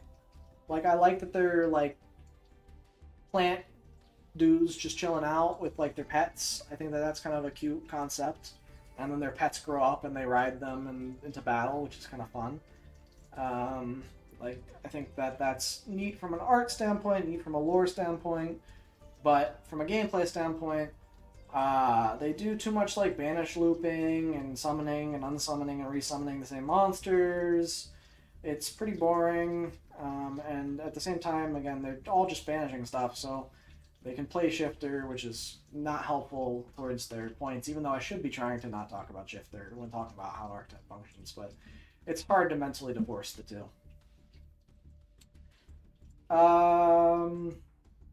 Roids, I guess. Yeah, Viacroid, or Roid. Funnily enough, wait, no, it's gotta be. Right? Yeah, Speedroid is in there, so we don't have to talk about Speedroid here, even though Speedroids are technically Roid cards for a number of effects and considerations. But Roids themselves, meh. They don't do anything. None of their game plans do anything, and they don't have any boss monsters that are meaningful. Rocket.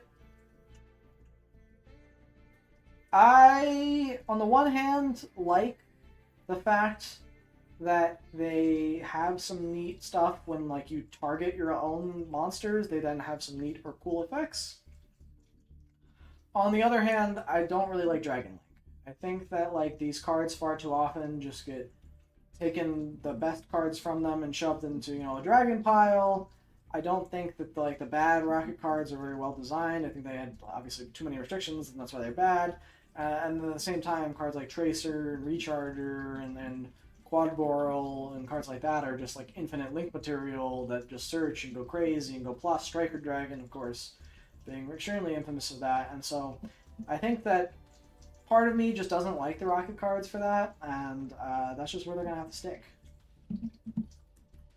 Runic.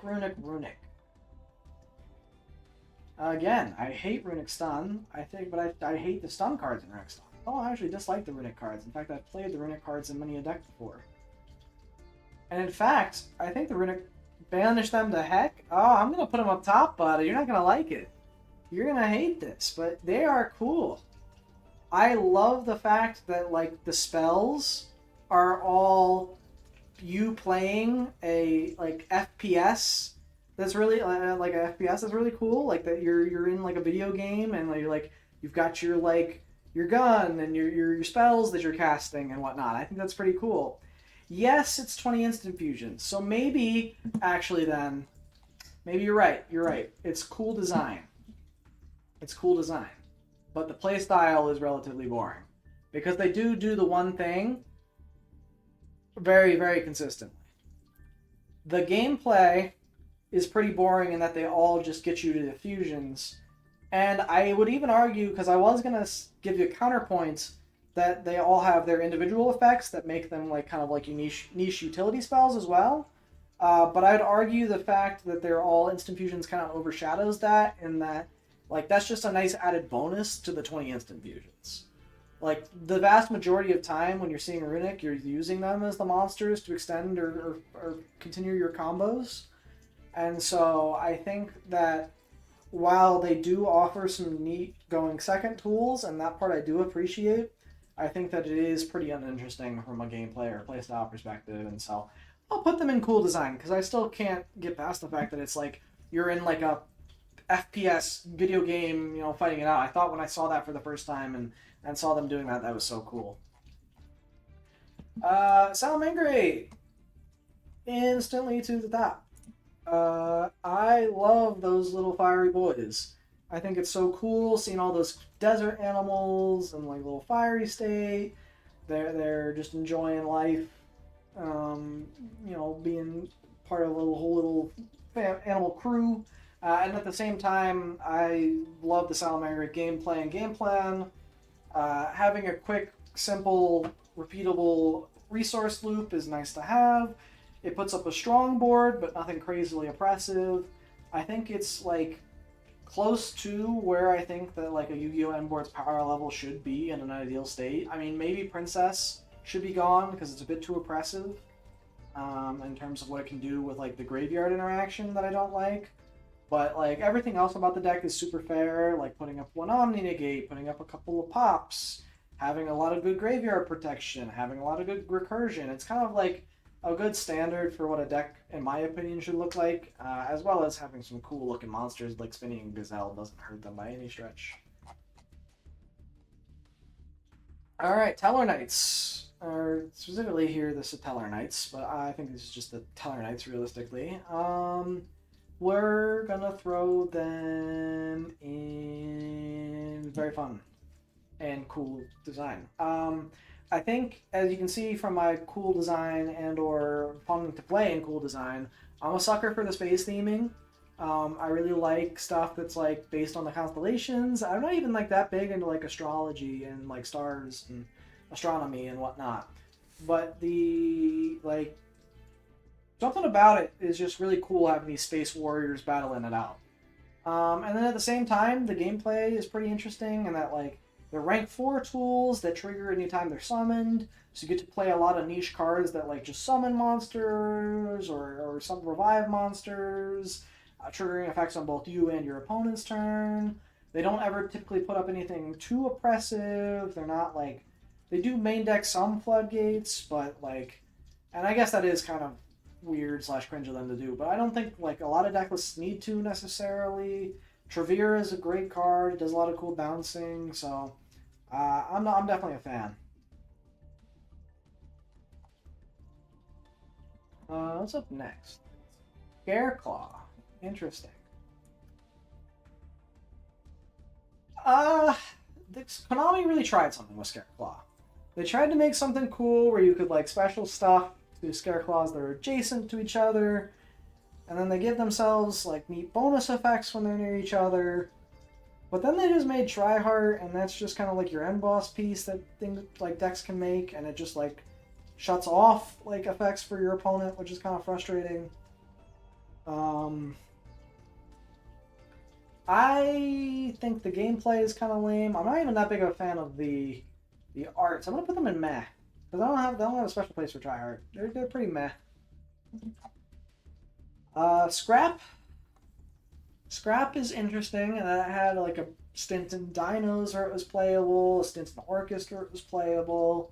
I don't think I've ever seen a pure Scrap deck go off. I know that like it has like the powerful tools like Golem and Raptor and Chimera and the Wyvern. But I assume it's just some sort of like linking strategy as a pure standpoint. As like a splashable archetype, it's kind of meh. So I'll just throw it in meh. I don't have any strong feelings. S-Force. Oh, S-Force. How the mighty have fallen in that what I think is such a cool concept for some monsters, you know, being like, I guess I just really like the whole, the Masquerena, Psyforce, S-Force, or Psyframe, S-Force, like, storyline stuff that's going on. Yeah, and also, what is it, the Time Thieves as well are in that as well. So I think from, like, a design standpoint, having them be, like, the cyber police of the future is kind of like are they the good guys or are they the bad guys? The police probably the bad guys, but the Night Chaser, like I mean, like the S-Force cards themselves just are really cool. They kind of look like they look like to me they always look like sports players and like full on like sports uniforms. I don't know why I think that or see that, but in any case, they have like neat effects in terms of like the interacting with your opponent, but they require your opponent to like play into your effects, and they're also not even that very good. True, but they gave us SP. Real? That's true. That's true. I and I do love SP Little Knight.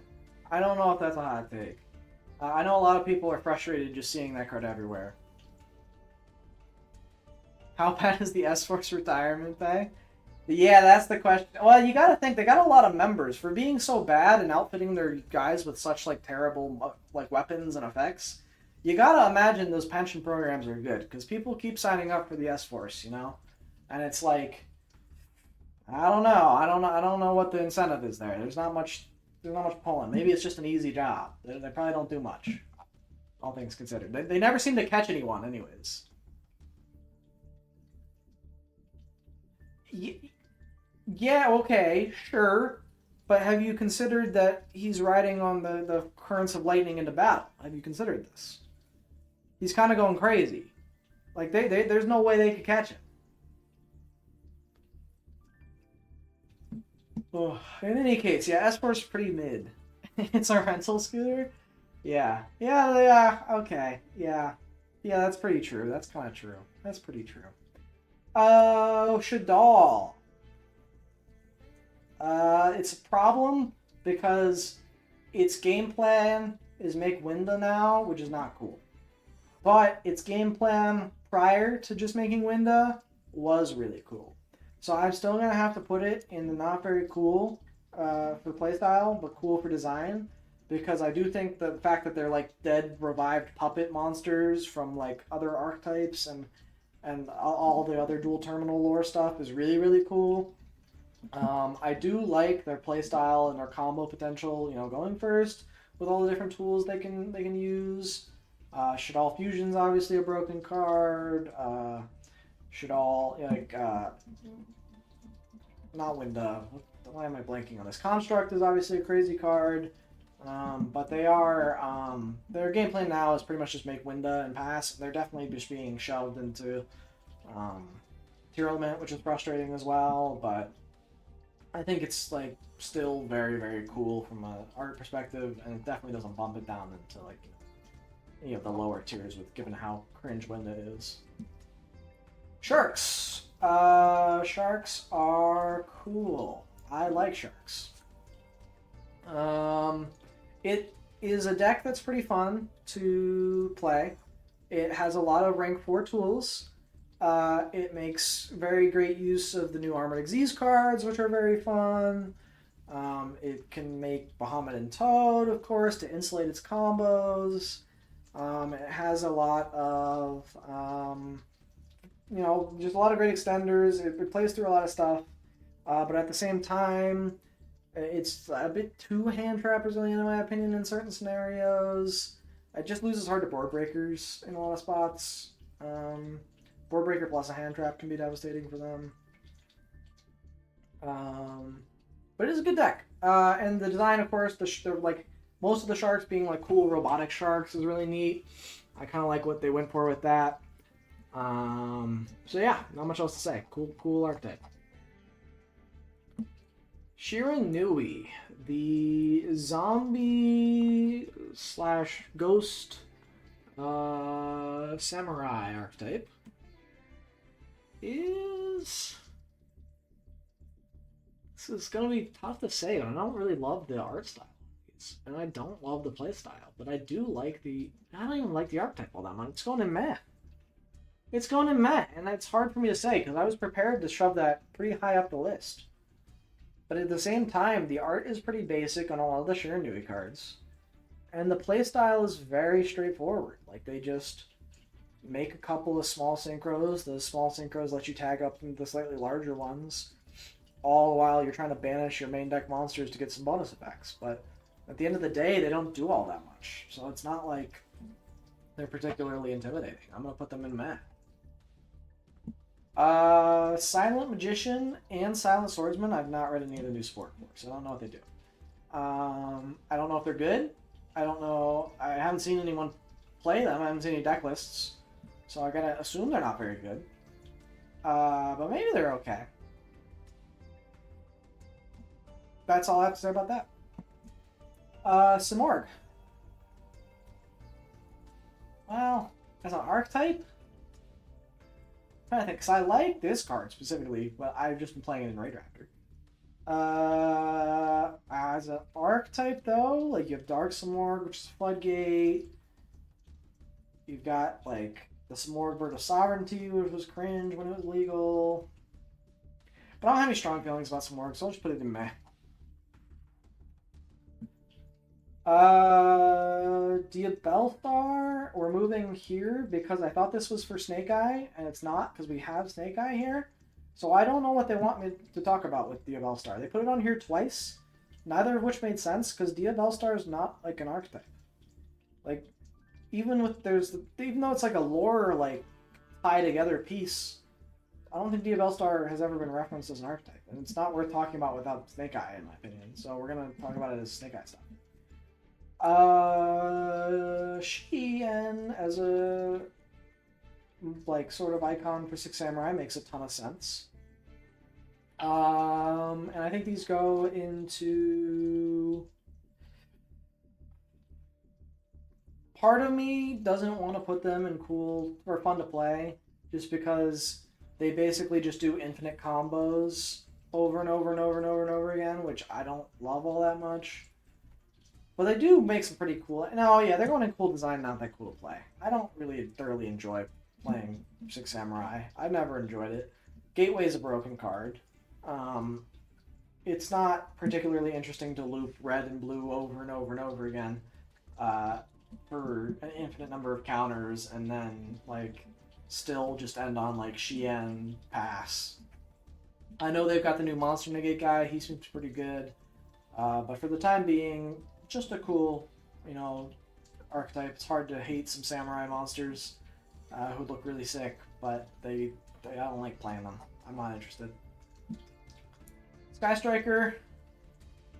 Very cool deck. I like having so many utility spells. Being able to search and pivot through them is really cool. From a design perspective, it's really neat that like it's basically like you're playing as a mech pilot who's pivoting between her different pieces of armor in order to achieve different like results. Or it's not even different pieces of armor; it's different modes of her armor, really. Such that like she can like protect, she can search, she can attack, she can do a whole bunch of things. She's also using her various weapon abilities, which are all of her spells. So thematically, I think the deck plays really cool in terms of like how it's structured. The combos and gameplay itself is pretty interesting. I've been toying around with the going second striker list recently. That's been pretty fun to mess around with. Striker's really good at breaking boards. A lot of its tools are uniquely strong in that they both negate and steal, or search and draw, or pop a monster and a spell trap, and they can circumvent targeting in a lot of scenarios. So it's pretty neat. I understand that some people think Striker is kind of a bit overused, overplayed, and I wouldn't be surprised to see more stuff just slotting in the N-Gage package is just a way to get some extra link material, especially now that it's back at 3. But I still like it. I still think it's neat. Snake Eye. This is going in cool design.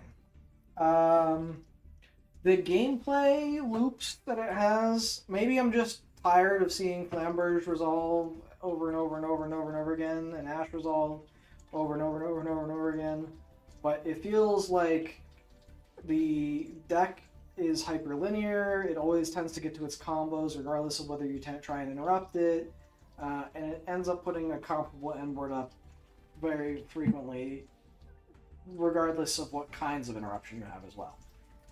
The cool part about Snake Eye, I think, is their design. Not necessarily in so that the art is all that cool in any of the monsters. It's actually relatively generic. But the archetype design, and that they're all being like possessed by this evil, snake eye orb thing, and how it's like pervasive in each of the different card arts, and how you can see it kind of like shifting, and how each of the different monsters, utilizes the eye to, gain their power. Like Oak turns into a giant, megalith dude. Flamberge Dragon's a dragon. Ash is more like a speedy wisp kind of thing. The snake just has it on her head.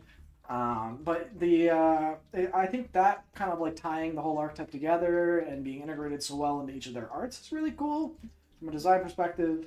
But obviously from a playstyle and card design perspective, the Konami really dropped the ball, or maybe did too well in their job to make a really strong deck.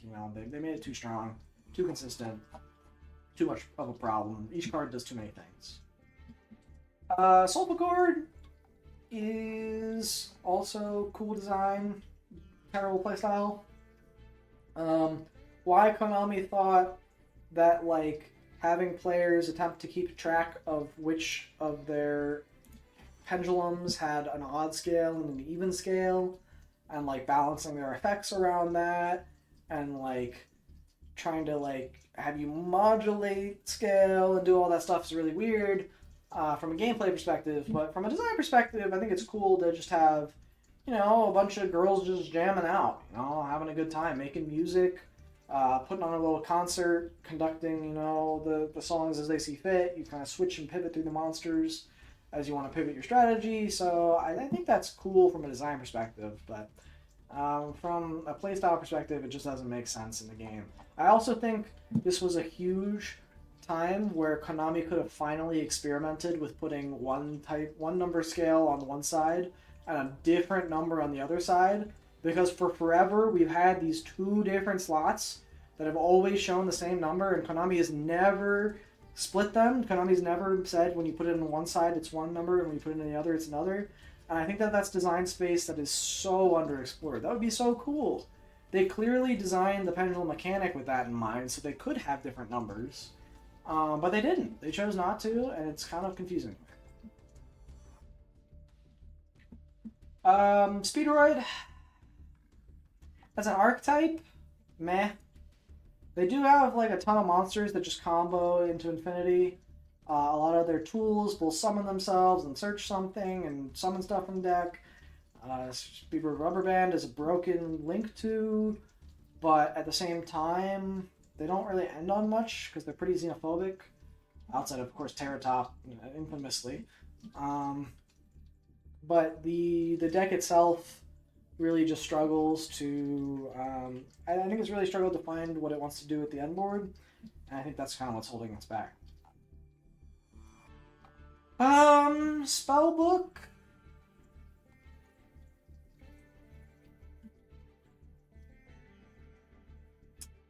Is meh. I think the design on Spellbook is pretty lazy. I think that they have all of these main deck monsters, most of which are bad. Not necessarily their fault since they were printed back in like 2013, but still. The Blue Boy or Magician of Prophecy is the only one you really play anymore, and then all of the like spell arts are just different colored books. I'm not even convinced it's a different book. I think it's the same book with just a different color and maybe a different symbol on it. And then they do some neat things. The deck does have some tools, but it almost just feels like Striker did what it was trying to do, but better from a gameplay perspective and from a thematic perspective. So I'm keeping it in meh. This is not an archetype. This is 3 monsters and the trap. Technically none of which are connected via an archetype. But I do love them because I remember going and seeing the movie and getting them from my movie pack, and that was very cute. Destiny board. I guess technically an archetype. I'm gonna go with.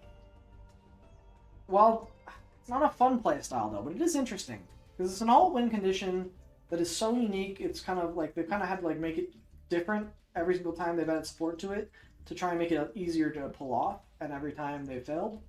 But I think I'm just biased and like it anyways.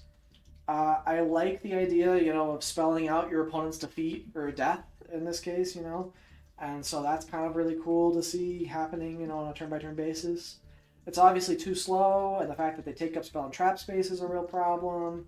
And Konami's tried to circumvent that with like the field spells that they've released and the support spells, but even then they don't do anything.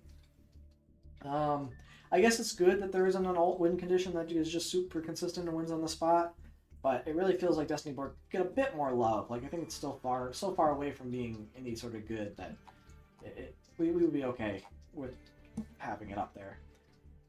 Spirits, not technically an archetype, but I guess we can talk about them since the spirits do kind of get glued together by like Aratama and Nikitama and the whatever the yellow one is called.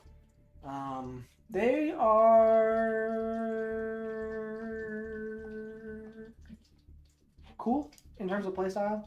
The art on them is kind of unoriginal. It was cool the first time they put it on there, but now they've just kind of dyed it a different color and re-released it as a new monster every time, which I'm not the biggest fan of. But I like the fact that they are kind of like a pretty self-contained rank 4 engine that's somewhat splashable. I think that that's nice to have. They don't do anything too crazy, but I do like the kind of like added versatility they can add to a deck that doesn't necessarily need its normal summon. And give it rank 4 options instead. It's neat, especially in I've seen it see play in Exocenter, which is pretty cool. Sprite. Sprite is another victim. Actually, no, Sprite is gonna go in meh. Interestingly, it's so close to meeting the criteria for cool design. The problem, actually, it does mean cool design. I've changed my mind. I thought in my head when I was thinking through them that they were all just the same thing with a slightly different color, but they're not. Because blue looks very different from Carrot, who's kind of got her own thing going on, and then red does look a lot like blue. I will say that. So I initially thought red and blue, and I was like, oh, they're just the same. But then you got Jet. What is the Jet doing? Why is there just a random Jet in the middle of these Sprite cards that just happens to be chilling out with them? And then you've got like the gigantic, and the elf who kind of meshing pretty well. The cool design is they all lock you into twos differently. That is true. There's some that require having a link 2 on the board. There are some that require an Xyz 2 on the board. There are, you know, like the... I do think it was a very odd choice of them to make it so that Gigantic Sprite locked both players into twos. They were clearly trying to like play around stuff like Nibiru and Phantasme and stuff like that. But it is, you know, another interesting lock that they put on both themselves and the opponents, you know. So I think that Sprite definitely has some cool design to it. I don't think the playstyle is all that interesting, though. It's pretty linear. They just go like one into the other, into the other, into the one, into the other. I don't think it's not like you're doing anything crazy with Sprite. You do have options with a lot of like rank 2s, and they have dipped into that and picked some pretty unique ones to splash in some extra decks, but for the most part, it's pretty cookie cutter. Spring Gowns, I actually don't know enough about. This is probably like one of the only archetypes that has a lot of cards related to it that I've just never read. I know that they have like a good field spell, but I don't know what Springans do. I think they also have Xyz. I know of Springans Merrymaker. I've seen that card be used before. But I don't know exactly what their game plan is. Spiral. Spiral is both of these things. I like being like part of like a super agent spy team. I like the idea of like you're playing an archetype of people who are both, you know, spies infiltrating the system and also, you know, supporting that spy on their mission. So I think that like, and all the spells are the different missions they go on, which is pretty cool.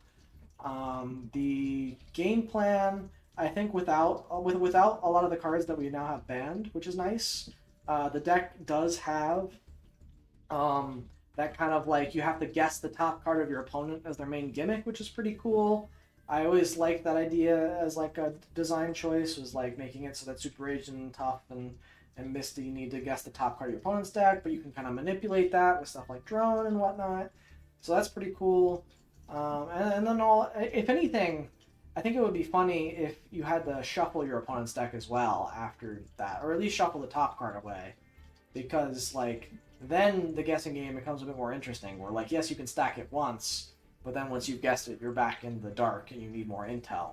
I think maybe if they balanced it like that, obviously they made that decision deliberately. They wanted you to be able to figure it out once and then get it right every time. But I thought that might be a bit lazy, or though maybe that would be too bad to do.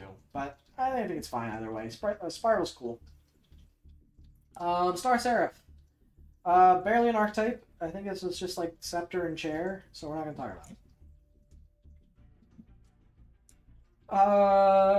it. Starry Night. I've read a couple of these cards. I think I know enough to talk about them. I was hesitating because I don't know if they've gotten a ton of new support since their initial wave, but I did read their initial wave, and their initial wave is meh. It doesn't do much. They did have this cool idea of revolving around, you know, a level 7 vanilla from way back in the day. I did like that as like a conceptual idea, but I think that Starry Night didn't go far enough. They don't do enough on their own, and as a result, they have kind of fallen into obscurity to have seen zero play. They could have given them significantly more powerful effects, and then maybe they could have stuck around, but as it stands now, it's just not worth playing the deck. And the art style is not all that interesting to me. I think it's fine, but pretty cookie cutter dragon stuff. Who is this Steel Swarm? I don't think I've ever seen this Steel Swarm before. He is creepy. But they're going meh. I have no strong feelings about Steel Swarm. I've played them a couple times. They don't. L Swarms in general are just kind of boring. They don't do much. There's not much else to say. Guru.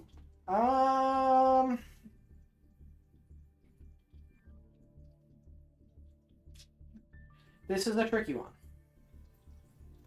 I actually don't like the art on these. I don't like the art on the behemoths. I don't like the art on the normal subterrors. I think something about the style is weird. That might be a hot take, but that's my take. I think the game plan of like manipulating flips and face downs and face ups is kind of interesting. So I guess I'll put them in fun playstyle. I don't think any deck does what Subterra does in terms of like constantly flipping up, flipping down, except for maybe Crawler. But like Subterra, it honestly just does it better. They have like bigger bosses. They've got more reliable resource loops and Guru. They've got negates and erupts and Fiendus. So I think I like Subterra's playstyle, just not their art. Sunseed genus Loci of the Sunseed archetype or Sun Avalon. These go exactly where the Rika cards went. Actually, no, they don't, because they don't have cool designs. They go in fun playstyle. I already talked about why Plant Link was interesting. It's got a lot of fun, varied interaction. I like the versatility of the combos, the way they can branch into different things. But the Sunseed cards and the Sun Avalon cards, this guy's just a seed, and the extra deck cards are 3 different trees, and they're basically the same tree. So I can't ever call that cool design. It's the laziest card design I think I've ever seen in terms of art. But the playstyle of it being a fun Plan Link combo is still pretty cool. Super defense robots are not an archetype. Thrasher, sure, and like I was thinking too, Sunseed Twin is like at least somewhat different. Healer is somewhat different, but I can't get over the fact that there's 3 trees, and they're the same tree. They're the same tree. You can't get away with that. I'm not letting them get away with that as cool design. It's not. Super Quant, Red Lair. Bro hates trees and likes runics. I don't hate trees in terms of... Okay, no. I like runics from a design perspective. Gotta be the CEO limiting the sacred tree. Okay, you caught me. Caught. I'm John Konami. And I'm the one who said no more sacred tree. You can't have any fun. No, but yeah, I mean, damn, yeah, real. How does it feel now? You know what? I'm gonna pick a random tree. I'm gonna limit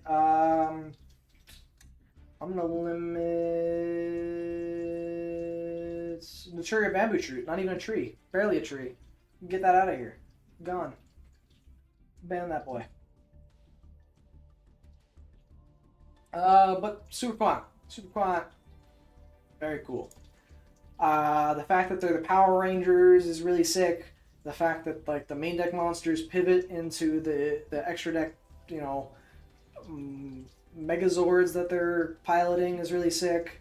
The fact that like you combine them all together into the one big robot together is really cool. They don't do all that much, but still a large unaffected, Magnus is still hard to deal with for a lot of decks. And I think it's a deck that has enough pieces available to it that if it gets more support in the future, is gonna go crazy, in my opinion. Super Heavy Samurai. Interesting. Pre-new support, I would have instantly thrown it near the top.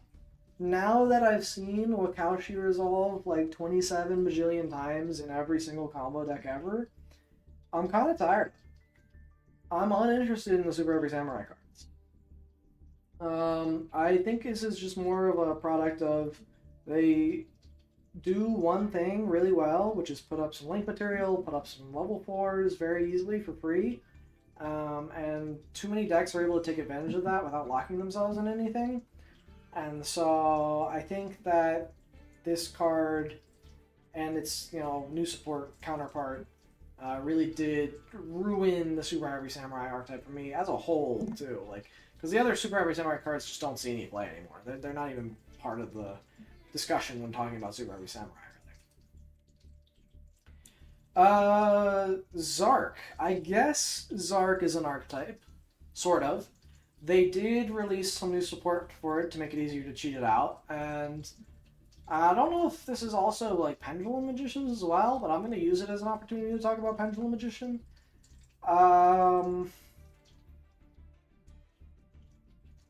Supreme King is a great deck. I haven't actually seen the new support fully in action. Like, I've read all the cards, I know what they do, but I haven't seen anyone put it all together. In any case, this is going in biased and I like them, mainly because I think the art on a lot of the Magicians is a tad lazy, and the art on the extra deck monsters is very lazy in terms of the Supreme Kings. Zark's cool. And additionally, the Donut is awesome. Yeah, you do got Donut, you do got Infinity Symbol. They do be vibing, that's real. And I mean, I guess I like Darkworm too. I think Darkworm is actually a cool card. But the deck itself just doesn't play all that, like, uniquely. I mean, Pendulum Magician's pre all the bans and stuff, just pretty much their Electromite Turbo.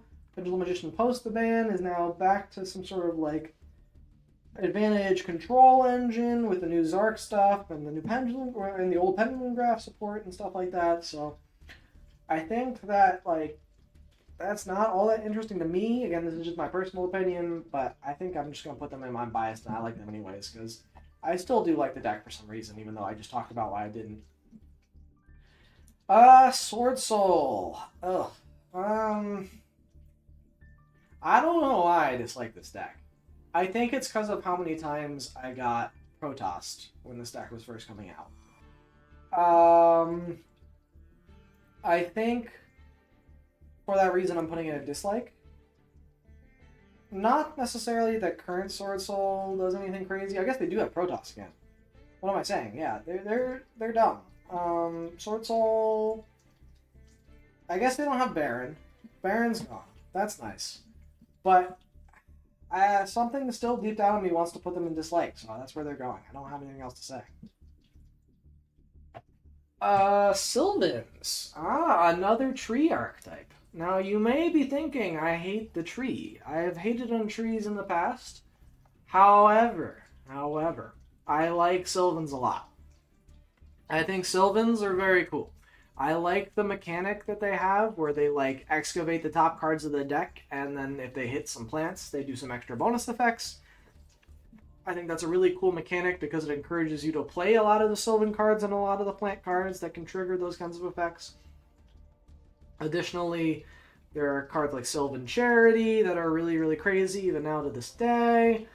So the playstyle is cool, and then the art style I think is also really neat. I like the, like, anthropomorphic trees and the cute little leaves and plants and mushrooms. I'm a big fan of Konoshrumo, so definitely love the Sylvans. I think the Sylvans are definitely a cool archetype, all things considered. Symphonic Warriors, I guess, have enough cards to be considered. You lucky had Lorax on speed dial, yeah. See, I leave the one tree. I leave the one tree up for you. You're welcome. Any more trees in this list, though, they're getting chopped down. Symphonic Warriors, I like them. I like the fact that they give you an extra normal. Their gameplay as an archetype isn't all that interesting, and their art isn't all that interesting either, I'll be honest. I'm not a big fan. So I'm just going to put them in I like them anyways, mainly because I used them a long time ago as an extra normal summon engine in ABC, and I thought that was pretty cool. Synchrons.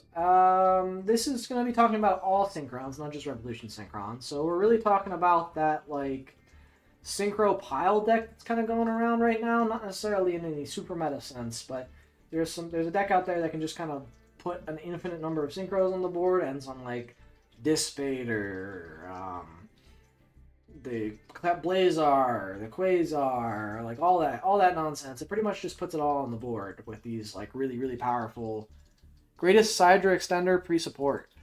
Yeah, this is great. This is an insane extender, period. It goes crazy in ABC.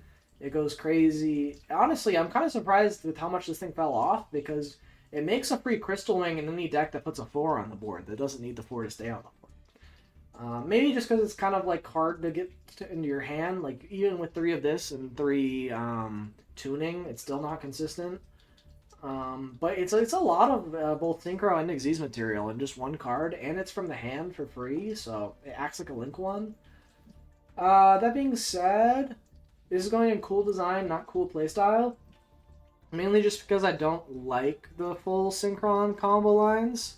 I think that they have just a critical mass of really good tuners that revive themselves for infinite material to the point where they just do the same thing over and over again with like hyper librarian loops and synchro loops with junk speeder and stuff like that. And it's kind of like taking what would be a pretty combo switch, change your playstyle deck into like a hyper linear, I'm gonna make a massive M board deck that I don't like. So it's gonna sit up there for now. Oh, Tearlaments. My goodness. Oh, my goodness. Mm-hmm. Oh, I think this is one of the most poorly designed archetypes in Yu-Gi-Oh's history. I do like the art on the Tearlaments. I think the art is cool, but that's gonna go and never talk to me again here. The cards are just too strong on their own. Each of them is both an additional like mill most of the time, and also an extender, and also a fusion summon. They recycle their own resources back into the deck. They send so many cards from the deck to the graveyard that they facilitate a lot of other degenerate stuff you can do with that. It just was really frustrating that the deck has like so many tools, so much gas, and it's all just like in each of the one cards. And it just feels endless. It feels like there's no stopping a tier 1 player once they get going, such that we had to like limit so many of their cards in order to like keep them down realistically, or ban them even. And so for that reason, I think another problem too is the existence of Tier Element really limits the design space for mill decks and decks like that. So I talked about Lightsworn and how I thought that was a fair or interesting version of Tier Element. I think that with how strong the Tier Element cards are now, there's almost no reason to not just throw them plus some extra degenerate like Shadal and like Winda and the Tier Element cards in any sort of mill or send it to graveyard strategy, because they're just so individually strong. And it kind of has taken that as a game mechanic and turned it into a concern for design future. Like, you really have to ban almost every Tier Limit card in order for, in my opinion, new mill stuff to be kind of safe. But that's a lot on Tier Element. Tier Element, don't talk to me about Tier Element again. Uninterested in talking about Tier Element. Goodbye. TG, on the other hand. TG is cool. I like the idea of having a bunch of tuners that like float into additional copies of themselves. TG Striker is obviously a strong, like special summon for free, which is pretty cool. They just don't have enough going for them at the moment. I know that like they got some new support recently with like the Fire Salamander, and that is decent, but it still doesn't just do enough on its own, and so I think it just needs a bit more support. But other than that, I like the synchro combo gameplay. I like the recursion and the floating. I'm on board with TG. Tenpai! Alright. Controversial take again. But I think Tenpai is carried heavily by its playstyle. As far as the design goes, it's just different colored dragons. Basically the same, if not the same dragon, with just a different tint to it. So the art is a tad lame, in my opinion. But I love having a deck in Yu-Gi-Oh! That is good going second. I think for the longest time, we've really been locked into a game where going first was the only choice. And if you chose to go second, you were playing hyper suboptimally. And now with Tenpai, we really have a deck that like needs to go second, wants to go second, and makes that like a viable option, such that like now people are considering at the die roll, do they want to go first? If they're playing against Tenpai, do they want to go second and force their Tenpai opponent to go first? It's turned, choosing whether to go first or go second from like basically an automatic whoever wins die roll chooses to go first. Yeah, very cool design where having a friend was Trident Dragon was needed. That, okay, but that's not a knock on the design of the cards. Yes, Konami could have handled the reprint situation for some of the required cards for the deck a bit better, especially when it's very clear to me that they want the deck to be budget friendly or an option that a lot of players have access to, given how low rarity all of the cards in it are. And while we are getting the reprint, it is extremely late into Tenpai's cycle, so much so that we're probably going to get a reprint after the deck gets hit on what I assume the upcoming ban list is going to do to it. Again, I don't expect much, but the deck itself is still cool in that it's now kind of flipped on its head what it means to decide whether to go first or second in Yu-Gi-Oh! And that's something I really appreciate.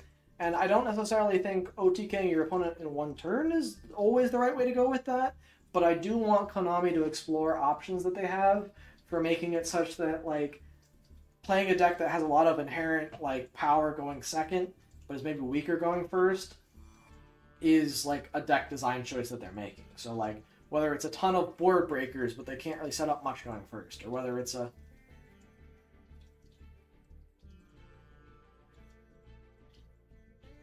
That's like making a shoe for a sport that doesn't exist, but it still sells out. I don't know if I fully understand that analogy. I guess I need a bit more explanation on what you mean by that.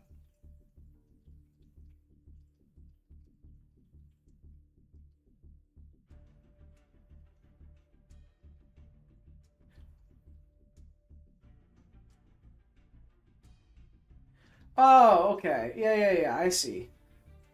I mean, yes. No, I agree that it was in poor judgment to not make Dragion put the, like, be in the tournament pack. Or not the tournament pack, the, not be in the, why am I blanking on the name? In any case, it should have been in the reprint packs that they have with three cards in them. I don't know why I'm blanking. My brain's not working. I'm a bit fried at the moment. But they didn't. It was a mistake. I'm glad at least they're reprinting it now. But yeah, it was tricky to play for a very long time. As someone who did have to scramble to find Dragions for a local, or not Dragion singular, because I only played one. For a YCS, it was tricky to find even at a YCS. Like, people were struggling to find it, and it did sell out. But at the same time, I think that it's not a bad thing to make a mostly affordable deck for the players that is going to have a chance to combat the meta. You know, like it's like they made a really cheap shoe for a sport that they announced for the future, but it wasn't out yet, and then it sold out immediately. That's kind of what the situation would be. That's how I could tie it back into your analogy.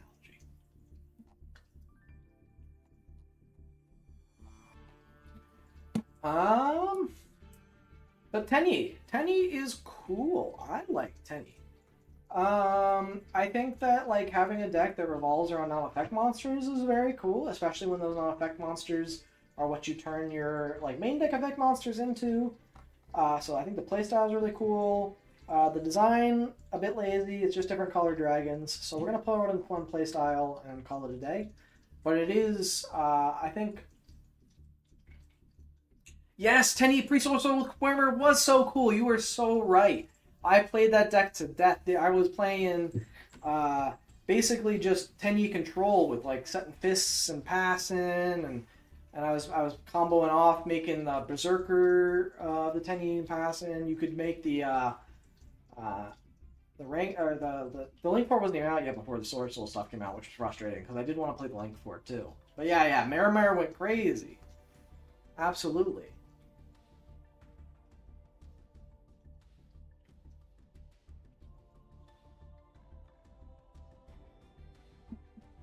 Therion. I love the Therion design concept.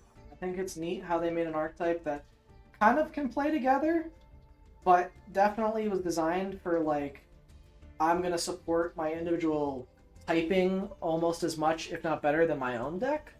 Because I don't think we ever really saw Therion as a deck entirely like come to any sort of like fruition. Like I don't think anyone was playing pure Therions.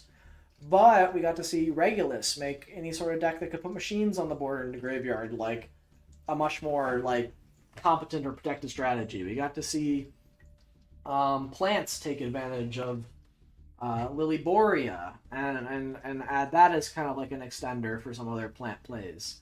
And I wouldn't be surprised if in the future some of the other 10 or Therions like come to light as like good extenders or pieces that you'd want to play in some of their own type specific decks. So I'm a big fan of them from a card design and gameplay standpoint, and then from a art standpoint, I think it's really cool how they're like massive robots that are designed to sort of like be mimicking whatever like thing they're looking at. So like the king, of course, is a robot and a machine because like they're all machines realistically. But then you've got like Lilyboria, who's like a machine, but she's masquerading as like a ladybug style plant thing, and then you've got like you know, Foom, who's like masquerading as like a little Nessie style thing.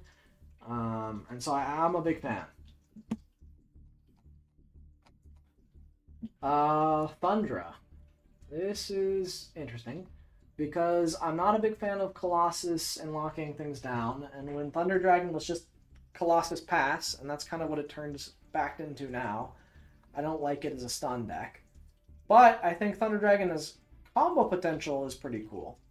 The art is kind of meh, and so because I can't say the playstyle is necessarily fun due to the fact that we have Colossus, I'm gonna throw it in. I'm biased, but I still like them. Time Thief. Time Thief. Very cool. I like the fact that they're like thieves on the prowl, trying to go steal, and with that whole lore dump stuff with the S-Force and the IP and SP stuff. I think that the gameplay is pretty neat and that they like have a lot of good rank 4 extenders. They also Time Thief Redoer is a really neat balanced card where like you have to equip stuff from your opponent's deck to it, and then it detaches for effect, and then depending on what you detach, it gets different stuff. I think that's a really neat design space that I liked that they went into with the Time Thieves. It's not a deck that sees any play due to just the fact that it doesn't put up much, but I do still like the gameplay and the individual card design, so I'm going to put it all the way up there. Oh my, I'm so used to scrolling so far. We don't have to anymore. We're almost done. Time Lord. Meh. I think having dudes that were like basically just swing in and do something isn't very interesting. It's also not very good. They don't really do anything. Enough said. Tindangle! Oh my goodness. Talk about flip deck. I really thought when these came out they had some potential. They didn't. And I don't dislike them by any stretch. But I don't even think I like them all that much. I think they're just meh. So I think we'll just throw them in meh tier and call it a day.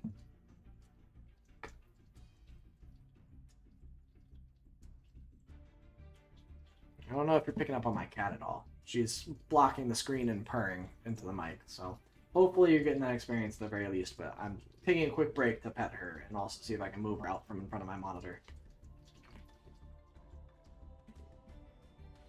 Okay. Back to it. Tistina. I've not read any of the Tistina cards. I don't know what they do. I've heard good things. I've heard some people be hype about Tistina, but I feel like that was a couple sets ago and they haven't done anything. So maybe they're not good. Tunes. I like board. Don't step on anything. I like tunes from a design perspective. From a gameplay perspective, they don't really have a gameplay, so we're gonna have to put them in cool design. I like the fact that they're like cartoonified versions of some of my favorite monsters from olden times.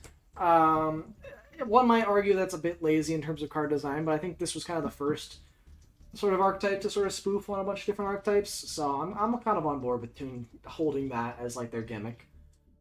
They do have some powerful like individual cards and stuff like Comic Hand and whatnot, but they still haven't come to fruition. They're still missing quite a few pieces, so I don't expect them to be good or anything. But I like their art. Trap tricks. Let's see. The art's fine. It's like kind of weird. I don't hate the gameplay, all that. I think they're meh. I tried to build it. I thought it might be fun to play like Trap Stun with them. It wasn't. I just was bored.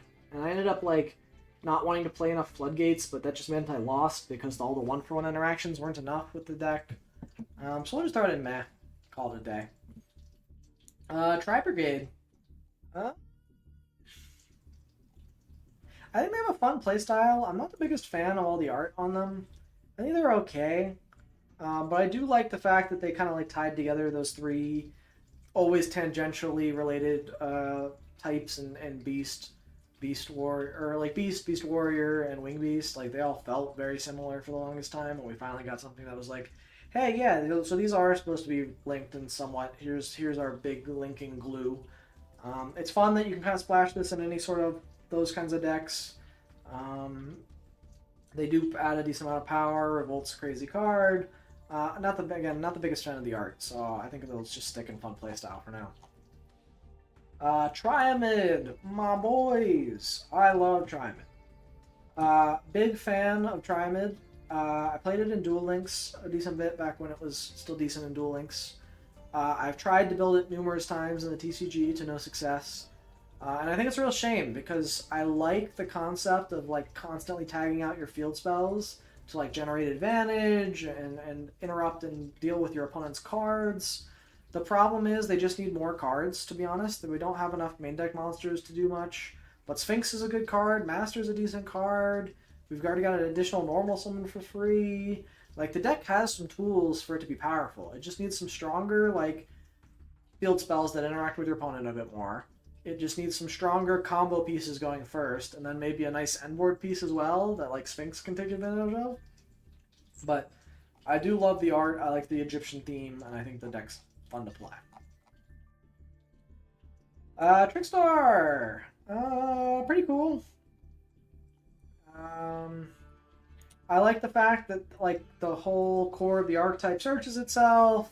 I really wish Konami kind of knew what they were doing with making some powerful links, because they're kind of forced to rely on not their own links in order to do anything meaningful. But they are able to put up some pretty consistent burn strategy stuff, which I think is like an underexplored space in Yu-Gi-Oh! Not that I necessarily think burn should be the best deck by any stretch, but I do like the burn like aspect of Trickstar. I think it's a neat game plan. I thought at the time when it was first discovered that Droll Reincarnation was a pretty cool find that people were redoing. It's not cool now when I get it resolved on me, but that doesn't happen very often anymore, which is nice. But I do think that that's some interesting design space as well.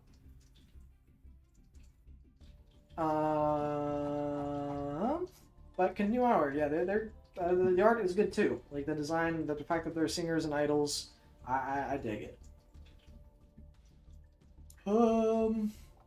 Draco.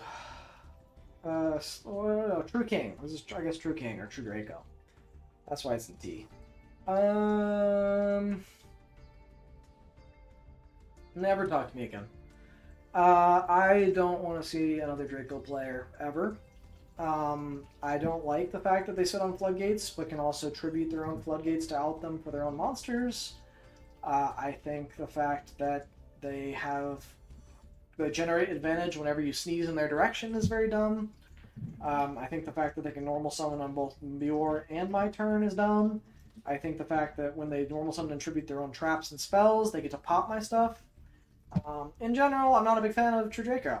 I think it's a deck that I'm glad has been hit hard enough that no one's playing it. And I don't want to see it back again. No, thank you. UA. Love me some UA.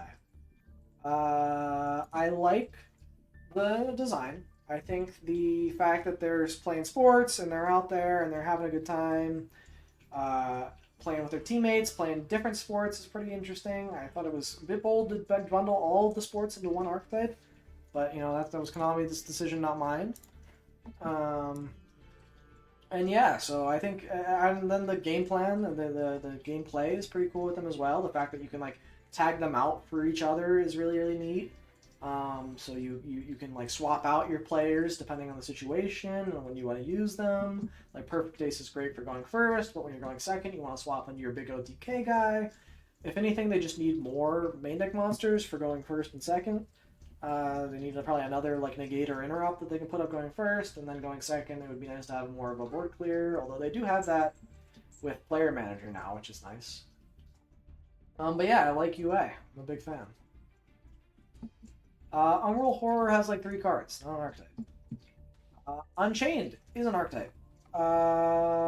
And it's meh. I don't think I've really bought on to the art style of the Unchained cards and the monsters and whatnot. I don't think I get it. I know some people like it, it's just not my cup of tea. And then the like stuff that they're doing in Yubel is kind of cringe. The stuff that they were doing on their own is kind of like weird. Like it was fine. I don't necessarily think if Yubel didn't exist that like Shivara should have been hit. Now that Yubel is gone, I think that Shivara. Now that Yubel is here, I think Shivara needs to go, or better yet, Yama needs to go. But yeah, I don't think that this deck. I'm glad with putting this deck in meh. I don't necessarily hate it though. I think it's fine. Ursartic, also meh. You'd think with more space, you know, robots, I would be flipping out for them, but I am not the biggest fan of their design. I think it's okay, all things considered. I think they went a bit too hard with the solar or space mechs. Bordeaux, you gotta move, sweetheart. I love you, but you gotta move. All right. But they're good. I mean, they're not good. Is the problem. Their game plan is relying on tributing too much. They tribute their own stuff out of necessity, and it just loses them too much card advantage. They have a card that says draw 7 over the course of 1-2, and they regularly resolve all 7 draws on it, but then they're still bad. So I don't understand. They don't seem to have a game plan. Utopia. I think it's good art. I'm not a big fan of like the Zexal weapons or the ZS Sun Sage and Arm Sage stuff. I think that it's fine, but it doesn't do enough on its own in terms of game plan. But the Utopia cards themselves have some gorgeous art in terms of like Utopia and like Utopia Kaiser is really cool. Again, this the whole Space Warrior aesthetic that I'm kind of a sucker for. Valmonica is interesting. I've played a couple games against a friend who plays Valmonica, but I don't have too much experience against the deck. I think they're meh. I think I like the idea of them like having different effects when you either take damage or gain life points. I think that's neat. They're definitely good at accruing some advantage. I dislike the fact that they end on Baguska Pass consistently, and that's like their only game plan.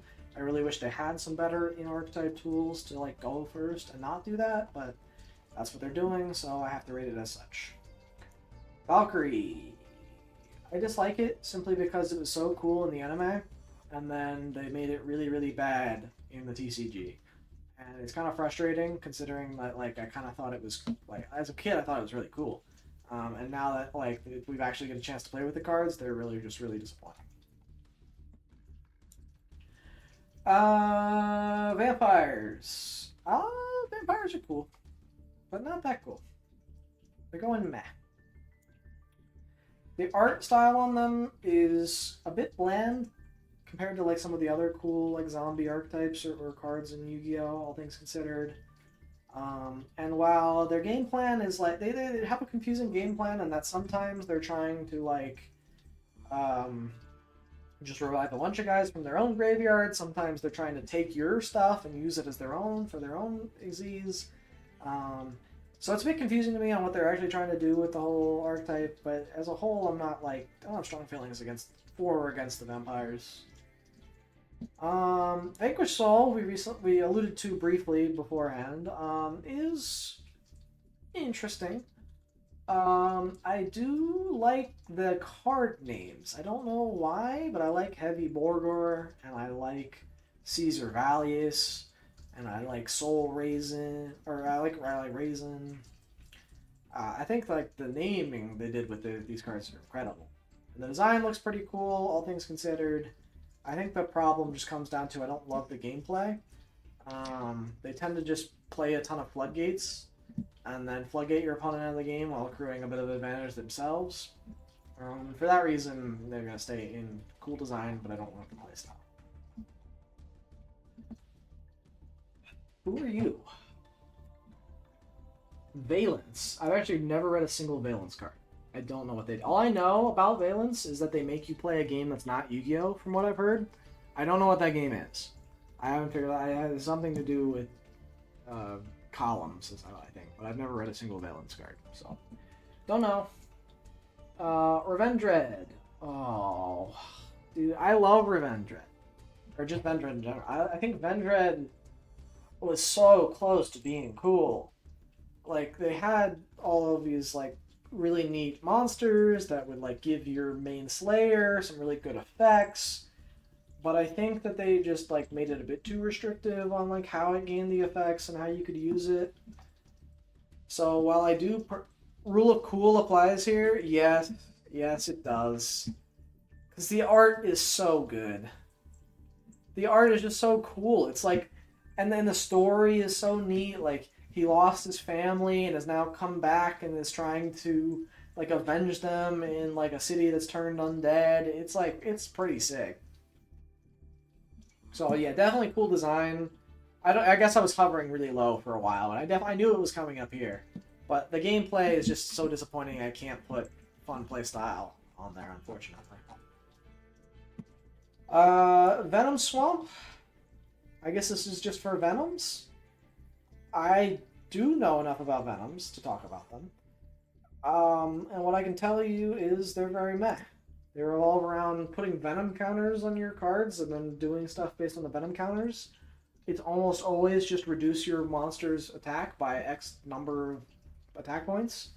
And then if Venom Swamp's on the field and they're at 0, they get destroyed. But if you don't have Venom Swamp, it's not really clear what the game plan is with all those Venom counters you're setting. You can also have the alt Wincon and Phenomenaga, and then it's like counterpart and Phenomenon. Phenomenon's like an interesting card, and then it gets kind of big depending on how many like reptiles you've got cooking. But at the same time, like you don't ever want to like really turn it up into Phenomenon because Phenomenon's just not good enough. It doesn't like protect itself. Or not, it does protect itself, but it doesn't like do enough on its own. It's not going to stop your opponent from like getting rid of it. So, I think for that reason, Venom's just going to stay in meh. Vernus Sylph. I love the Vernus Sylph cards. I think, in terms of art, they're very cute. They have a lot of fun monsters that just seem to be frolicking around and playing in the grass and whatnot. And I love how they just are generic Earth support from a design and gameplay perspective. You can kind of splash them with a lot of different decks. I've been playing them in some Earth Machine strategies. I've seen people playing them with the new Minigo cards, and I expect their names to crop up every time we come across a new Earth-based strategy, because I do think they're going to be something that folks are considering for a long time, considering that they just revive stuff from Graveyard for free, they search stuff for free. They're in general a pretty cool archetype. I'm a fan. Alright, Virtual World. If you had asked me around when these guys were actually relevant, I would have said dislike instantly. Probably not never talk to me again, but I dislike them. Now for me, they're just meh. I don't particularly love the monster art on any of the Virtual World cards, to be honest. And their game plan isn't all that cool. Like, they have a bunch of, like, neat rank 3 and rank 6 and level 3, or no, level 6 and then level 9 synchros. But they almost always just make Shen Shen pass, set up with like a Chuche and some hand traps. And so, while I feel like they have a bunch of cool tools, they almost never like use them to their full effect, in my opinion. And so I'm just gonna put them in meh. Vision heroes. I guess so. If I'm just ranking the vision heroes, what is that? Increase, Ferris, Vion. They're still cool. I like how they're kind of robotic. They're obviously very playable in Hero, which I like. And their game plan's pretty consistent.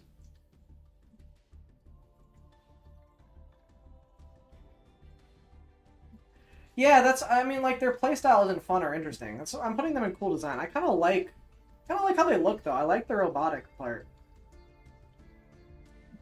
There are 8 more Vision heroes outside of the 3 I named?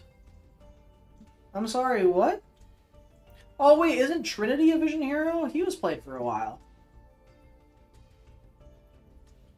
There's no... You're not telling me there's more Vision hero. Vision hero. Who is Vision hero Gravitito? Who are you? Wait, this recycle's malicious. It's crazy.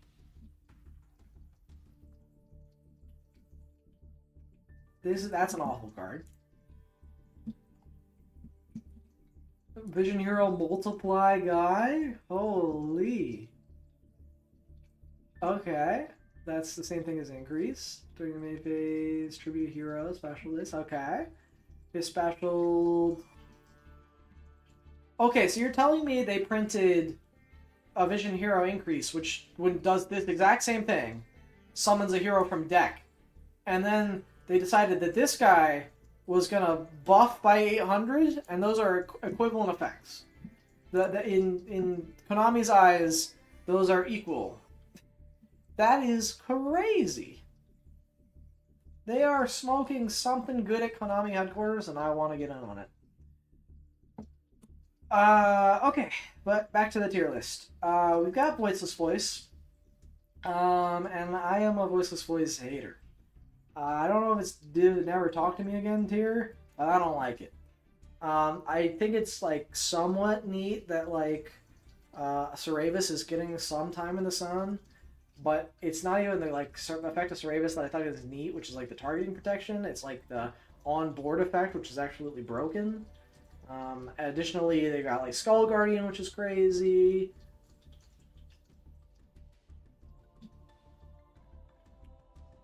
Should we never talk instead of voiceless voice? Yeah. Yeah, I guess I never considered what voiceless voice implies. I get, maybe it's, I like to think it's maybe metaphorical voiceless, in that, like, they're saying things, they are speaking, but it doesn't have any voice or force behind it, Like, it's clear that they're just shells of, they're just echoing or mimicking something. Which I think kind of, like, fills the archetype and what it does, Like, they're just echoes or like, weaker shells of the strong, what's it called? The strong rituals that they're attempting to summon. So I don't really think I ever dissected the voiceless voice and what that means, but I kind of dig it when I think about it. But there's still, I dislike that. Boo, voiceless voice. Volcanic, very cool. Very cool. The fact that you get, like, this giant cannon that you're loading up with your pyro monsters, and you're firing at your opponent, and their monsters are blowing up, and they're taking damage, and you've got like some cool searchers for your cannons, and now the new ones are like really, really strong. They've got a lot of monsters that just summon themselves back and do extra burn. I'm pretty sure I was like pseudo FTK'd by some rockets, like volcanic stuff, at like one of the side events at OICS recently. But in any case, I still think that the popping of your opponent's stuff is really cool. I dig the art on all the volcanic stuff. I'm all in on volcanic. Oh, Vylon. I don't actively dislike you, but you're definitely meh. Why they ever thought, like, equip spells, dot deck, but the equip spells do nothing was going to be good. I'll never know.